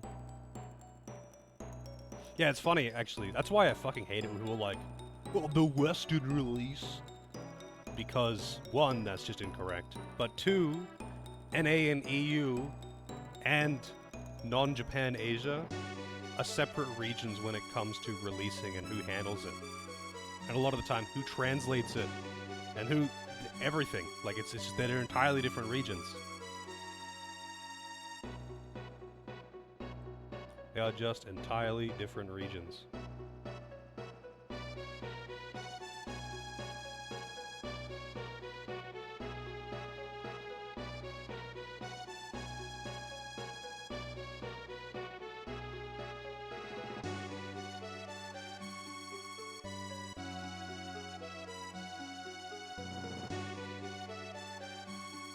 Alright. I mean, I downloaded it. I will try and import the save or something. If not, then I can probably catch up in like less than an hour by using Turbo. I'm not gonna do it right now. I'm gonna continue playing this version for now. Because if I can't import it, then whatever. But what I am gonna do right now is I am going to go get a coffee. So I'll be right back.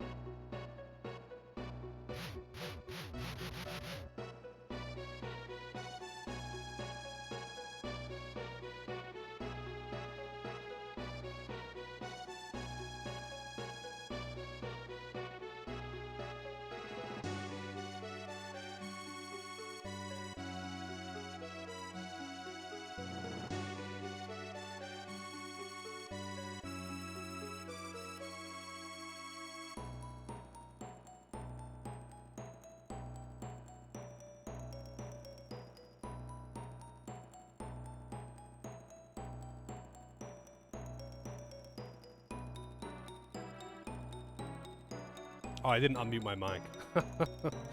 I didn't know unmute my mic when I got back. I haven't been saying anything. I actually just kind of said that I'm back and then started running around and said hi to Night. I didn't actually have anything to say, so don't worry, you didn't miss anything, and I wasn't actually talking to myself.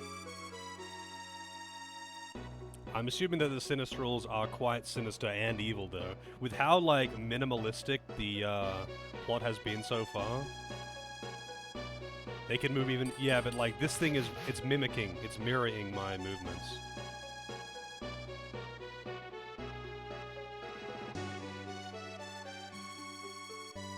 So, like... I don't know how I could... Unless I can make it go in there. Like, has it gone into that hole? No, it hasn't. Well, actually, hang on a second. Yeah, it has. It did go into the hole. That's weird. The one spot that it was doable. Also, shit. I didn't heal.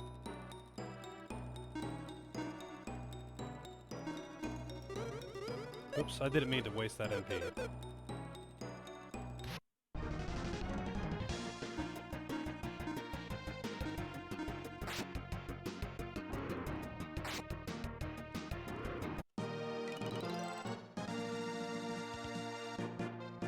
Maximum levels up.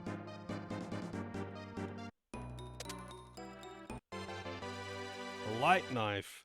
I don't know if I want the light knife unless it's got some crazy power on it, because bomb attack is nuts. It's got a... It does have magic resist, and it has an IP attack, but like... It would want to be... a godlike. Press A to find out what it is. Oh, I didn't realize that was an option.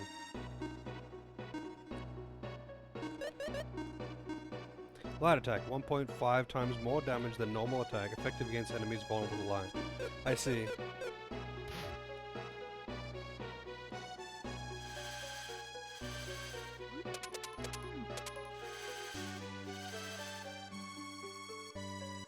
Oh, it's a maze.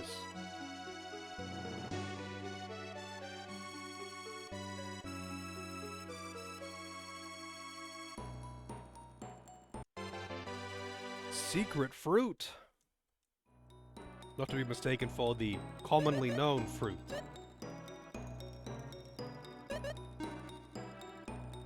Food for capsule monsters. Can have surprising effects. I'm guessing I'm gonna need a guide for the capsule monsters. Oh, I see that,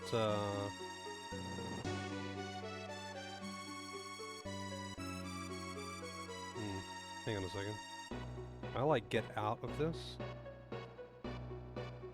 I see that cracked wall.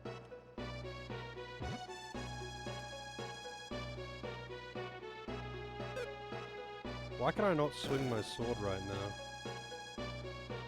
Or maybe I can do this.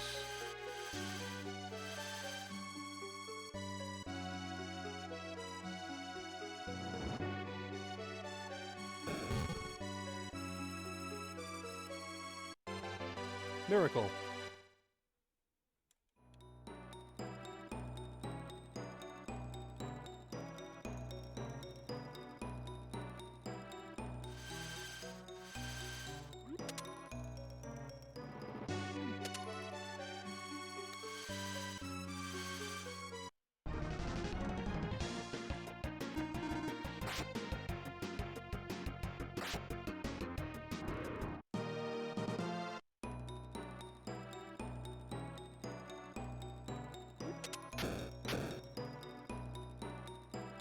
Well, shit.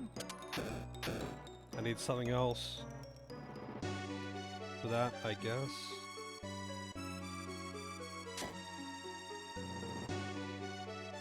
Oh, wait. That reset.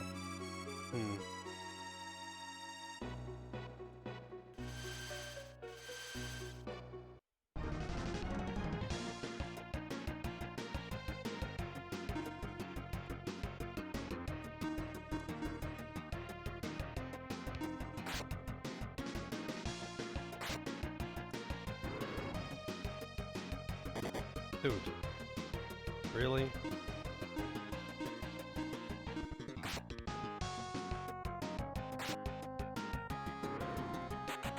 Escapes. Can't keep getting away with this.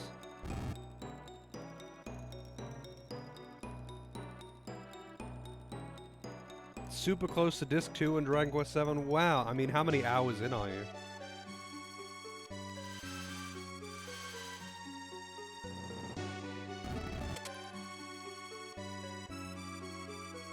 I'm kind of curious about this, but I'm guessing it's something that I just don't have the tools for right now.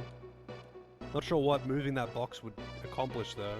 I'm guessing it like raises the water or something, I don't know.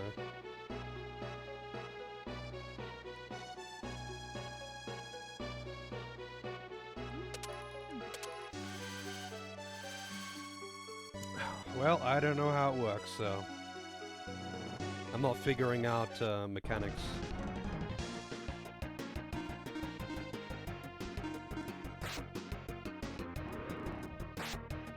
For what is probably just a high potion.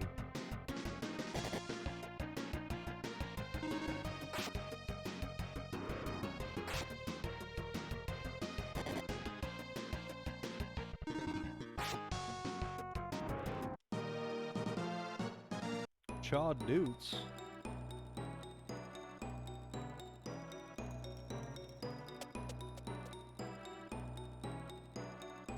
Underground waterway lies ahead. No trespassing. Don't mind if I do. Oh, I didn't heal. I probably have to fight them too.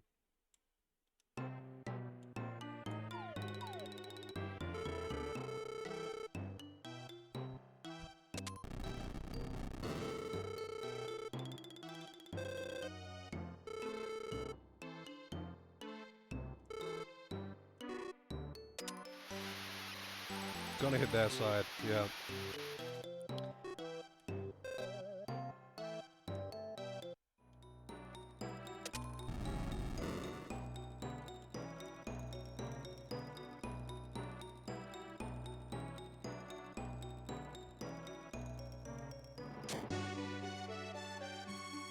I better heal.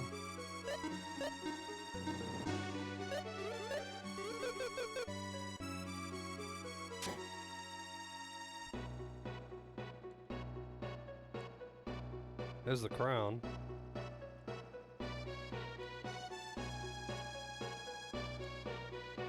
Seems like a trap, but it's a trap that's a story trigger.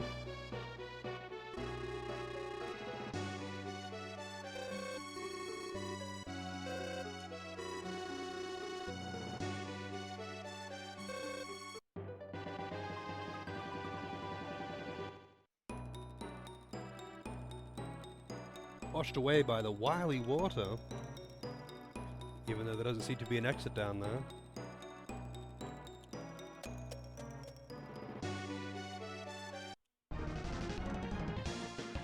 No boss.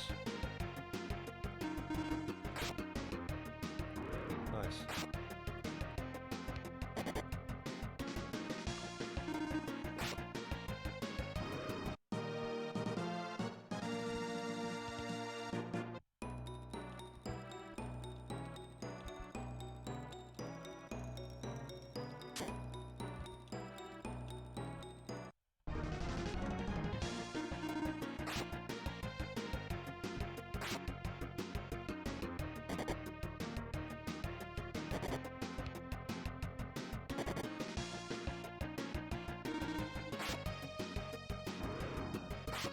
Where's Mega Man when you need it? Man, what is with these things and fucking running away?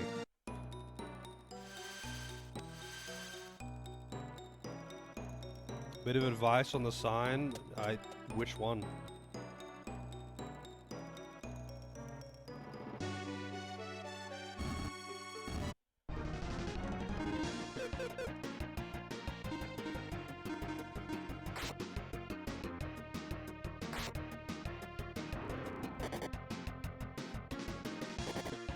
Oh, on the bomb. I mean, does it matter? Why would that matter? If they don't hurt you or hurt enemies. Is there a second property to bombs that I'm unaware of?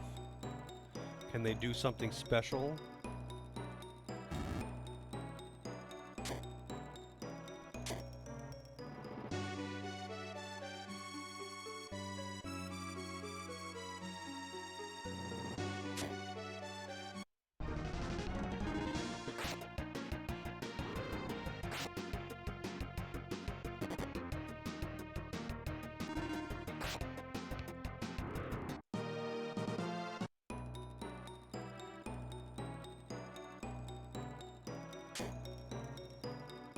Wait, did I go this way? This is locked. Well, this might open it.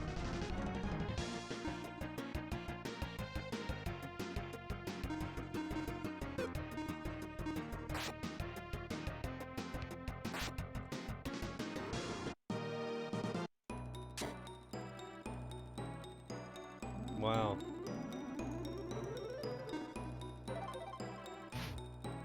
I like how fast saving is.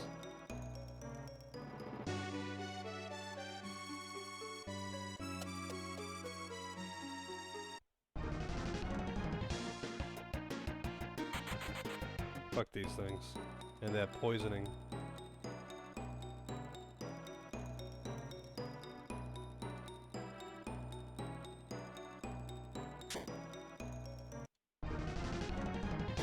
Surprise attack!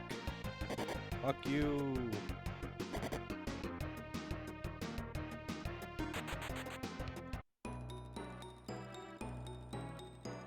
Oh. I have to hit the switch. It's 50-50 from the side, wow.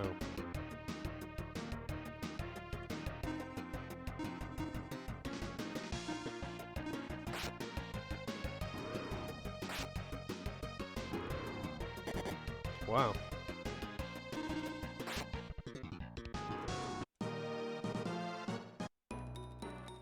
With a lot of enemies, I can't tell what way they're facing, though.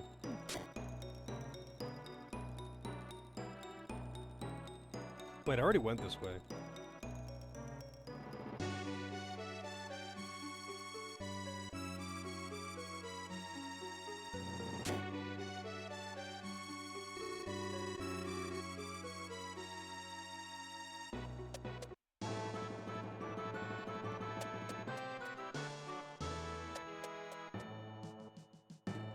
Who made this? I don't remember. I looked it up earlier.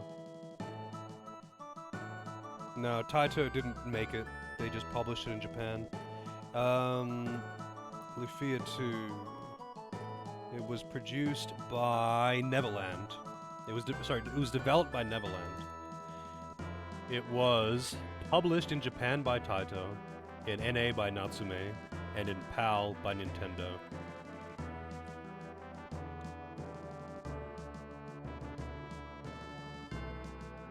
Good old publishers taking credit for developers.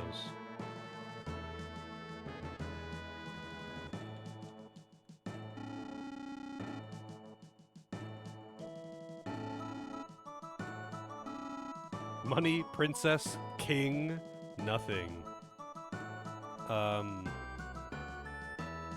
Yeah. I feel like all of those are dumb answers.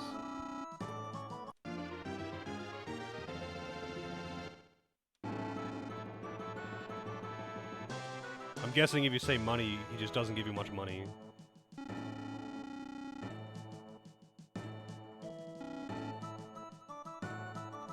Oh, wow, that's a big undertaking.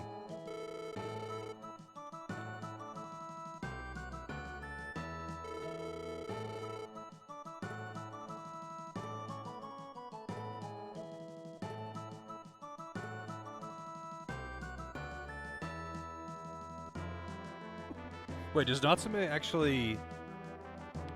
Oh, wait, hang on a second. Neverland. Let me just see. I actually looked earlier, but I forget already. So, like, they've made... Let's see, Lufia... Hat Trick, Lufia...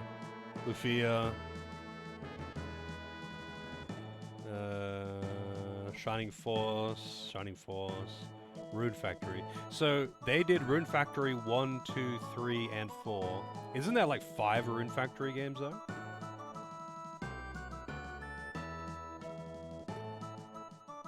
I played Rune Factory 3. Also, it's actually funny to me that it's actually called a Fantasy Harvest Moon, right? Because it's obviously very, very heavily inspired by Harvest Moon. But the fact that it's called a Fantasy Harvest Moon because it's just a fantasy setting Harvest Moon with magic and combat. It's just funny to me. Absorbed from another company? Oh, I see. Yeah, I mean, I played Rune Factory 3. Yeah, I mean, if they were absorbed into another company, it's probably the same developers just working under a different name. But I played Rune Factory 3 as a request. I think it was Celine that requested that one. Let me check the queue.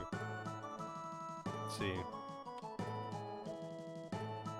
Rune Factory 3, yeah, it was. And that was good fun.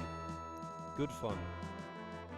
I mean, I wouldn't say it's better than, like, Stardew, but what I really liked about it is that it's kind of like playing it's like playing, like, Stardew at double speed, it feels.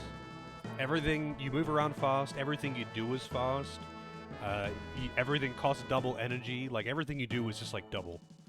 So, like, the days go by really quickly, and it just felt, I don't know, condensed. I really liked that. But I actually really get sucked into, like, Harvest Moon games.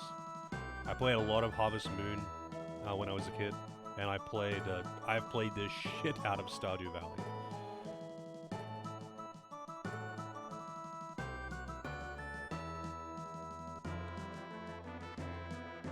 Cool.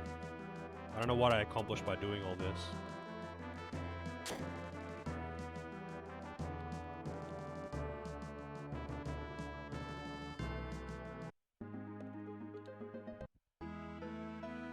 I just kind of enjoy the, I guess the farm micromanagement kind of stuff, and it's just very chill.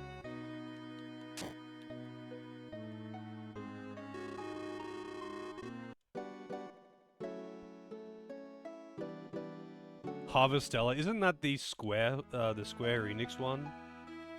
That's like meant to be really bad or something?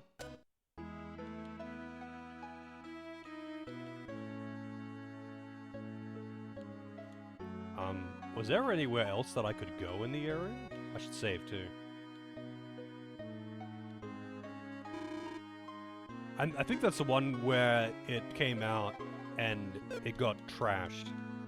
Like it was just really bad or something.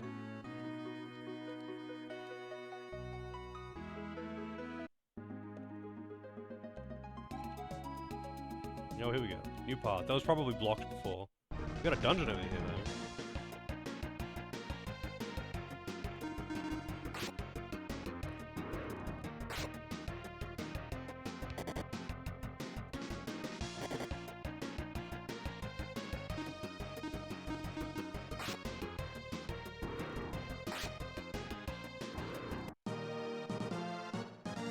$60 on launch. Oh, it is Square. They love overpricing their games.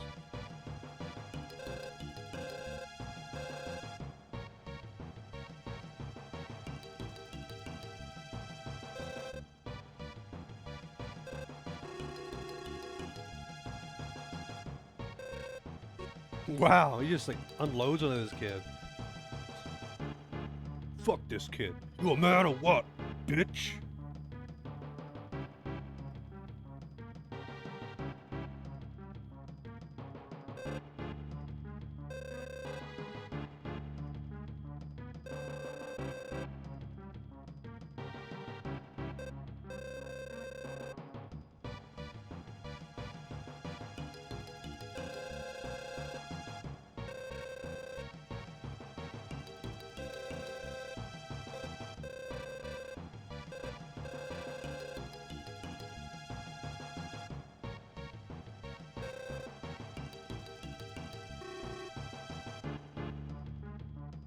Single digit. No, it's got to be at least triple digit.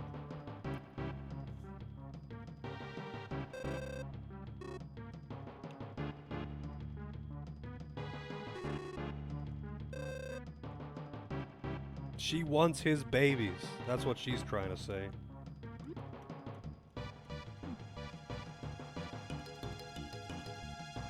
Wait, so I'm not going to be able to shoot that because,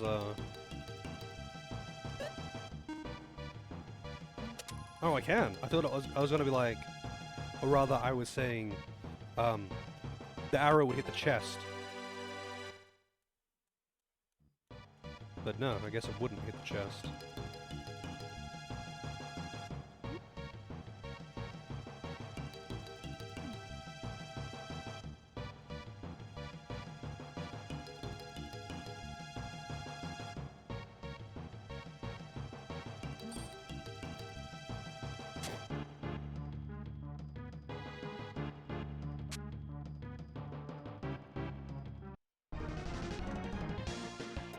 got in first.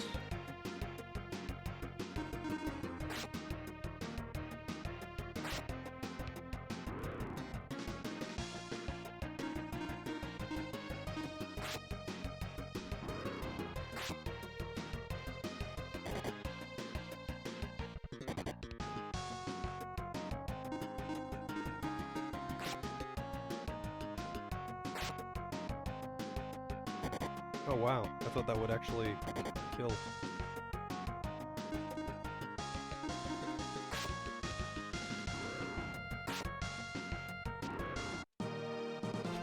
Well, like literally anything, like literally fucking anything that Square Enix ever says or ever does, literally everything, I will believe it when it is live, when it is released. Not when they show trailers, not when they talk about it, not when they hint about it, not 2 weeks before release. When it actually gets released and goes live and is available to the public, that's when I'll believe anything that they say. What Square Enix says and what Square Enix does are very, very different things.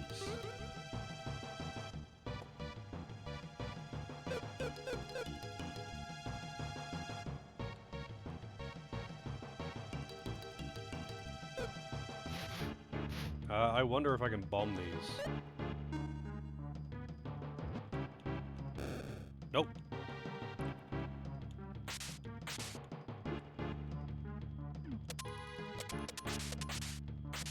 Oh wait, I'm gonna have to like weigh too and stand on the other one. Oops. Nope.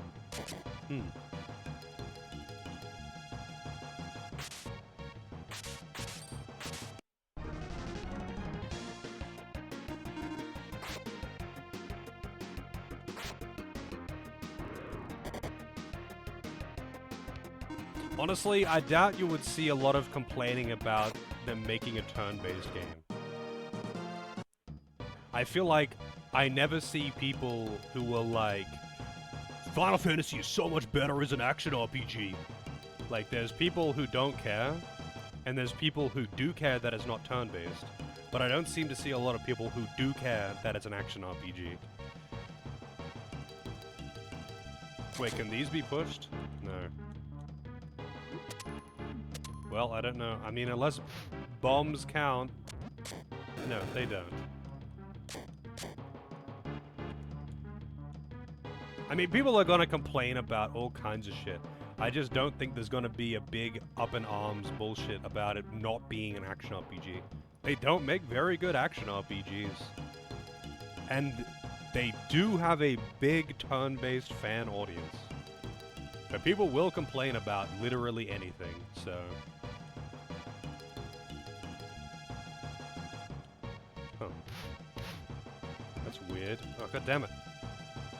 I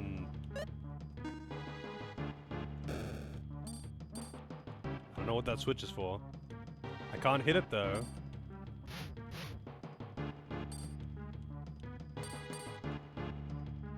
I guess I have to... not get that chest.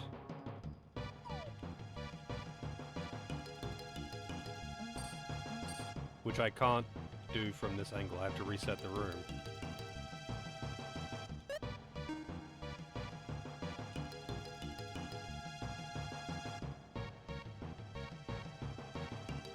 Okay, never mind. That door is not triggered by the... I mean, maybe it's triggered by killing this. I doubt it, but I'll try.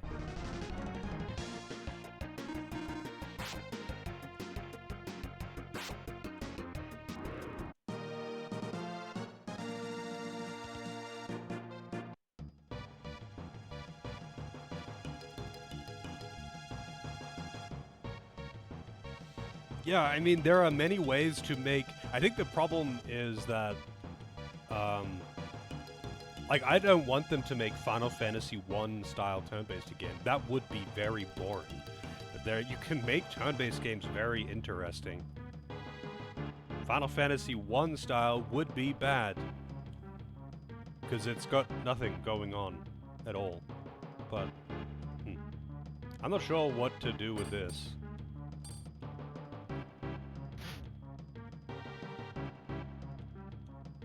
Yeah, like that's kind of the problem. When they've made hack and slash games or action RPG Final Fantasies, they kind of just make them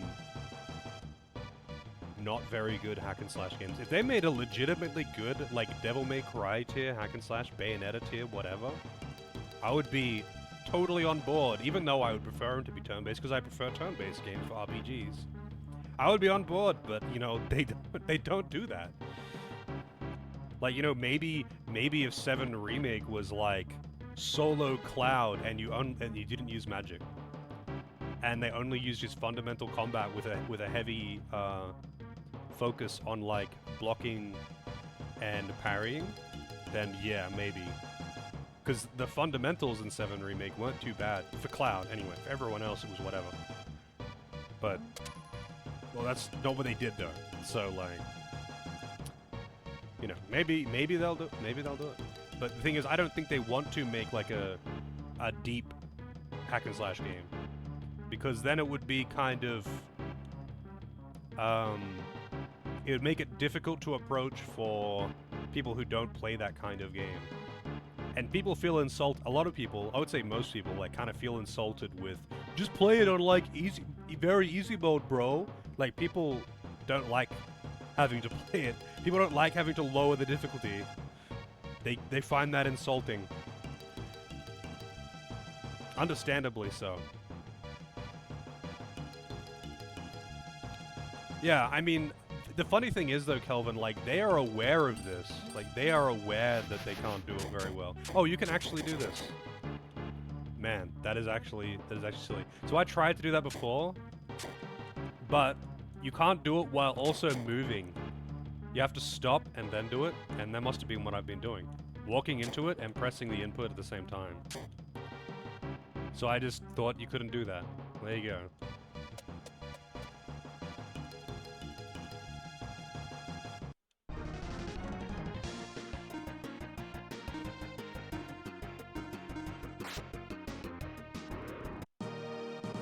Man, I wish I could restore his IP or something.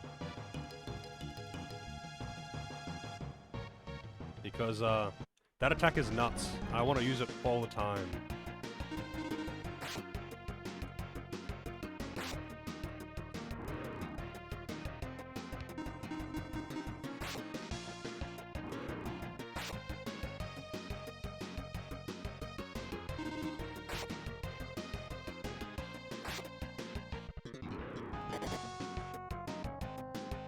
Well, I think the problem is, though, Lozo, it's like, action, combat, and RPG mechanics are generally at odds with each other. It's a thing, like, you kind of have to choose. If you're making an action RPG, you kind of have to choose. Is this going to be an action RPG, like an action game, a hack and slash that has got RPG elements? Or is this going to be an RPG that happens to have hack and slash gameplay? Because whichever one you focus on is going to make the other one more, like, less relevant. If you go all in on hack and slash and make the RPG elements far less relevant than the skill at hack and slash action combat, then it's the RPG mechanics don't matter. But if you go all in on the stats and make it so the only thing that matters is numbers, then you get Diablo. And it's like, it doesn't, like, your skill at the action combat doesn't matter if you go too hard into the RPG stuff. But the RPG stuff doesn't matter if you just have to be good at combat. You can obviously strike that balance. It's just really difficult. Yeah, Dragon's Dogma is very much a numbers action RPG. It's gone all in on the RPG mechanics, and the only thing that really matters in that game is your equipment. That's it. Like, it's all that matters is your equipment. You, like, straight up will go, if you go into a high level area, you will do no damage. You will just hit for fucking 0 if you don't have the gear. You have to get the gear. So, like, yeah, you can be really good at the combat and dodge everything perfectly and all of that good stuff. None of that matters if you don't have the numbers. Legend of Legaia. Legend of Legaia is good fun. It's not really an action RPG, though. Oh, sorry, you're probably, using that in reference to Xenogears. Xenogears was good fun, and Legaia was also good fun. They are good examples of like adding a bit of depth to combat, though, turn-based combat. Funnily enough, though, both of them kind of have the same problem in that, like, I mean, Legaia had it less so, but it's just like you just use your strongest attack, like you just do your strongest combo over and over again. Yeah, like that's a thing, Celine. Like Dragon's Dogma, it is very much a numbers game, and I fought some things, like especially when I went to the island, the DLC island. Like the DLC island, you're kind of just meant to grind out gear in the early stages to be able to proceed to the later stages. I was just given some gear, like some mid-tier gear, so I got to blaze through the start and then like go super slow at the end. It was kind of weird. It's weak to fire, is it? Goblins hate fire, is it?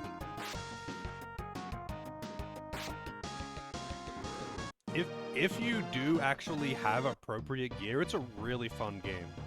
Like, Dragon's Dogma is an odd one in that, like, it has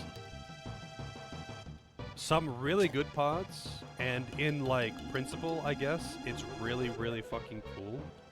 But it also has some really dumb things, like unfinished mechanics, and dropped content and stuff like this. Some things that clearly are buggy and just don't work as they were intended because the game was cancelled, like the game was pushed out before it was finished. It's a very unfinished game. And it just really shows. It just really shows, that's all. Oh boy. But if that game was finished, I feel like it could be amazing. That's why I'm kind of curious about Dragon's Dogma 2.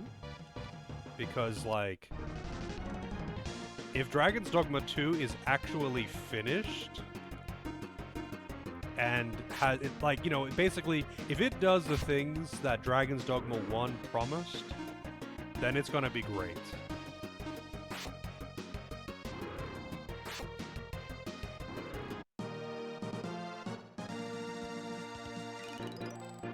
Well, I think it's because it's nothing new, Lozo, and because, I mean, there's two reasons here. One, Legend of Dragoon, a lot of people don't like it because of how grindy it is and how long it is. People get bored of the combat. Like, I would absolutely not fault someone in any way, even though I like Legend of Dragoon, I would not fault someone in any way for saying that the combat in it sucks, even though I think it's a cool idea that wasn't really implemented that well. The combat, in the end, isn't really that good. It's very grindy. It's very fucking grindy. And the random encounters are way too frequent. And the game is like 60, 80 hours long, you know? Only because the random encounters are so fucking frequent and time-consuming. How could you say that about Spitting Cane, right? It's, I think Dragoon's kind of a classic example of, like, good ideas not executed that well, right? So Dragoon is not that popular. Who the fuck has heard of Legend of Legaia? And it's not that new of an idea. Like, Xenogears is also kind of unheard of. A lot of people haven't heard of Xenogears. And also, Xenogears is the same problem. It has, like, insane pacing issues. What the fuck is pacing? It doesn't exist. And, honestly, unless you're really invested in the story, Xenogears is not that good. But it also isn't the first RPG, like turn-based RPG or JRPG, to have like timed action elements. Like, for example, Super Mario RPG has the same. Super Mario RPG has got basically the same timed inputs to I guess supplement the turn-based combat. So it's like nothing fresh, right? Dragoon, I feel, could be amazing, but it just kind of falls flat. Mostly because of its pacing issues, though. And it's, like, very, very bad translation. It has a very bad translation.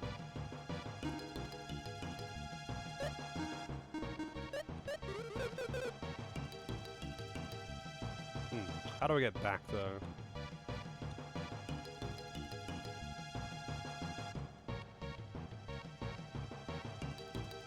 I guess I kill all the guys?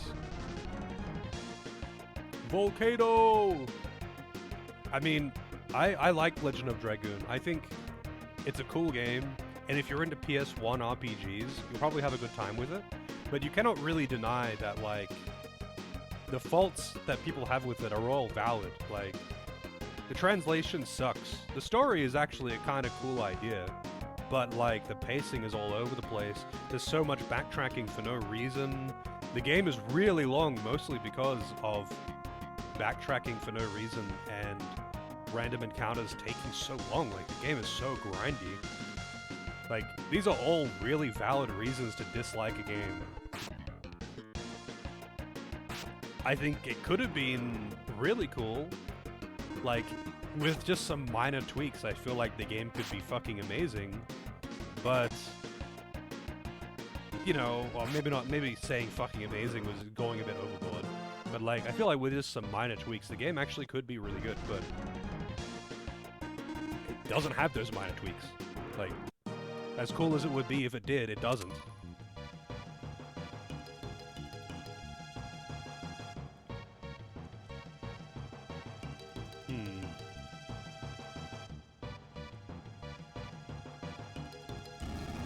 Oh.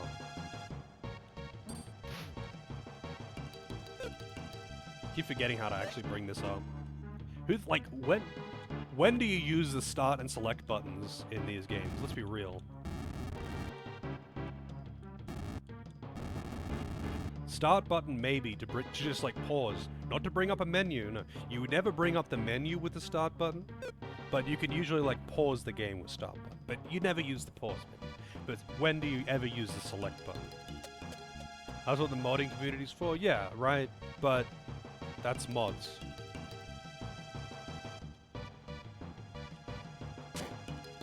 That's mods. Like, I feel like with just a few changes, like say Legend of Dragoon, if you made it so you can swap editions on the fly and they have different effects, like applying different status buffs, debuffs, and make combat 1/4 of the frequency, but more rewarding, and I feel like that would instantly make the combat make the game way better. Just like that. It would, like, half the length of the game, it would make combat more engaging, and it would make combat less repetitive because you'd be changing editions, and you just wouldn't be doing 100 encounters in every dungeon.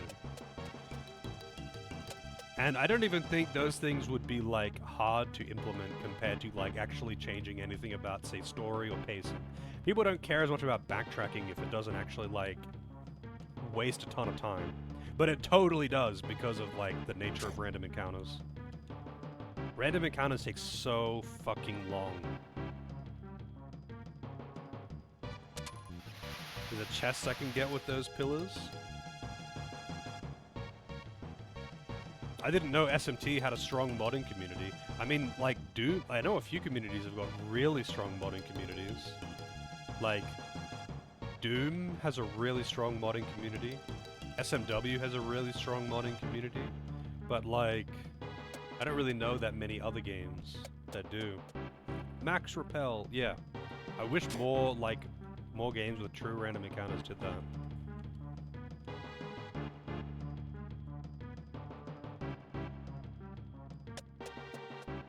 There's a chest I could get with those pillars, huh? I don't see how.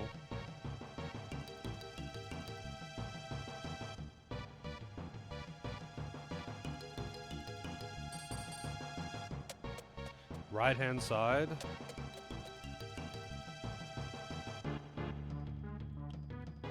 You mean like on the south?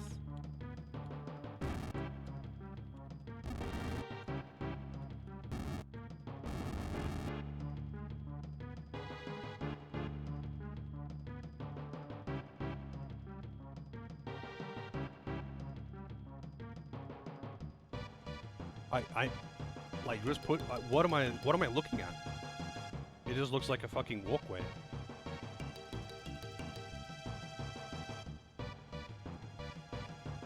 Why push them into the water on the right? Like, what does that accomplish? Is there a hidden pathway in there that you can only reach if you push these into the water over there?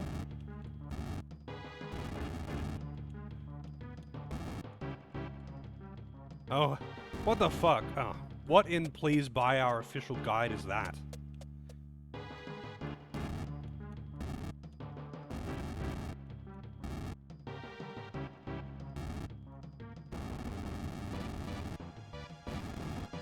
That is actually so fucking stupid. Holy shit. Is there a skill that you can get later in the game that reveals hidden passageways or something?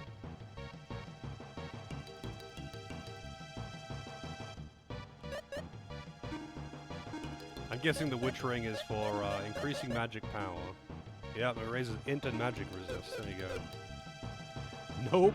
So it's Please Buy Our Official Guide. I always expect a ton of that. Always expect a ton of that in any NES or SNES RPG. Every single time. I fully expect it to be there. I also fully expect it to be grindy. There's a hint, bro. There's a piece of grass on this one. You know, it's just like the pieces of grass on this one and this one and this one. But, you know, this one is a walkway. Like, there isn't even, like, a lack of shadow here or something.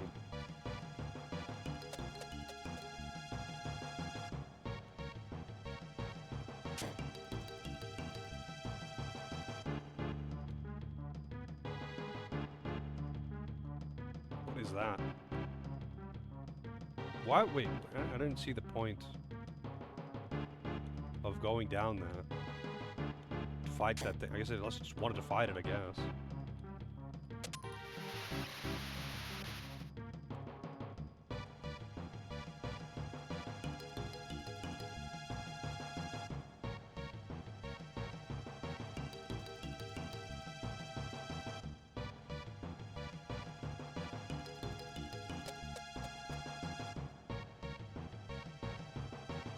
No waves? Oh, I see.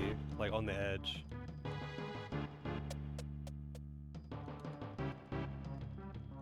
It's like slightly discolored on the shore. Wait, what was down here? Did I go down here?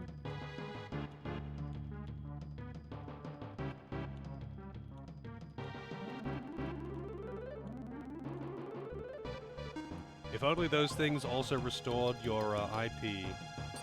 Oh.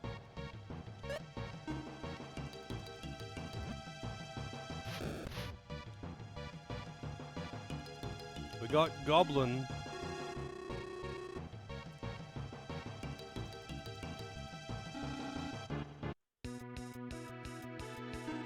We got the Regal Goblin. The Gobusi. Again, though, this is not really a goblin. It's not nearly thick enough.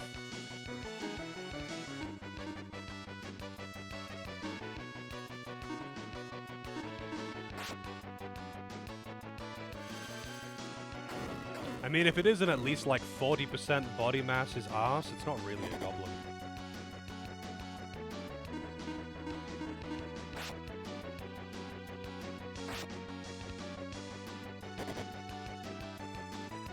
That's a lot of IP. That's a lot of IP right there.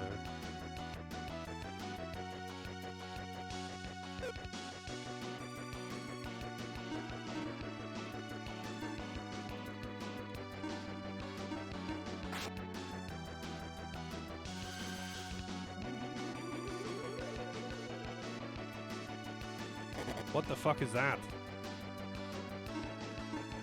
Goblin Mage.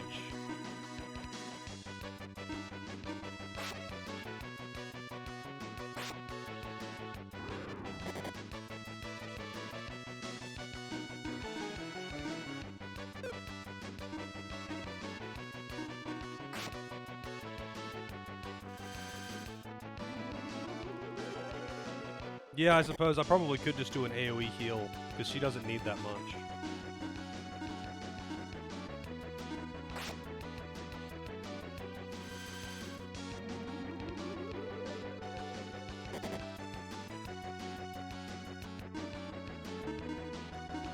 Can you just, like, not attack her?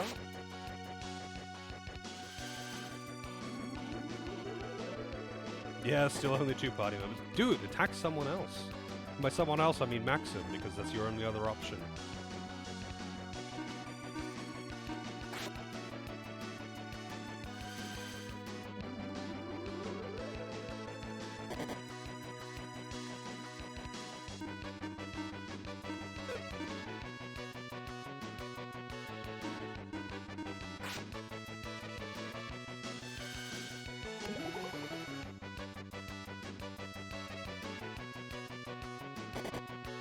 Dude, wait, they did like no damage.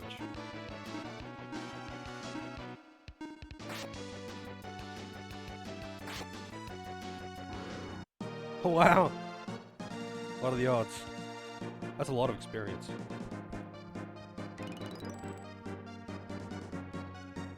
Seven strength. Nothing of anything else apparently.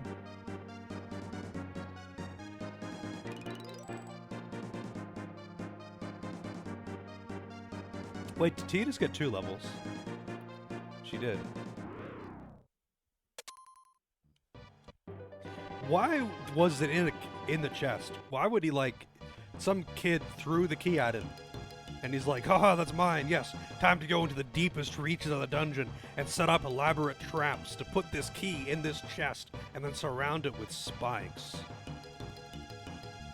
What? Like, he didn't steal that key. The kid threw it at him because the kid was shitting his pants.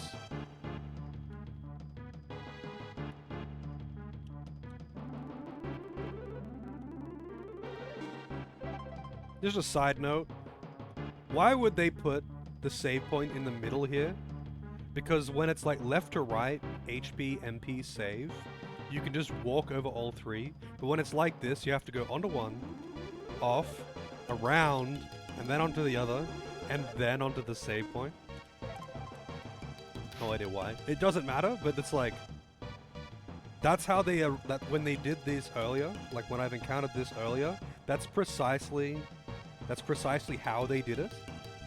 That's the thing though, they didn't do that with the earlier ones. The earlier ones were exactly that, HP, MP, save. So you could walk across it left or right and get all of them. Yeah, just to make me walk more, I guess. I mean, it makes no real difference. It's just like, wait, you got it right the first time. Why'd you stop doing it that way?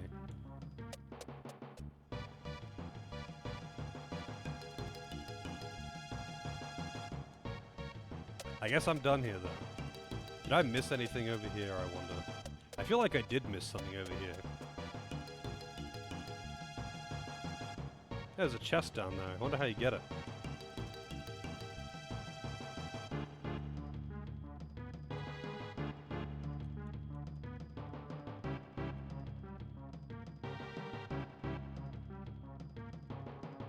Well, whatever, I don't really care. It's probably just a fucking high potion anyway.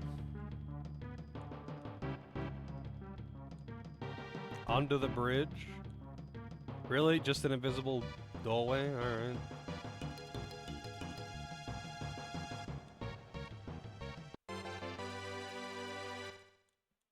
I mean, it's a miracle. That's an elixir. Wait, I should just use one of those escape items.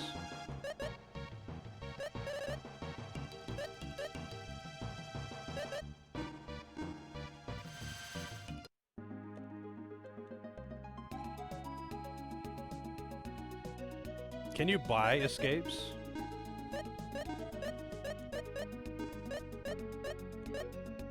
Oh shit.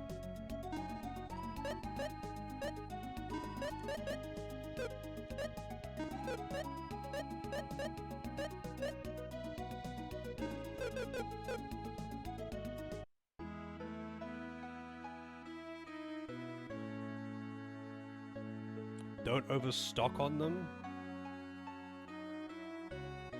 Because you can just buy a spell that does it instead, I'm guessing.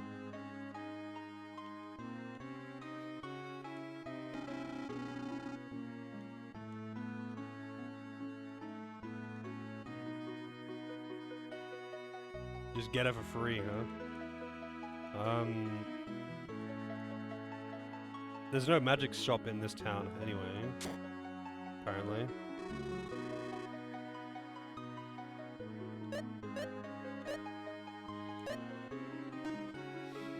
Alright, have a good one, Fox. Good luck. Oh wait, what am I doing? I don't want to buy that. Hey, Rispa. Lufia's going pretty good so far.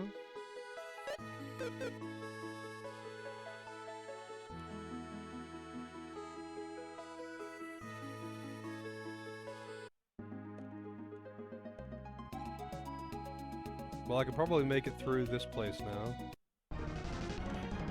Oh yeah, I have to return that key, right? I actually did get the key and I should return it.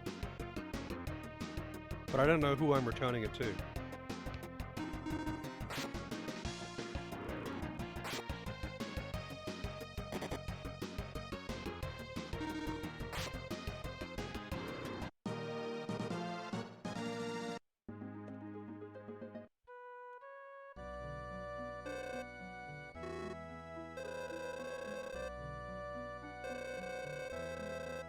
Oh, okay, well how convenient.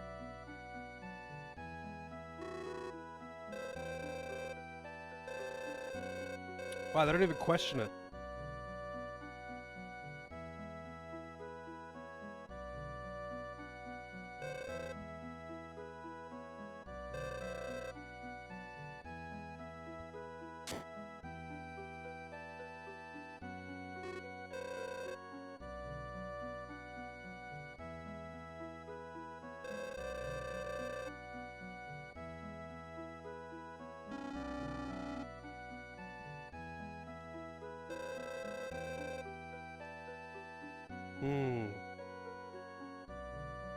Oh yeah, the capsule monster. Where is it?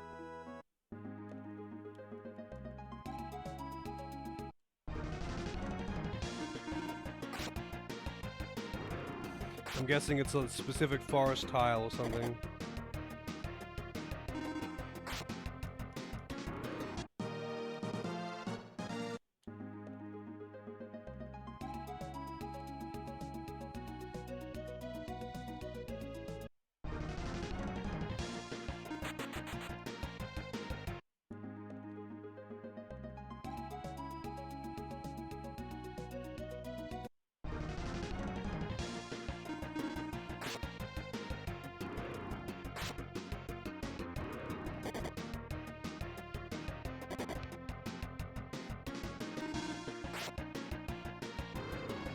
Have I tried horse, like in real life? No. I have not eaten horse meat.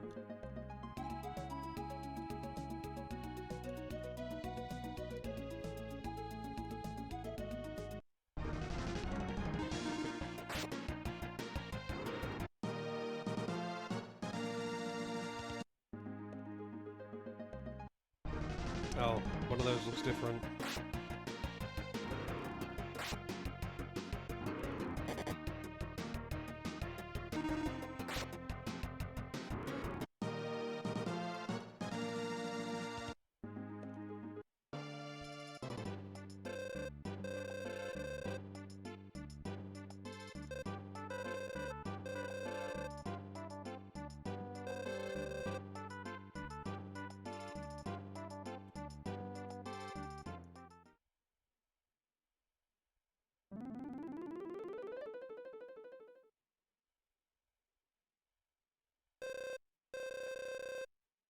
It's some crumpled up paper.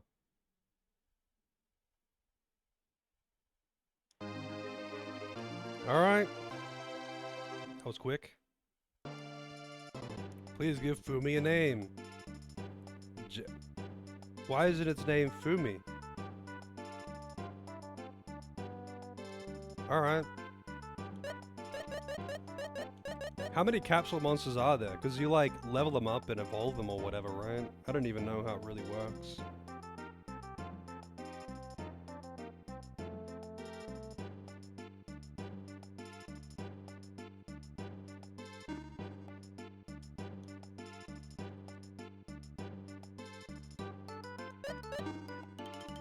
Fumi. It's actually just a pile of nondescript white liquid.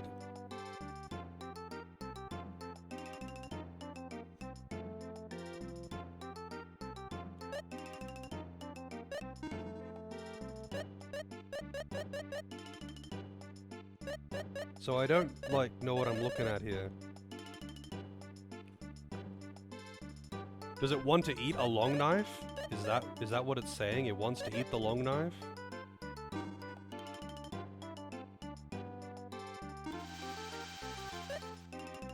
Holy robe. But it can feed it anything, I'm guessing.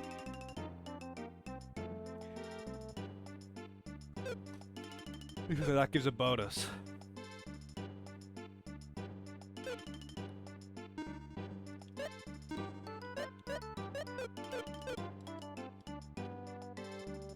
So can you just get like all of them and swap them in and out as you please or something?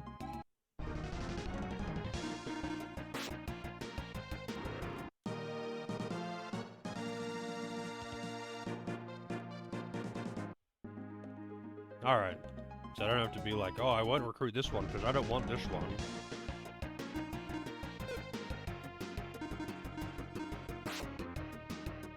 Do you only gain IP for taking damage? I thought you gained IP for, dealing damage as well.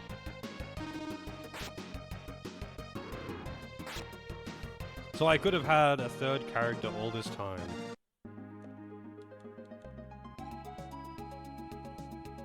Likes to run a lot? What do you mean? Like, it can force you to flee random encounters?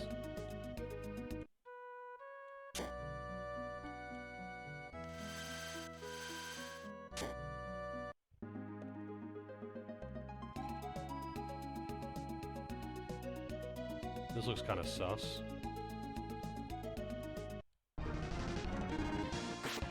Why is that goblin naked?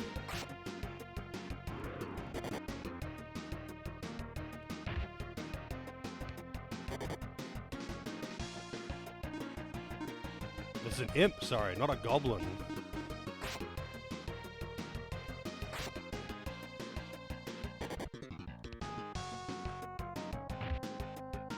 Fubi punch.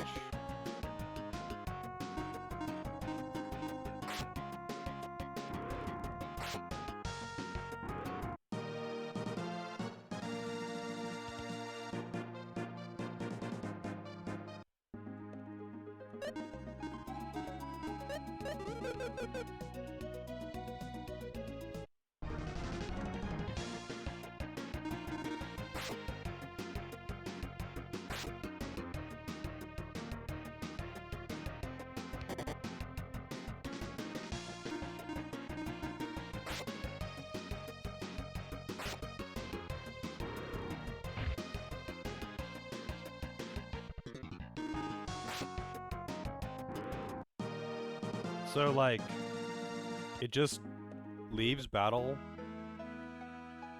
randomly, and you just you down one party member? Not that it really matters, I guess. Or do you mean, like, you obtain it by finding it as a random encounter and you have to beat it?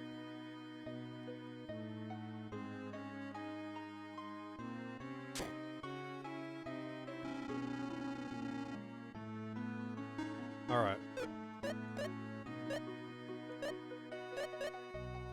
Gale.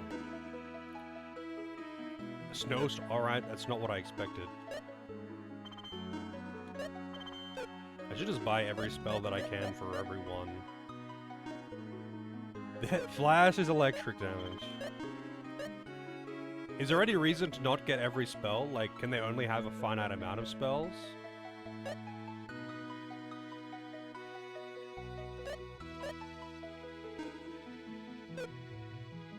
I'm not gonna bother with, like, Confuse and Drowsy, actually. Because, you could never fucking use that stuff on bosses. Okay, so you can't just learn all of the spells. You can. Oh, shit.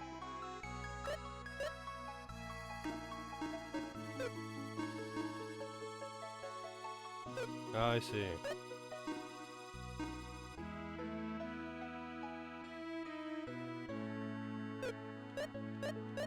Like, I mean, it's tempting, but man, the attack all enemies thing is really nice.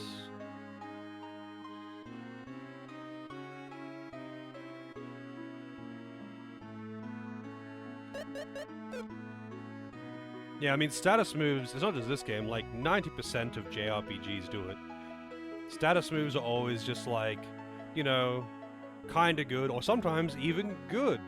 But usually it's just a chance of success, and everything that matters is immune to it. Like, yeah, cool, you can cast poison on the enemy and it does really good damage per turn, but you wouldn't bother using that in a random encounter, and bosses are always immune.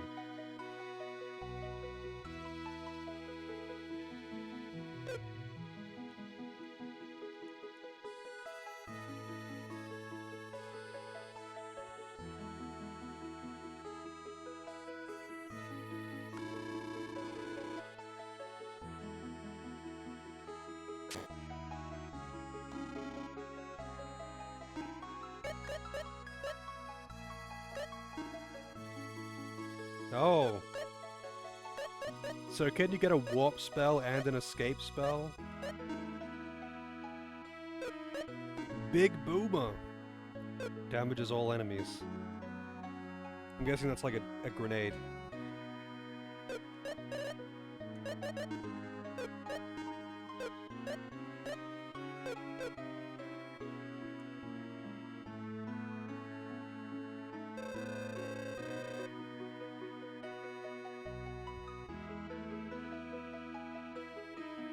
Yeah, I mean, like, some of the Final Fantasy games, you have bio as, like, a poison element damage attack, right? Like an element like ice or water. But funnily enough, though, only in, like, 1 or 2 of the Final Fantasy games is poison element actually useful as well, which makes it even more funny. It just adds to it. Because, like, a lot of the time, poison as, like, just an element, just a raw element, is ineffective on... It's like nothing is weak to it except for very specific things that don't matter anyway. And then a lot of things absorb it. So it's like, cool, or immune to it. So it's like, oh, it's a machine, or it's a zombie, or it's a rock enemy. Oh, it's just immune to poison element, period. Cool. And it's like more expensive and or weaker than normal elements because they want to compensate for the fact that it can apply poison. And it's like, what the fuck? Why? You just made it bad. Oh yeah? That's really common, that one. Like, heals hurt undead.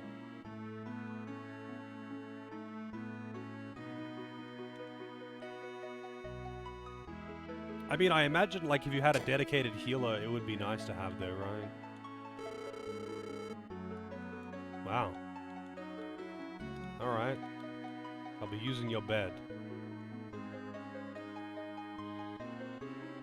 Make yourself at home. Well, I hope you don't mind the kind of shit that I do at home.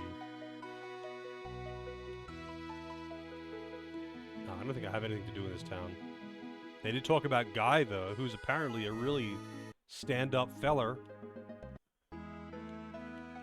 They say there was something to the southeast, though, so let's go exploring.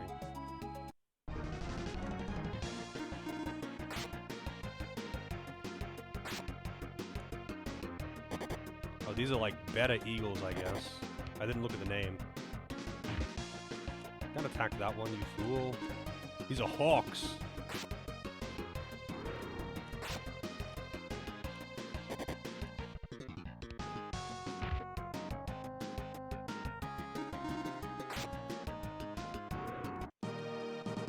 Eagle Rock. Maybe I should actually give Tia a new weapon. She doesn't need the AoE one. I do want to keep the AoE one on Maxim.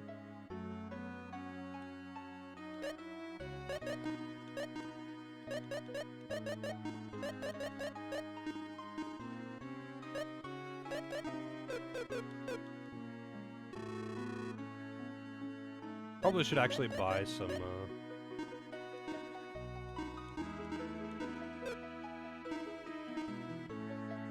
unfreezes magic of all party members of your... Okay.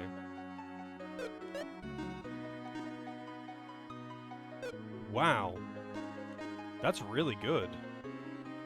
It's just a heal that you can do with IP.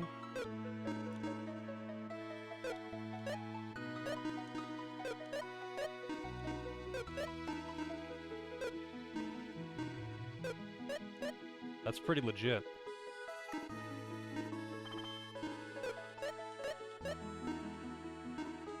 Oh, god damn it.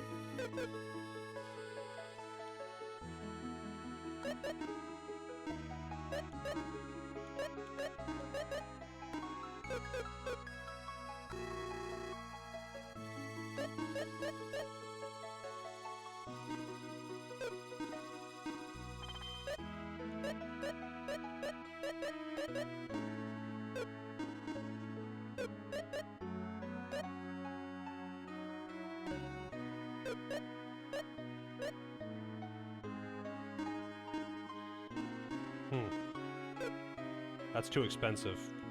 And I probably wouldn't use it anyway. The buff, I mean. So I could get her a wire. And that's, water damage 1.5 times. It's probably better off for her, because it means that she has, like, the option to do a hard hit. Kind of expensive, but... These are, like, I would like to have this, obviously, and that would be nice. But the rage knife thing with its attack all enemies is just really nice. When there's, like, 3+ enemies, it's really nice to have that option. Until, like, I'm assuming later on I'll probably have, like, spells that would cover that and be like, you know, at an MP cost, I can just, like, hit all enemies. But I don't have that right now. I mean, I technically do, but it's weak and it's a waste. The Rage Blade is pretty nuts, though.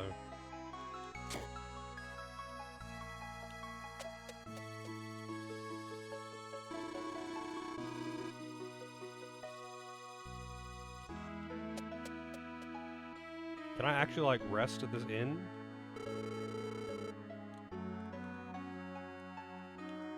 It's an inn, but they don't let me actually rest here.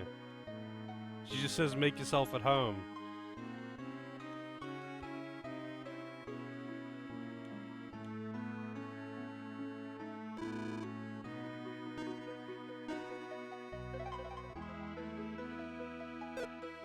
Oh, there actually is a story trigger here? I mean, I looked around and nothing seemed to happen, so... And considering how it's been so far... Okay. A little match? What are you talking about? Considering how it's been so far, where I really don't have to go around and talk to people,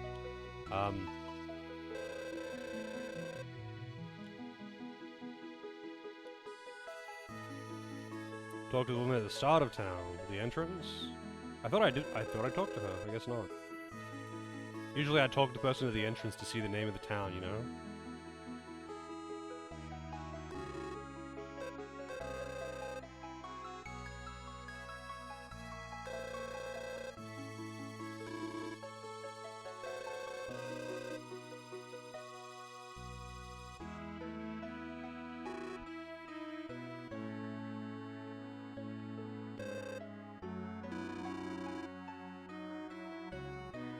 Doesn't Guy join the party? I'm pretty sure there's a character called Guy.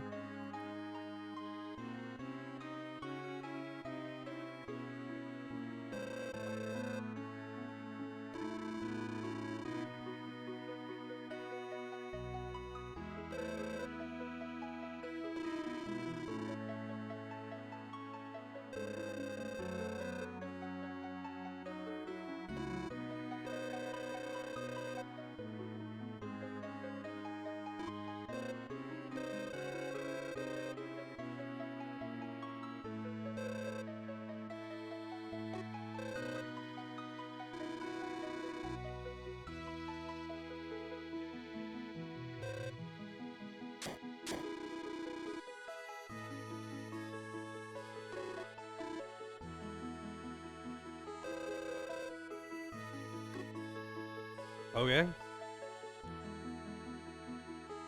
Hey Debuff, how's it going?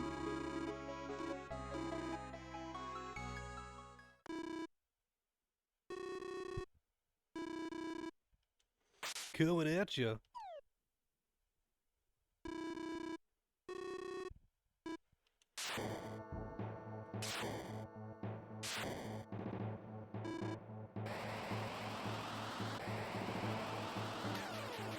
lizard men, and a Dragon Ball character. Are you the strongest man around? You a bad motherfucker?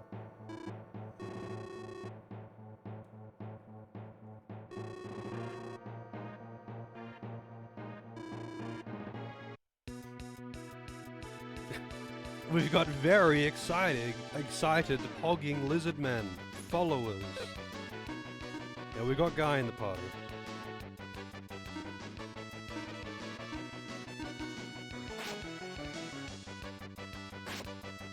Okay, the water attack is legit. Yeah, we gotta swap those around. Well, she's dead. Just killed her 100-0. Hey Northrex, how's it going? Evil Pepes, yeah. I mean, they're lizards, not frogs, I think, but I'll take it.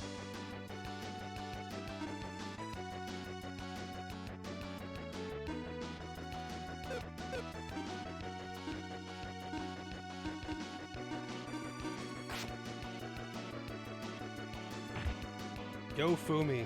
I like that, just put a corpse in the back row. So what happens if Fumi goes down in battle? I'm guessing dead people don't get any experience.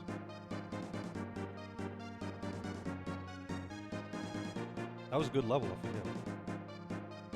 I guess he has no MP, he's just incapable of doing magic.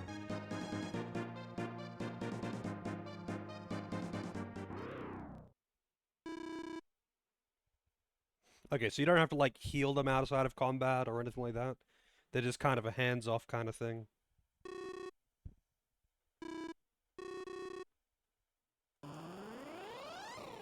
Rats in your eyes! Pocket rats!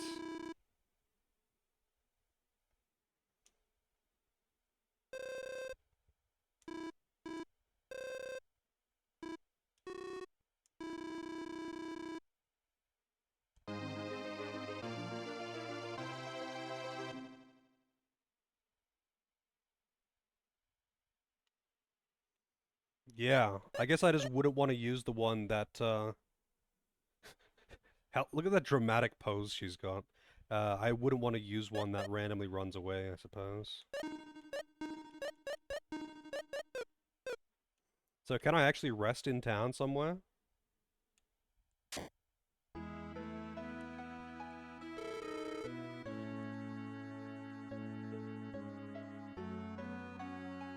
Because I can't rest at the inn.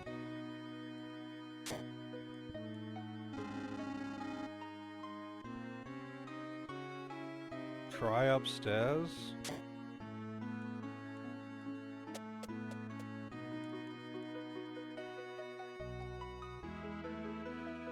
I tried talking to her already. Okay. Now it gives me the option to rest. I already tried talking to her earlier.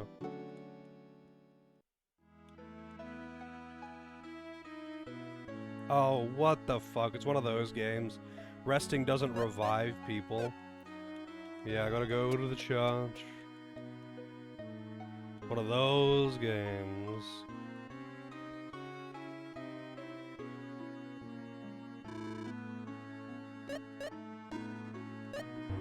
Oh, that's cursed.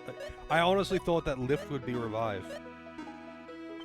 Didn't even think about it. I was just like, how much did that cost? 120, I think it said.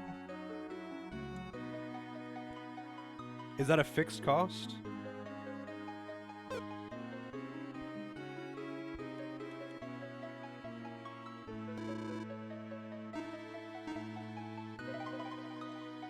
I mean, from the sounds of it, Brood, Tia wants to do Maxim dirty.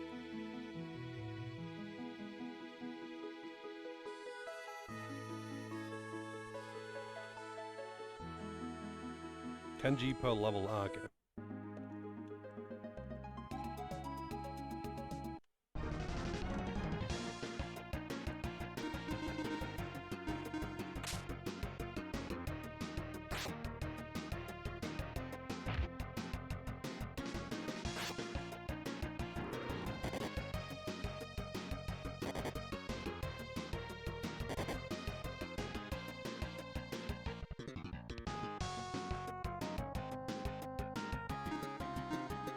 Let's see.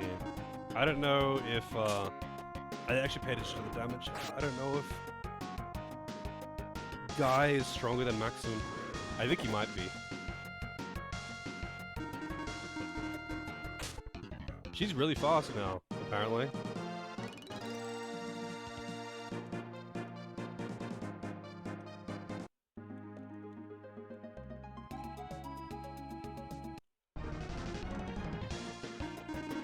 Let's see. God damn it.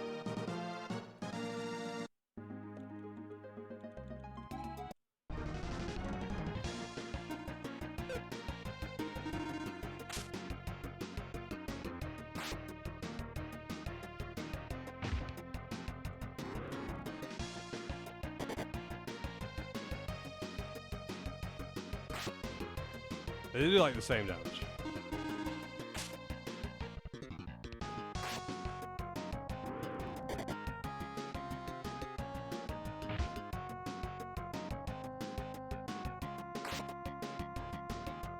The imps really do a lot of like useless moves where they just waste a turn with some text, like cold shoulder, checking situation.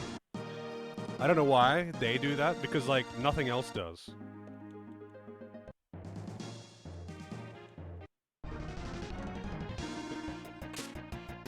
No, I've never even played the game before.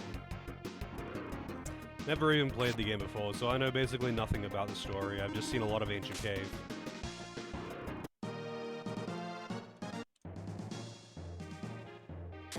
It seems pretty well liked.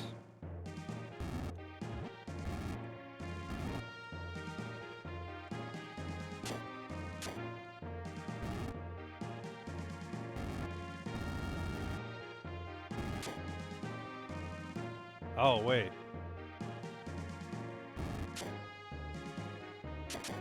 Well, that's awkward. Because you can't pull them. But I also can't, like, get in from the side. I can't, like, push it down from above. I don't know, I guess I'll just leave him there. Maybe it's a shortcut or something, I don't know.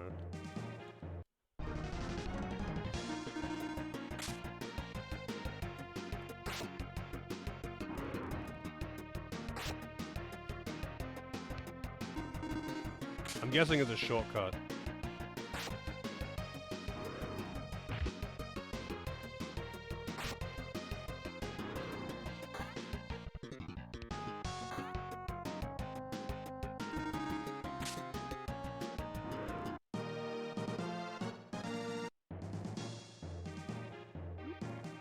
Oh, I didn't realize it was a jar.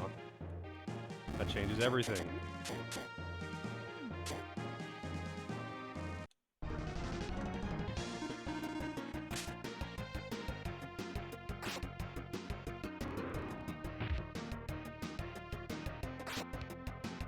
I mean, I just didn't walk to the bottom part of the room to see that there was a thing, another movable thing.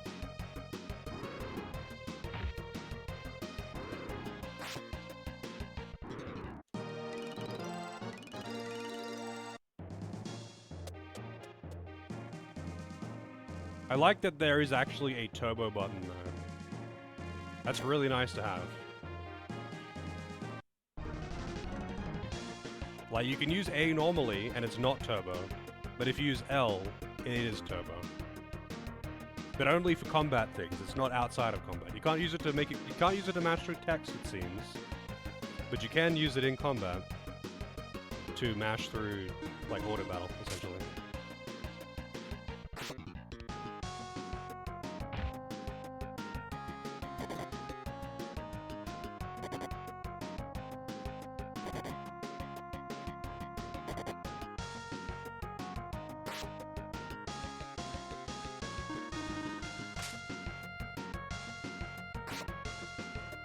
I kind of wish you got IP from dealing damage as well. Fucking kobolds. Sorry, kobolds. Classic translating from English to Japanese back to English. And then giving the translators, like, no context, so they can't see it and just go, oh, kobold. I get it.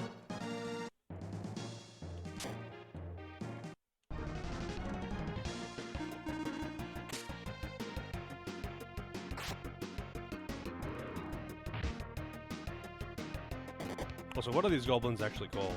What are these ones called? Just called goblin. But I thought I dealt with goblins earlier that had much less HP than this. Oh, short sword. Actually, what weapon is Guy using? He's using short sword. Ice attack.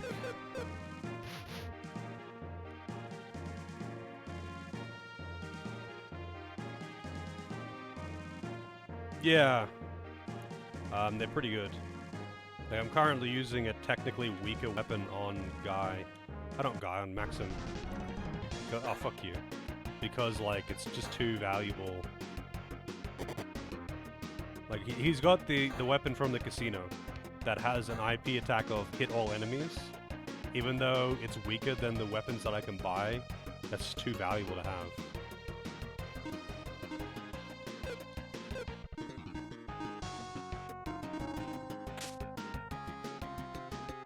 I do not have the bow. Either I missed it or it's not available yet.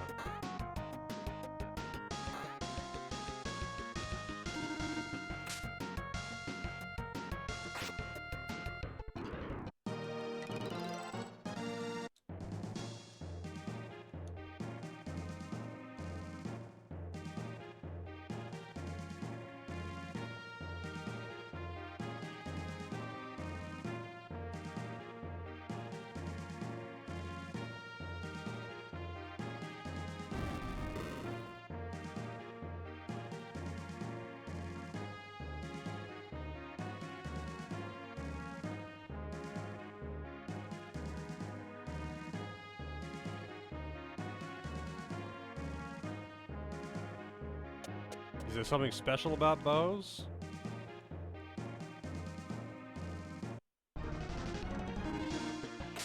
Oh, poison.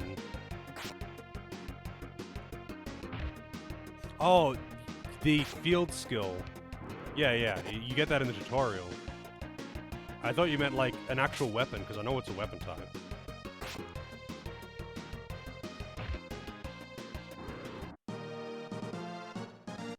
So far, I've got bow and bomb. Yeah, I know you can stun him and just walk past him. But I also don't want to fall behind on levels or anything, so I just kill things as they pop up. Unless I'm, like, backtracking.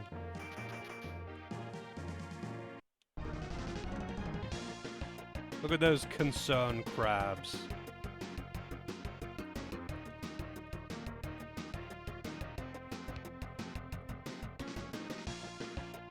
Those are very concerned crabs.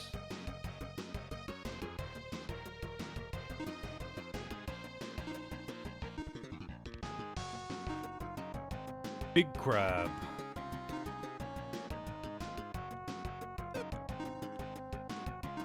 Wait, it's Flash. Wow, they're not even weak to it.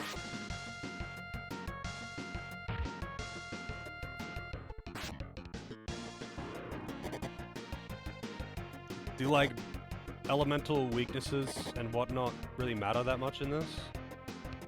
Because a lot of games it doesn't actually really matter.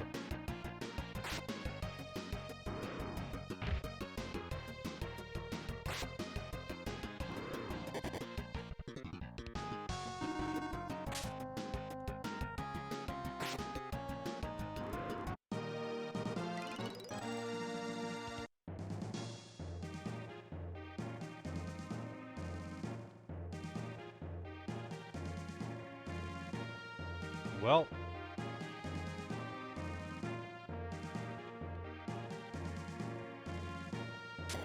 guess you just have to approach it from the right angle.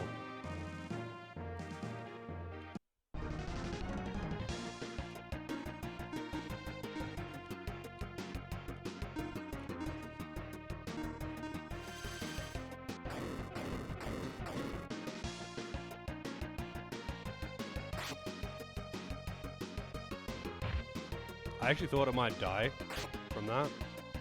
It did not.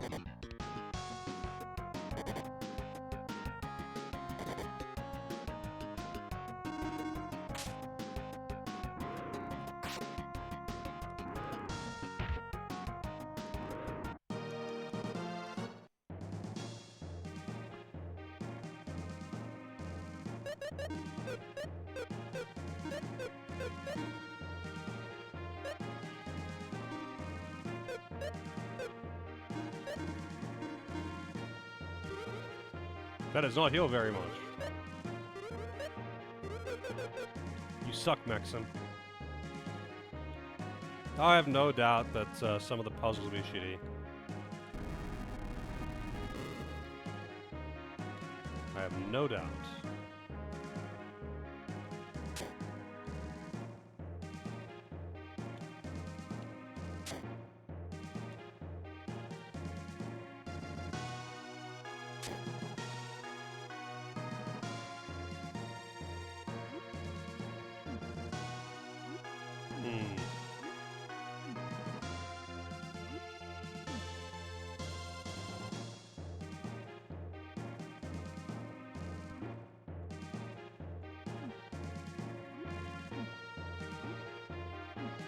I'm guessing I have to have those on there. Oh wait, but yeah. I don't really know what those symbols do. Oh wait, maybe I have to press these ones down. Or like put things on them rather. I don't know. Yeah, okay. I don't know what the deal with these are. They kind of behave like buttons sometimes.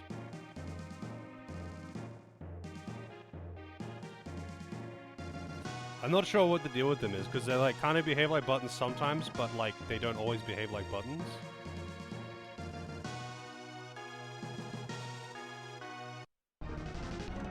Surprise attack! Oh no, the concerned crabs.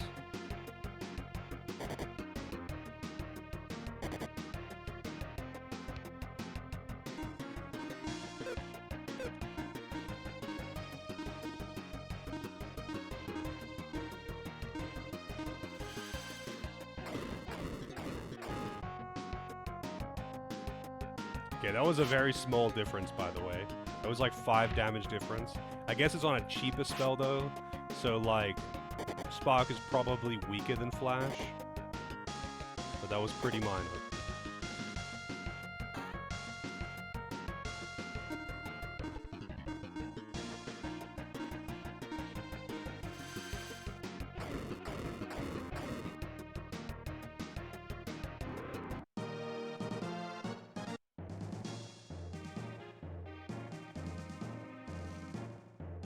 I just mean, like, I hit them with Flash before, 4 targets, and it did, like, 5 damage less or something. It was very, very minor difference. Very minor.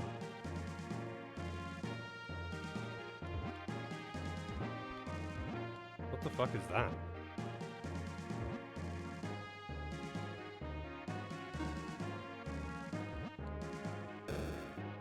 Spark is cheaper? Yeah, I mean, Spark is, like, the first one that you get, right? So... God damn it, fucking surprise attacks. Holy shit, dude. Leave- What the fuck? Leave Maxim alone.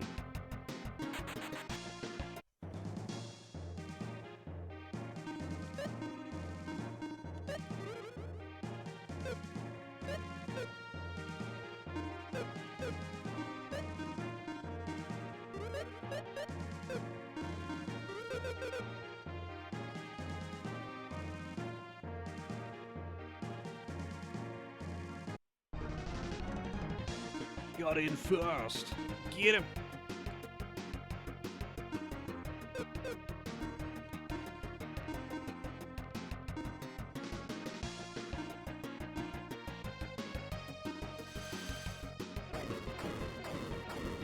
Yeah, I did beat Cyberpunk yesterday. I mean, it's a fun game. I think my only real gripe is just the bad enemy scaling. But that's not unique to Cyberpunk.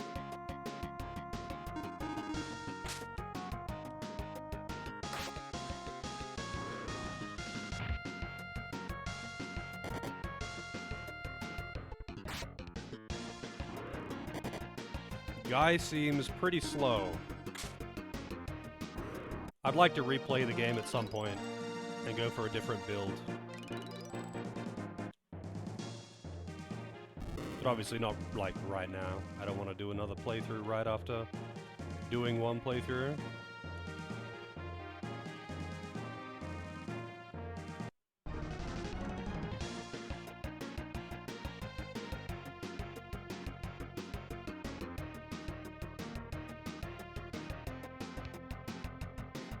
Haven't seen nothing yet about what?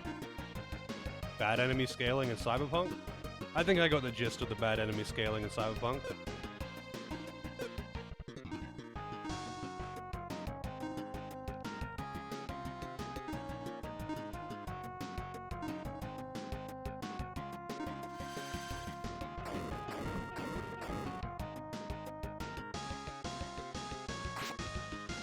Oh wow.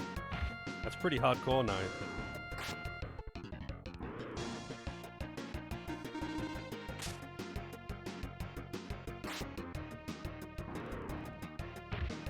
Fumi punch. Nondescript pile of white stuff. This is very much giving me Demon Souls vibes. With its sticky white stuff.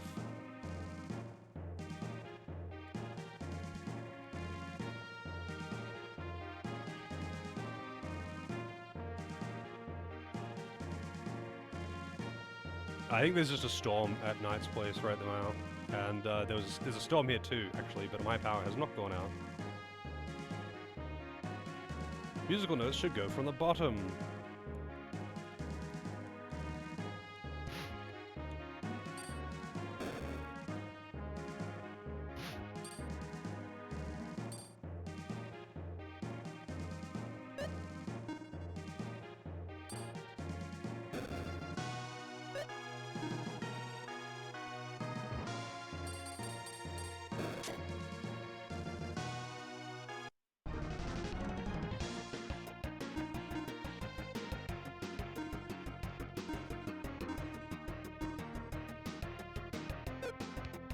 Wait, does she have anything?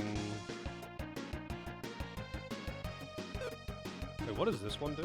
Battle loss. Oh, it raises attack.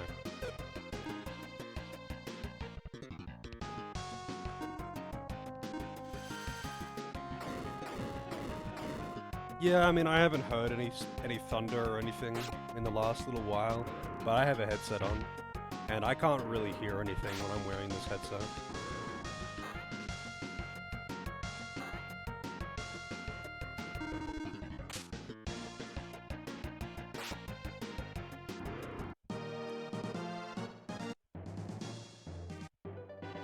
Sky key. Alright. I don't know what to do with that.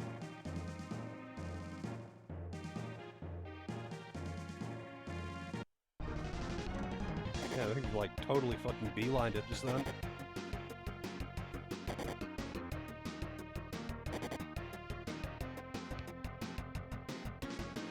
Poisoning.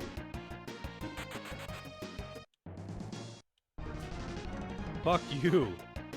Fuck you. I didn't actually mean to do that. I was just holding the button down still. So, that's what happened. I was just holding the button down still, because that's what the thing is to flee. You have to hold down.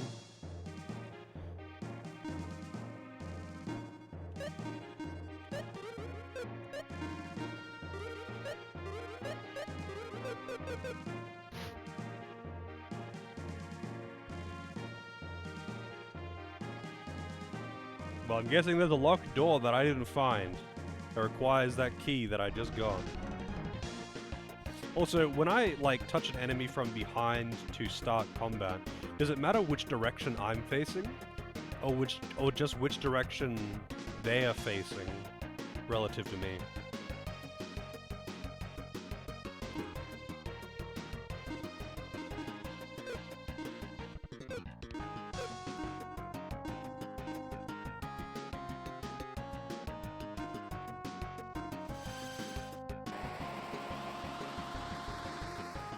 So if I touch an enemy's back with my side, it still will give me a guaranteed preemptive?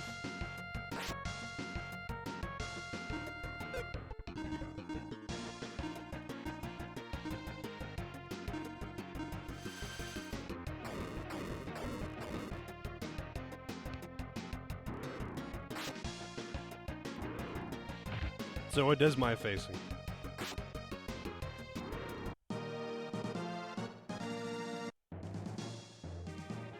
I have to touch their back with my face for it to give me a preemptive.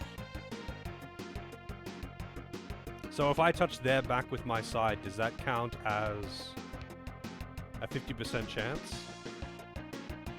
I guess it must be.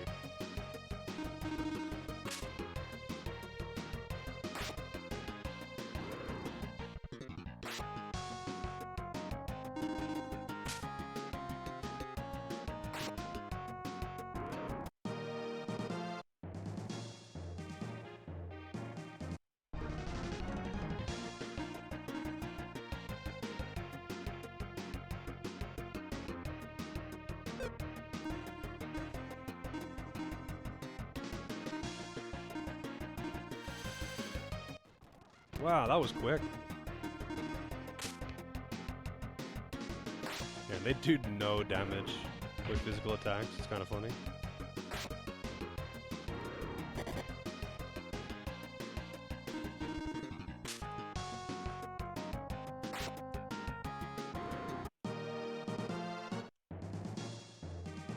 Alright, so I got the sky key. That's where I came in. So where does this go? Did I already check this? I don't think I did.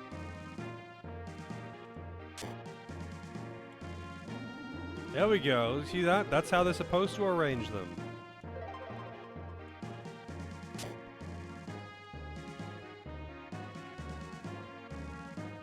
And the ladder's broken.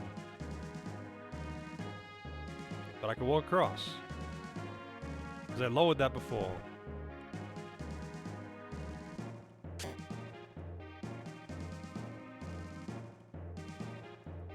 This feels like the way I'm meant to go.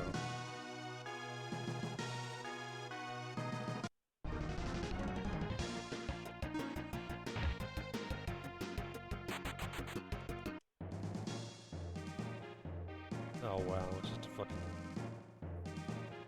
When the date changes in the back room, something happens. When the date changes?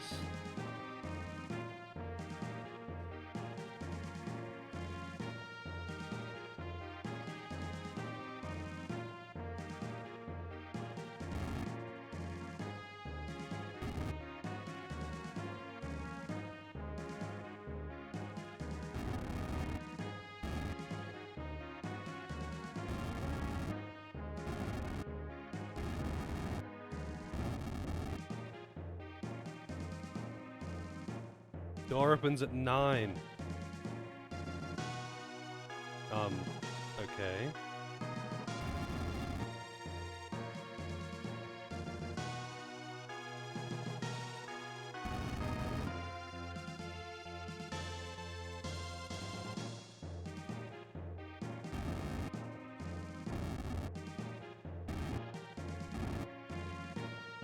Do I have to like push it to this, and then to this, and then to this? Like in order?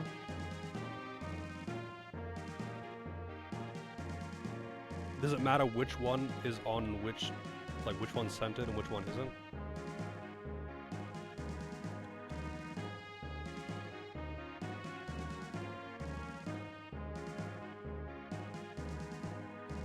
I see.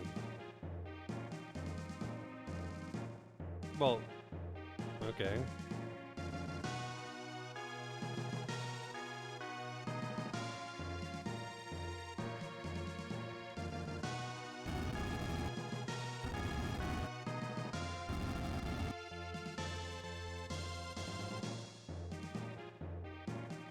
Oh, whoops. I didn't actually read what you said there. So it should just be this then. Actually, no, it shouldn't be this, but... Okay, never mind. Never mind, whatever.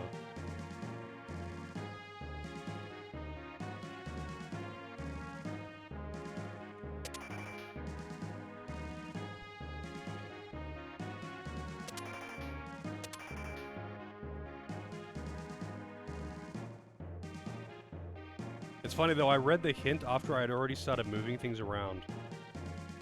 So like, the hint didn't help me. The hint in that room, I mean, didn't help me. Because I had already moved the things, so I didn't remember where they started.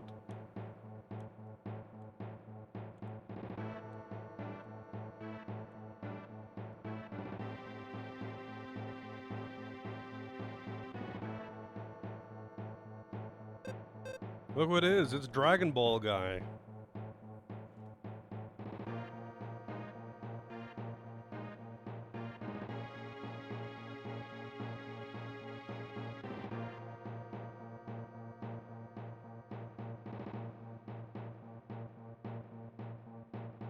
I mean, it doesn't really differentiate AM or PM.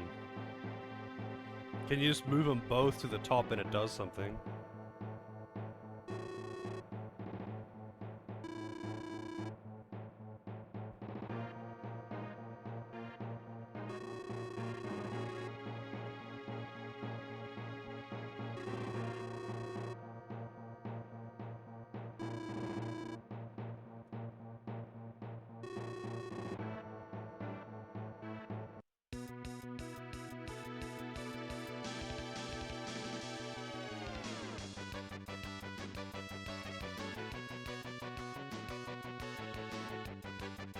When the date changes.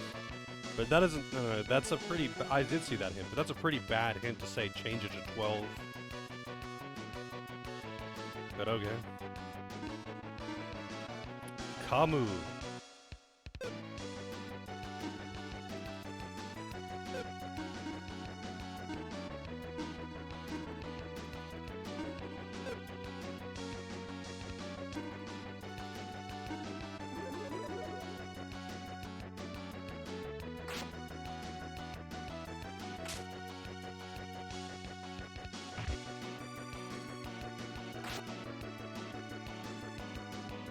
Did that mean that it gave him 50 attack power? Because it's like weird that it gave me a number there. I thought it basically was casting oomph. Did it stack?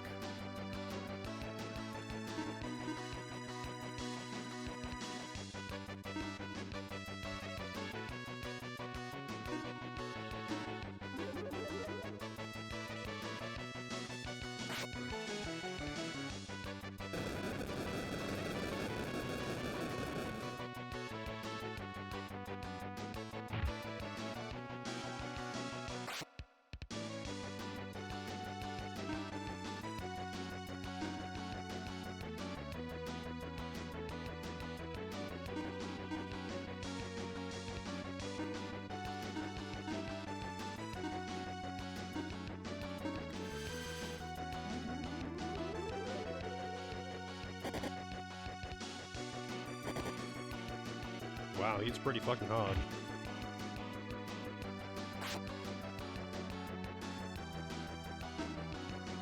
I should put that eel rock on the guy as well.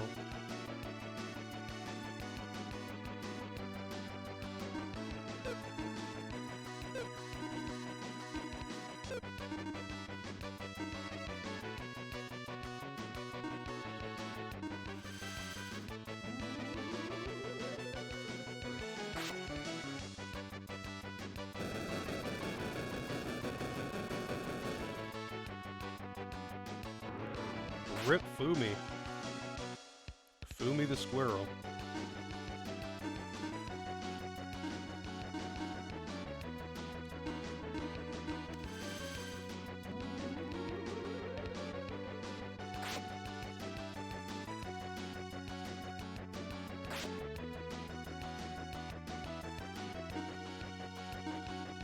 Slave. This is not a follower, this is a slave.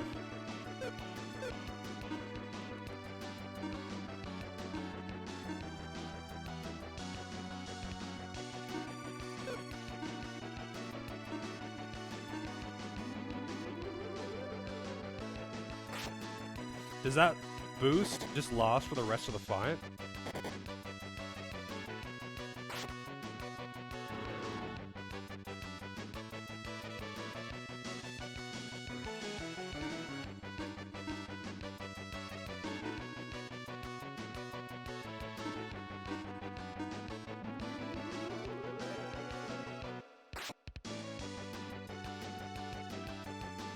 Stop summoning ads. Fuck out of here.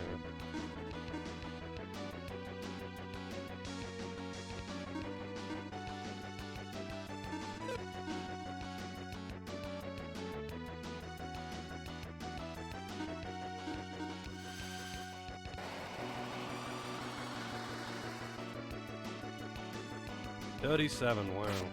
I'm sure he has an elemental weakness. Is there any way to find out what their weaknesses are, other than please buy our official guide?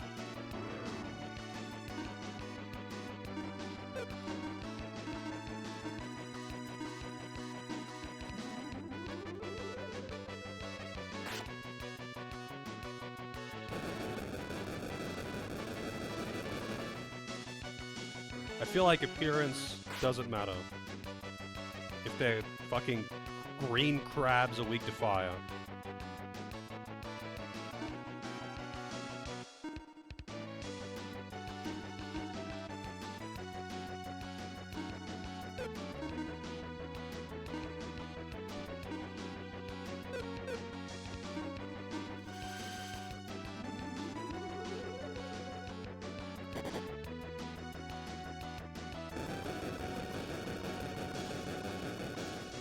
Vulnerable to flashlight. Well, when she gets a chance to attack, I'll try it.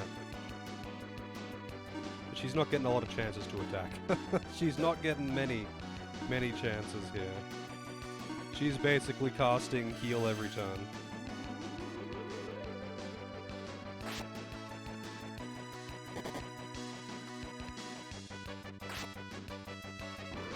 And he's dead. Guess we'll never find out. The stat gains on level up just feel so fucking random.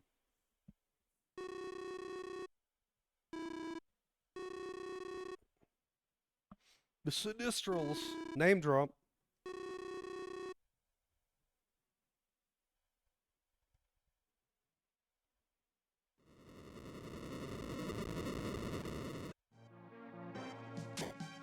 The tower's collapsing! I like how I just left those ads out there, though.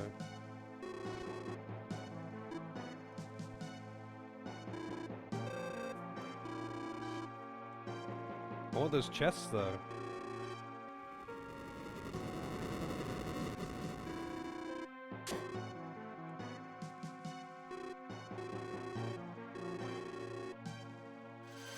Alright, guess I'm coming back to the tower for the chests later. This is Final Fantasy V all over again.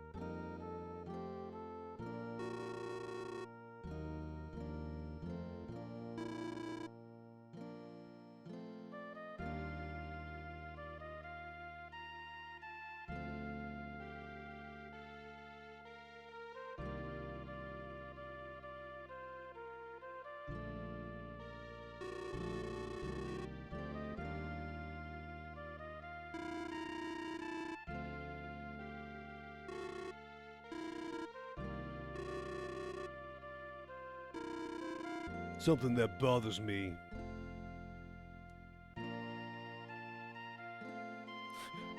The super beings out to rule the world. How does he know anything about them? The dude just like randomly name drops Sinistrals, and then suddenly he knows that they're like some super beings.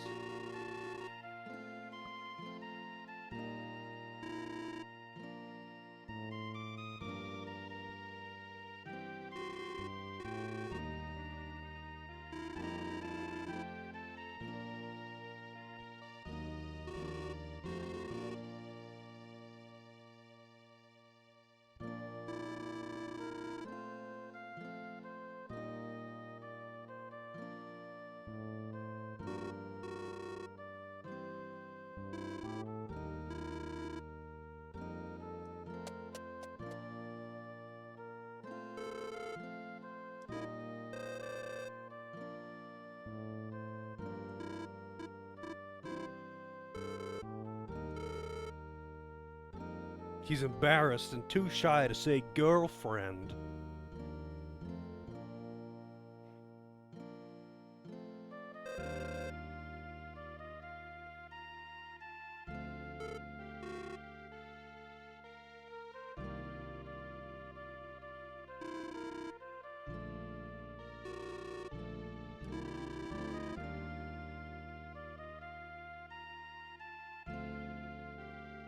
They should have made it like the mining bodybuilder guys in Dragon Quest Builders. That would make it way more funny.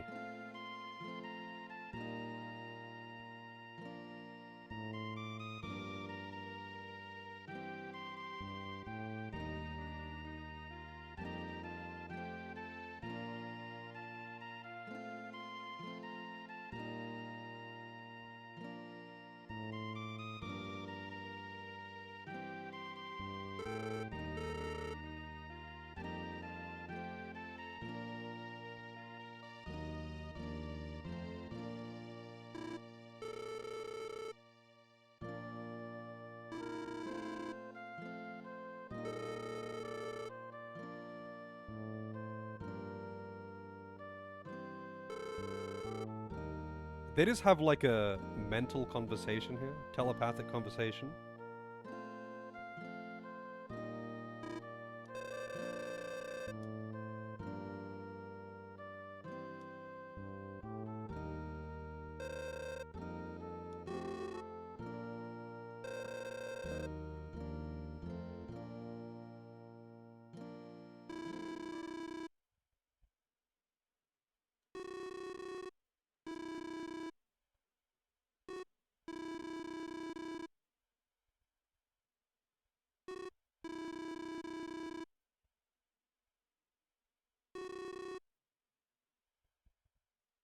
Let's get going, guy.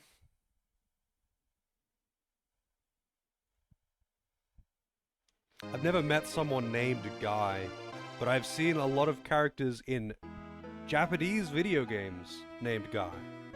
And it always throws me off when a guy's named Guy. It's like seeing someone named Buddy. Hey, Buddy!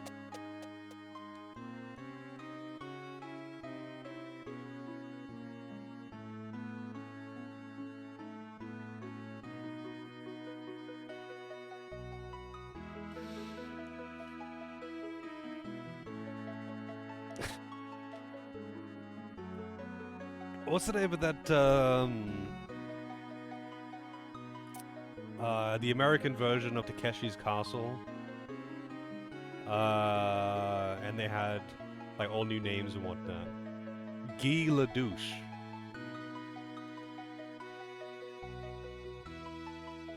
I forget what it was called. Hang on a second.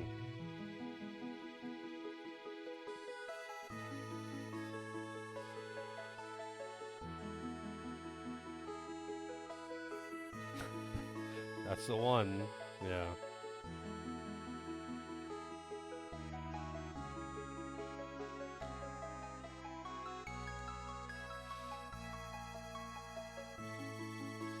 Yeah, I've never met. I mean, I've seen the name before. I've seen the name before. But never met someone with the name.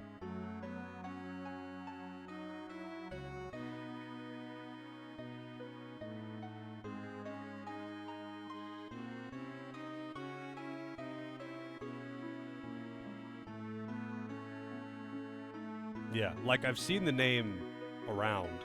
I've just never met someone with that. A lot of famous guys, you know? I'm kind of curious though. Are all of these people French? Never never encountered a guy in real life? Let's see. I can rest before heading out.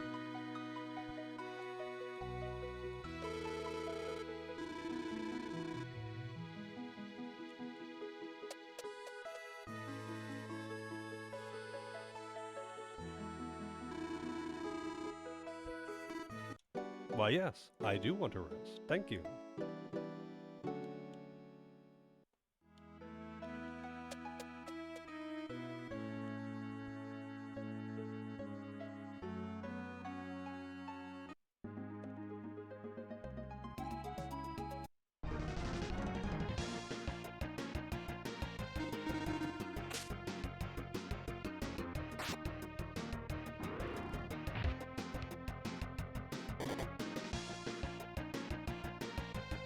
Cold shoulder.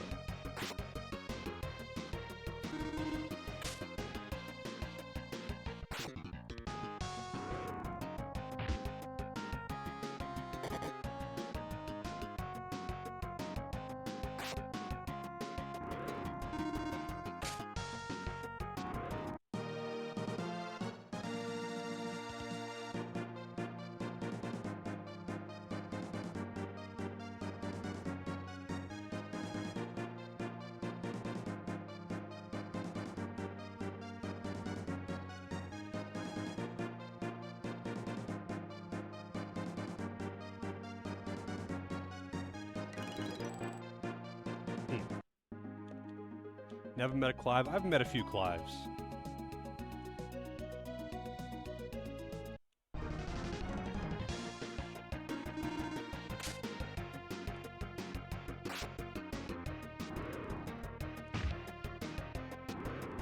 They're all much older than me, though. Like, I think all the Clives that I've met were, like, over 60.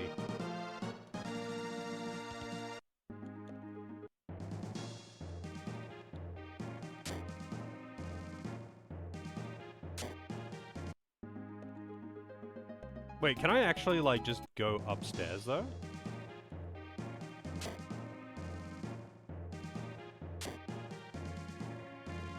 I seem to be able to just actually go through. I'm not gonna do that right now, though. Maybe I'll do that later when I'm less lazy. Clive Palmer? I mean, I've met a fair few Clives. Actually, not a fair few. I've met, like, I think 3 or 4 maybe in my life, but they've all been like over 60. So, I don't know what that says.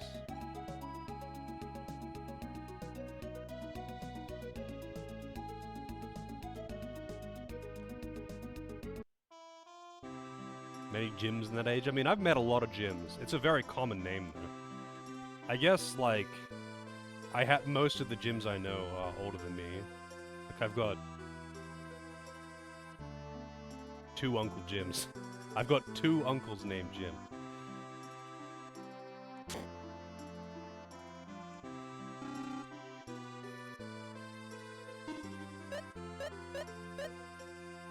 Bravery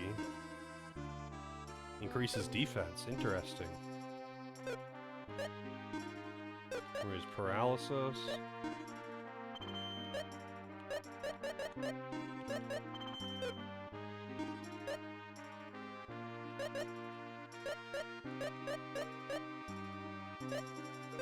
I'm kind of curious if those, like, are the, like, defense buffs and whatnot actually good? If they seem, like, I use the attack power buff, and it seemed to last the entire fight, or at least I didn't notice it go away. So I'm thinking they might actually last the whole fight, unless maybe you die or something. But, yeah.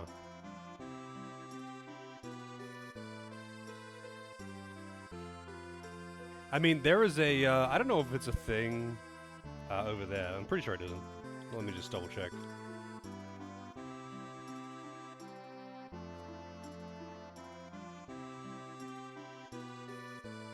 Yeah, it is. It is just an Australian thing.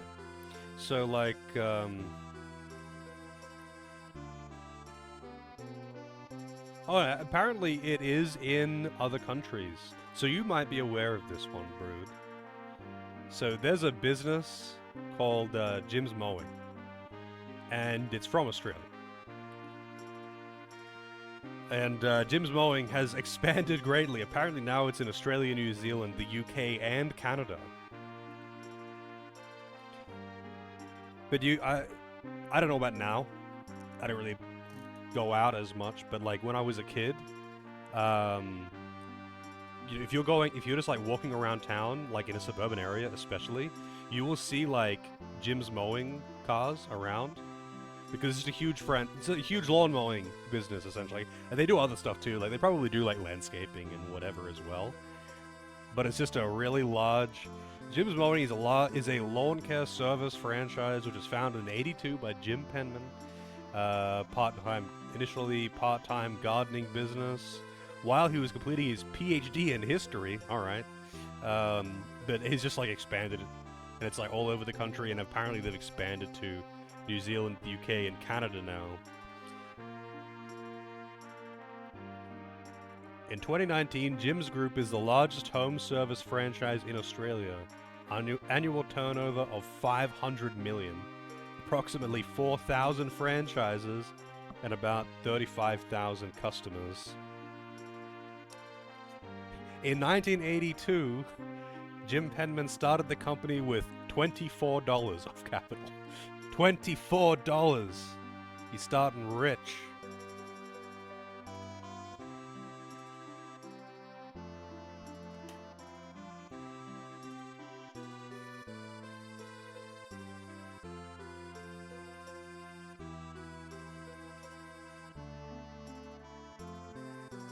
Jim's Mowings in the UK, all running locations. Yeah, it's a franchising thing. So, like, I think you just, like, buy into it or something. He's a bit of a dick? Really? Like, Jim Penman? Is he known to be an asshole or something? Is it like, what's his name? Shit. Don Burke? Who is apparently just a cunt of a person.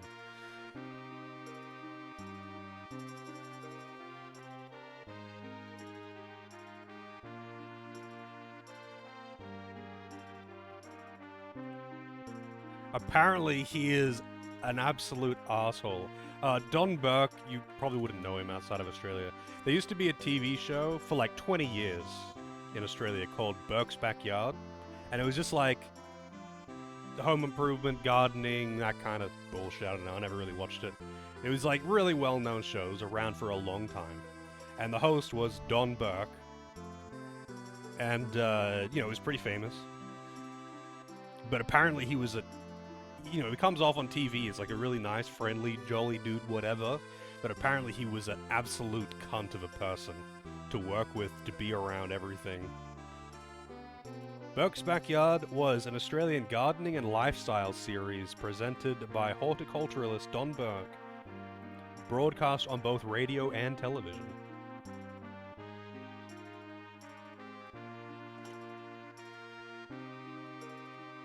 Jim Penman's name isn't even Jim? I mean, it says it's Jim Penman. Let's see. Oh, you're right. It is.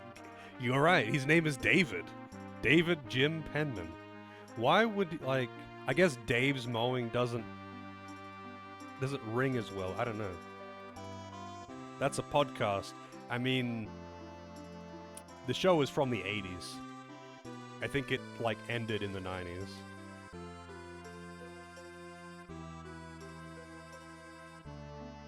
Actually, it's late 80s. And it went for 17 years. Countless employees allegedly suffered from Burke's bullying, lewd behavior, and sexual harassment. Man.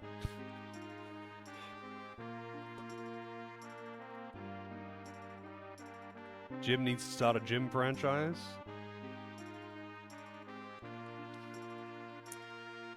Jim's Jim. I mean, it could work, you know?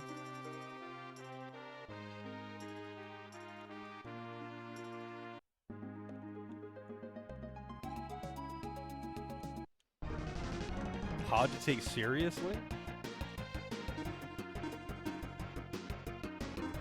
I don't think I find any accents difficult to take seriously. But I don't like some accents. I just don't like listening to them.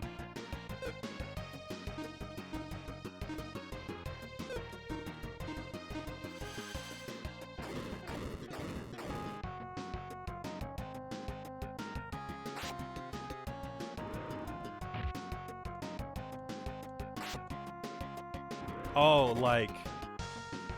It sounds... It doesn't sound hardcore enough. You gotta be talking like Batman.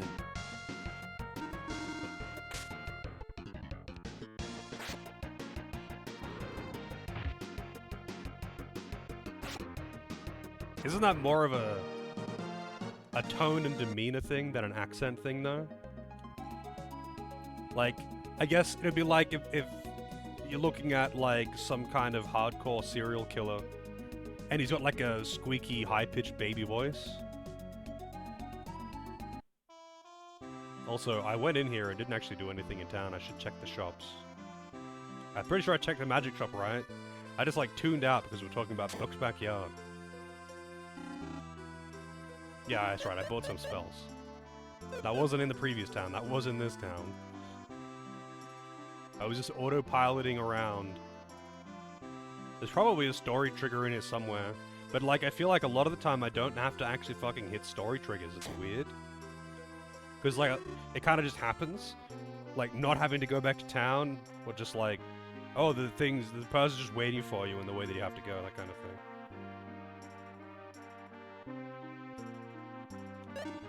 Oh, wow. That's...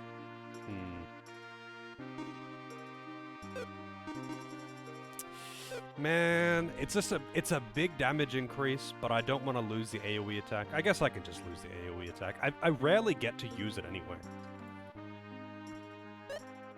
Rod doesn't have an IP attack. It doesn't raise int either. It's just kind of not very good. So, this Kukri has Thunder Blast, right? Does it inherently do thunder damage, or is it just thunder damage on the IP attack? Because it doesn't say that it has lightning element in it, just on the IP. Okay, I thought so. Also, kind of weird that it calls it a hatchet-like weapon. I mean, I guess...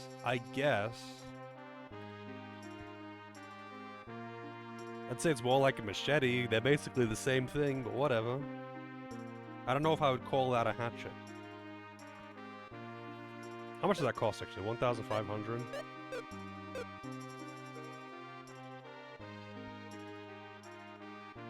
It's a it's... Well, I mean, it depends on what you define as a chopping knife. It basically is a machete. Really. Hey, Griever, how's it going? Good taste. I believe this one was Naru.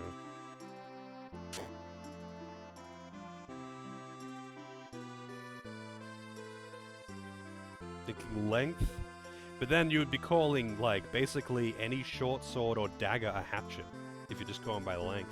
I guess, like, maybe you could compare it to a hatchet for the fact that, like, with a, you could use a kukri or a machete to, like, hack through shrubbery, bushes, that kind of thing. Like, you would use a hatchet for a similar thing to a machete if you were, traveling through, like, you know, dense overgrowth. Like, if I was, like, long chopping, yeah. Like, if I was traveling around through, like, bushland or something, which I've had to do, I would just take a machete, for sure. I don't want to, like, try and rip apart any kind of vines or shrubs with my hands. And I wouldn't use a hatchet for that, but you could use a hatchet for that, right?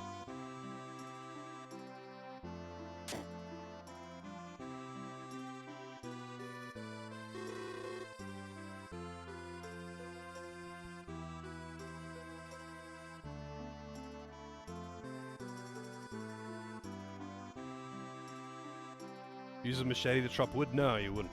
Like, unless it was a really, like, soft tree, you wouldn't. You would use an axe for that. You could use a machete for it or a kukri for it. They're basically the same thing. You could. You wouldn't cut hardwood with it, though. You would 100% use an axe for hardwood. But if it was just, like, a small, like, soft tree or shrub or anything like that, then yeah, you could just use the machete for it. In a pinch, you could definitely use one for it, but it's not going to last very long. Like, the blade is not going to last nearly as long as an axe would if you're cutting hardwood. And it would be harder to do as well, because there's less weight in it.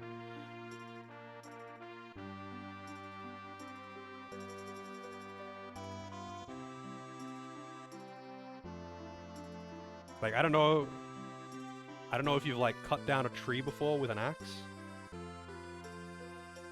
But, the fact that the axe is heavy really helps. It really helps. That's kind of a part of its power. Funnily enough, I have chopped down trees before, but I've never actually chopped up firewood. Like, part of the point of the axe is the fact that it is very heavy and weighted. Because the weight does a lot of the work.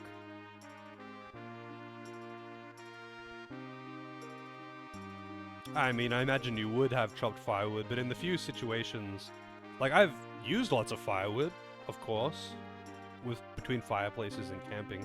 But, like, usually, if I'm using firewood, it's just already chopped up.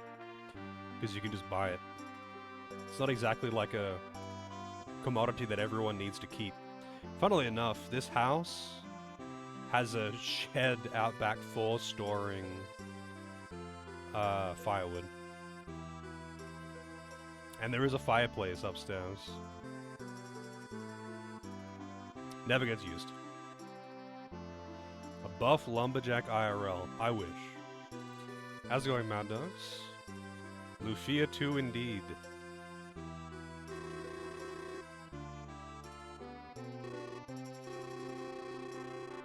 An apple-shaped ruby.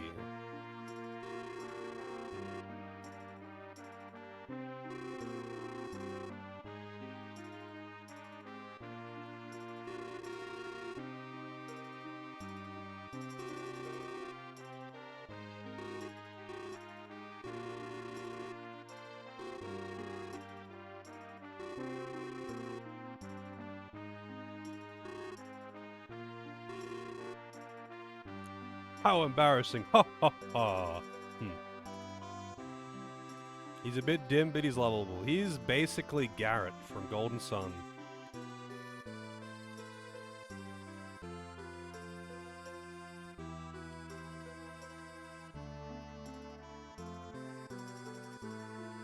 Well, lumber is a massive industry here, actually.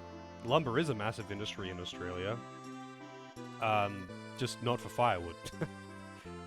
Not many parts of the country consistently need firewood. And even then, I think the parts of the country that consistently get, like, really cold every year, they just have, like, you know, heating, not fireplaces.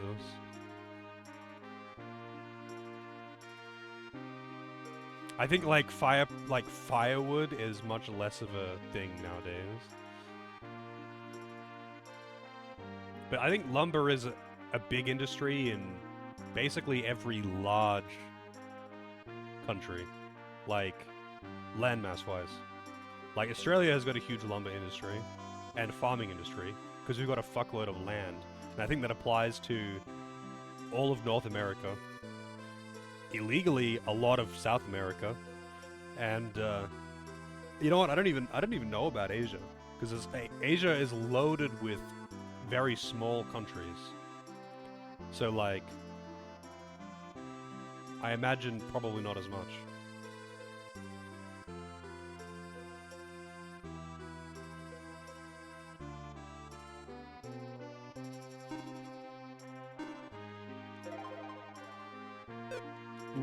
I don't really want to do another dungeon right now.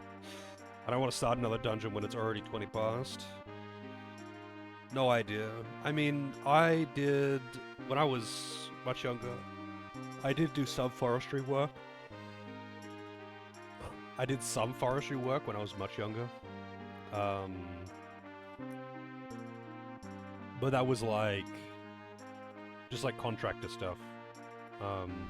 Planting and poisoning.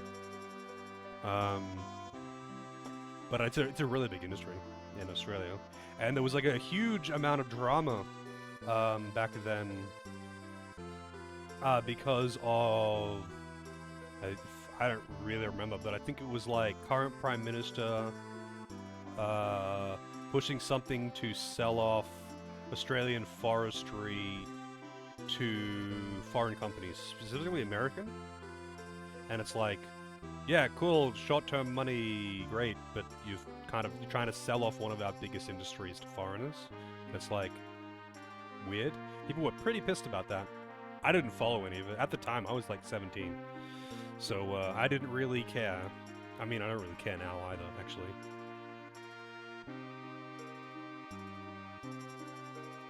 Yeah.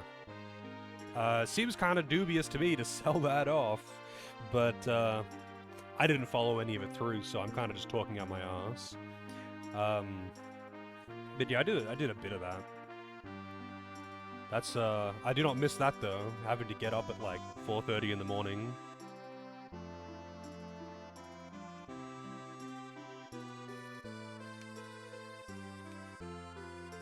That was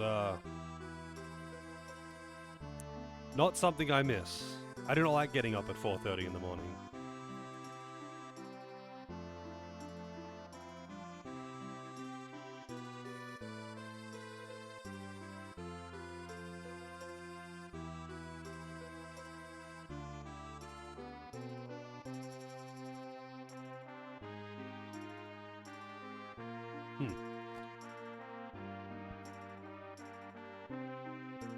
Yeah, getting up at 4:30, not fun. But that was actually mostly because I had to travel really far for it. Pretty much done everything as a job? No, I really haven't. I have done some odd things, but I have certainly not done everything. I've just done a handful of odd things by normal person standards, and that's like, and then not any of the normie shit. I've not worked at, like, Coles or something.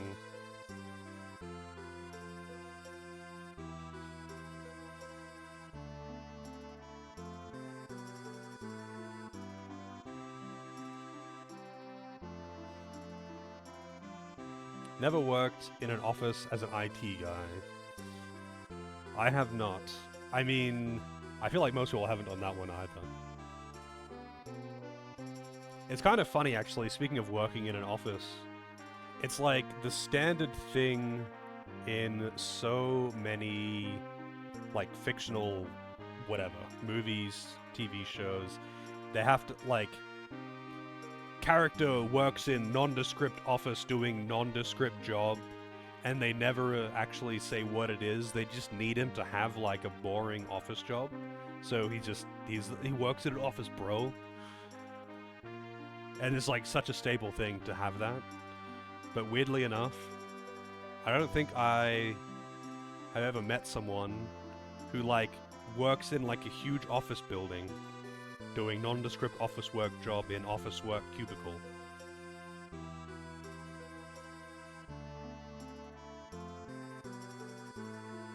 Yeah, I mean that's the point, right? It's an easy one to chuck in. Toro working in an office right now. Nice. Like, I'm sure I've met plenty of people online who have. I just mean in person. Most people that I guess it's part of because of what I've done and stuff like that. But like, most people that I know have had like, they've either like worked in hospitality or they've worked in trades or they've done something that isn't, you know, I'm an accountant at big accounting office.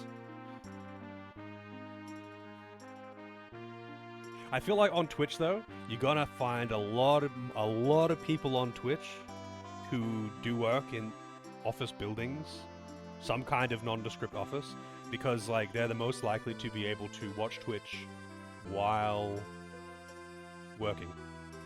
So like way more common on Twitch to encounter that. Specifically for that reason. You're not going to find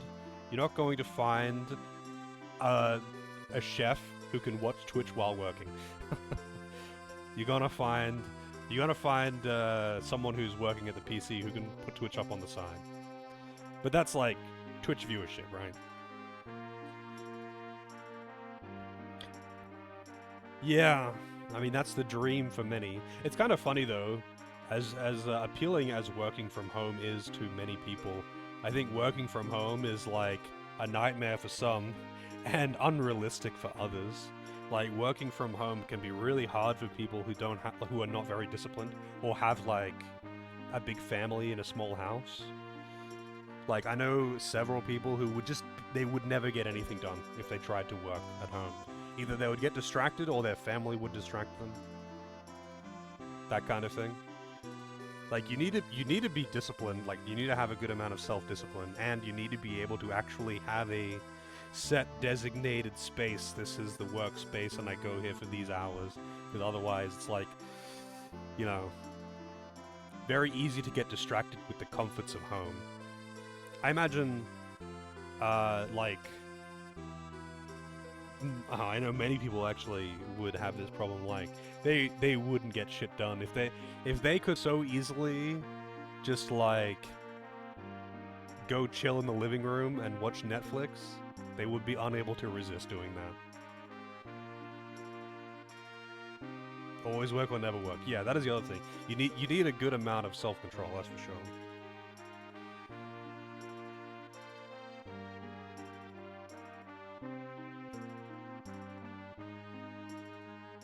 Yeah. Like you do need to have that. A lot of people can't do that though. Like a lot of people just would not be able to do that. Like I know some people some people like working from home is fantastic. Especially because like if they live alone or they are just generally disciplined, like they are able to focus and be comfortable. They don't have to put on a suit, they don't have to drive 2 hours to work, you know? That is amazing for productivity. Like for me, I would work way better if I was like doing office man work. I would do way better if I was at home. But like that's just me though. Like not everyone is good at time management. I'm not saying I'm great at time management, but like the only way that I can get anything done is by forcing schedules. So I'm kind of just used to doing that anyway. And most people, not most people, but a lot of people I would say just aren't, like, they just don't have that.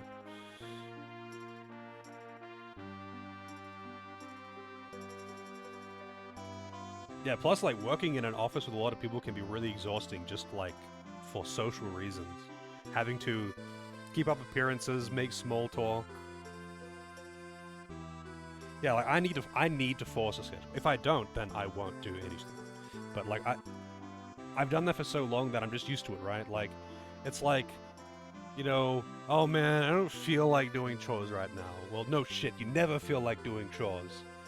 But that's why you force a schedule. Like you're never going to just feel like getting up and doing the dishes or like mopping the floors. And you're never gonna feel like cooking dinner. Actually, no, some people really do actually just like cooking a lot. Like, you're never gonna feel like just doing chores. That's why they're chores. But, you know, if I didn't force myself on a schedule, it's like, well, I'm doing it now, whether I like it or not. I would never get it done. I wouldn't feed myself. Chuck the dishes in the bin and buy new ones. The trick is to just buy paper plates. Disposable cutlery.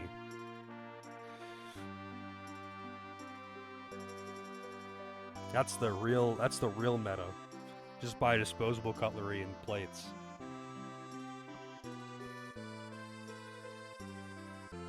I mean, I usually, when it comes to like doing the dishes though, I kind of just wash as I go. So, like, when I'm cooking, I'll watch as I go, and then when I'm done, I'll wash everything then, because it's the easiest.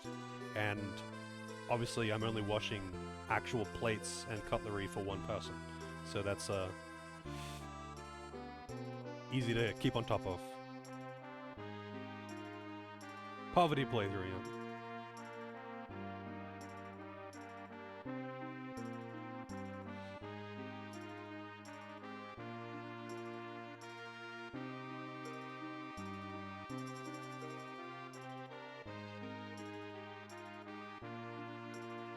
Honestly, I do not know how much it would cost to, like, use paper plates and plastic cutlery. I actually don't know how much that would cost. I can't imagine it would be very much, but I don't know. I do not remember the last time I bought disposable dinnerware.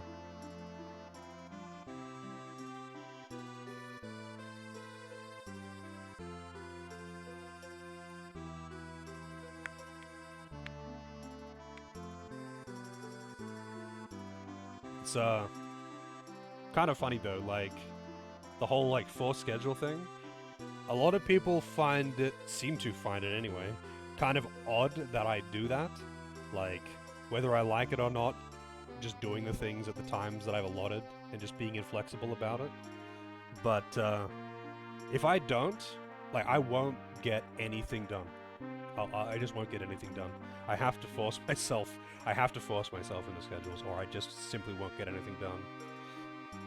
I guess I am both complete lack of discipline and also moderately disciplined at the same time. And this weird paradox.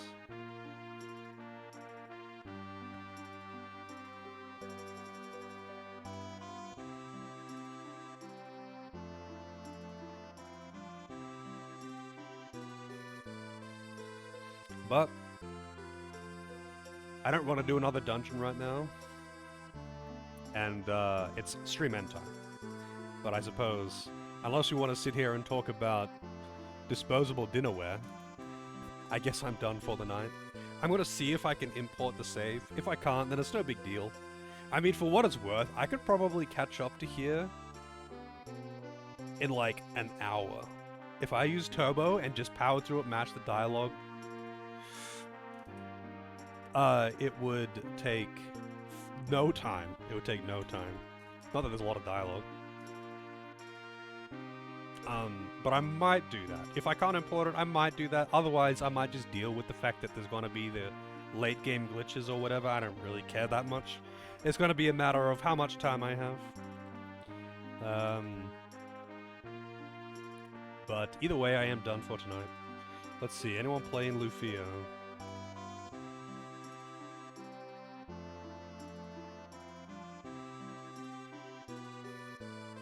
Someone doing Ancient Cave.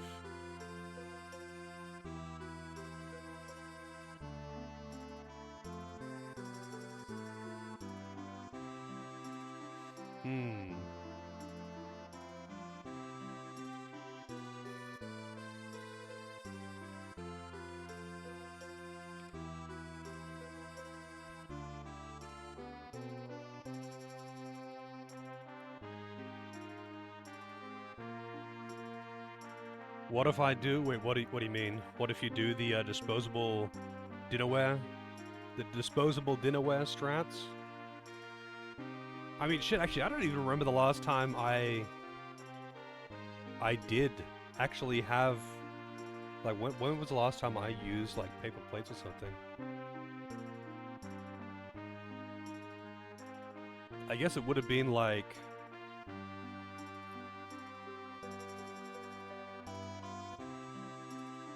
a few years ago? Yeah, actually, it would have been, like, a few years ago when I went to the beach with, like, a friend. Like, a friend's family, actually.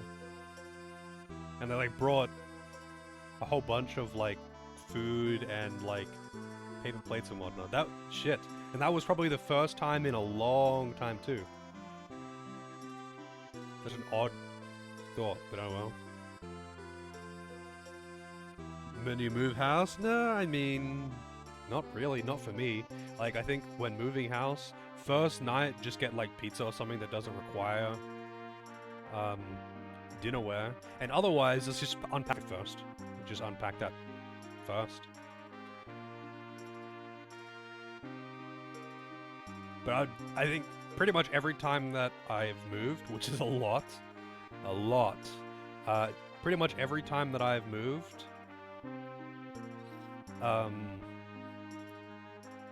just had like pizza that night. Because you don't need, you could get away with not having plates. You can get away with not having plates for it. And that's good enough for me.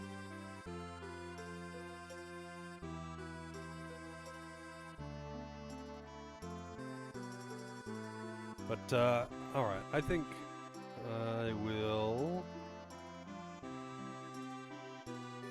raid up Ezwugi and be back tomorrow with some more of this. Yeah, you can just rip the top off the box too and use that as a plate if you really want to. But yeah, I will be back tomorrow. Here is the Discord, of course, for anyone who is not in there. But otherwise, hopefully see you all next time. Have a good one. Say hi to Ezwugi. He's doing Diablo 2 first time, apparently. Imagine that, playing Diablo 2 this late. But I'm out, so have a good one.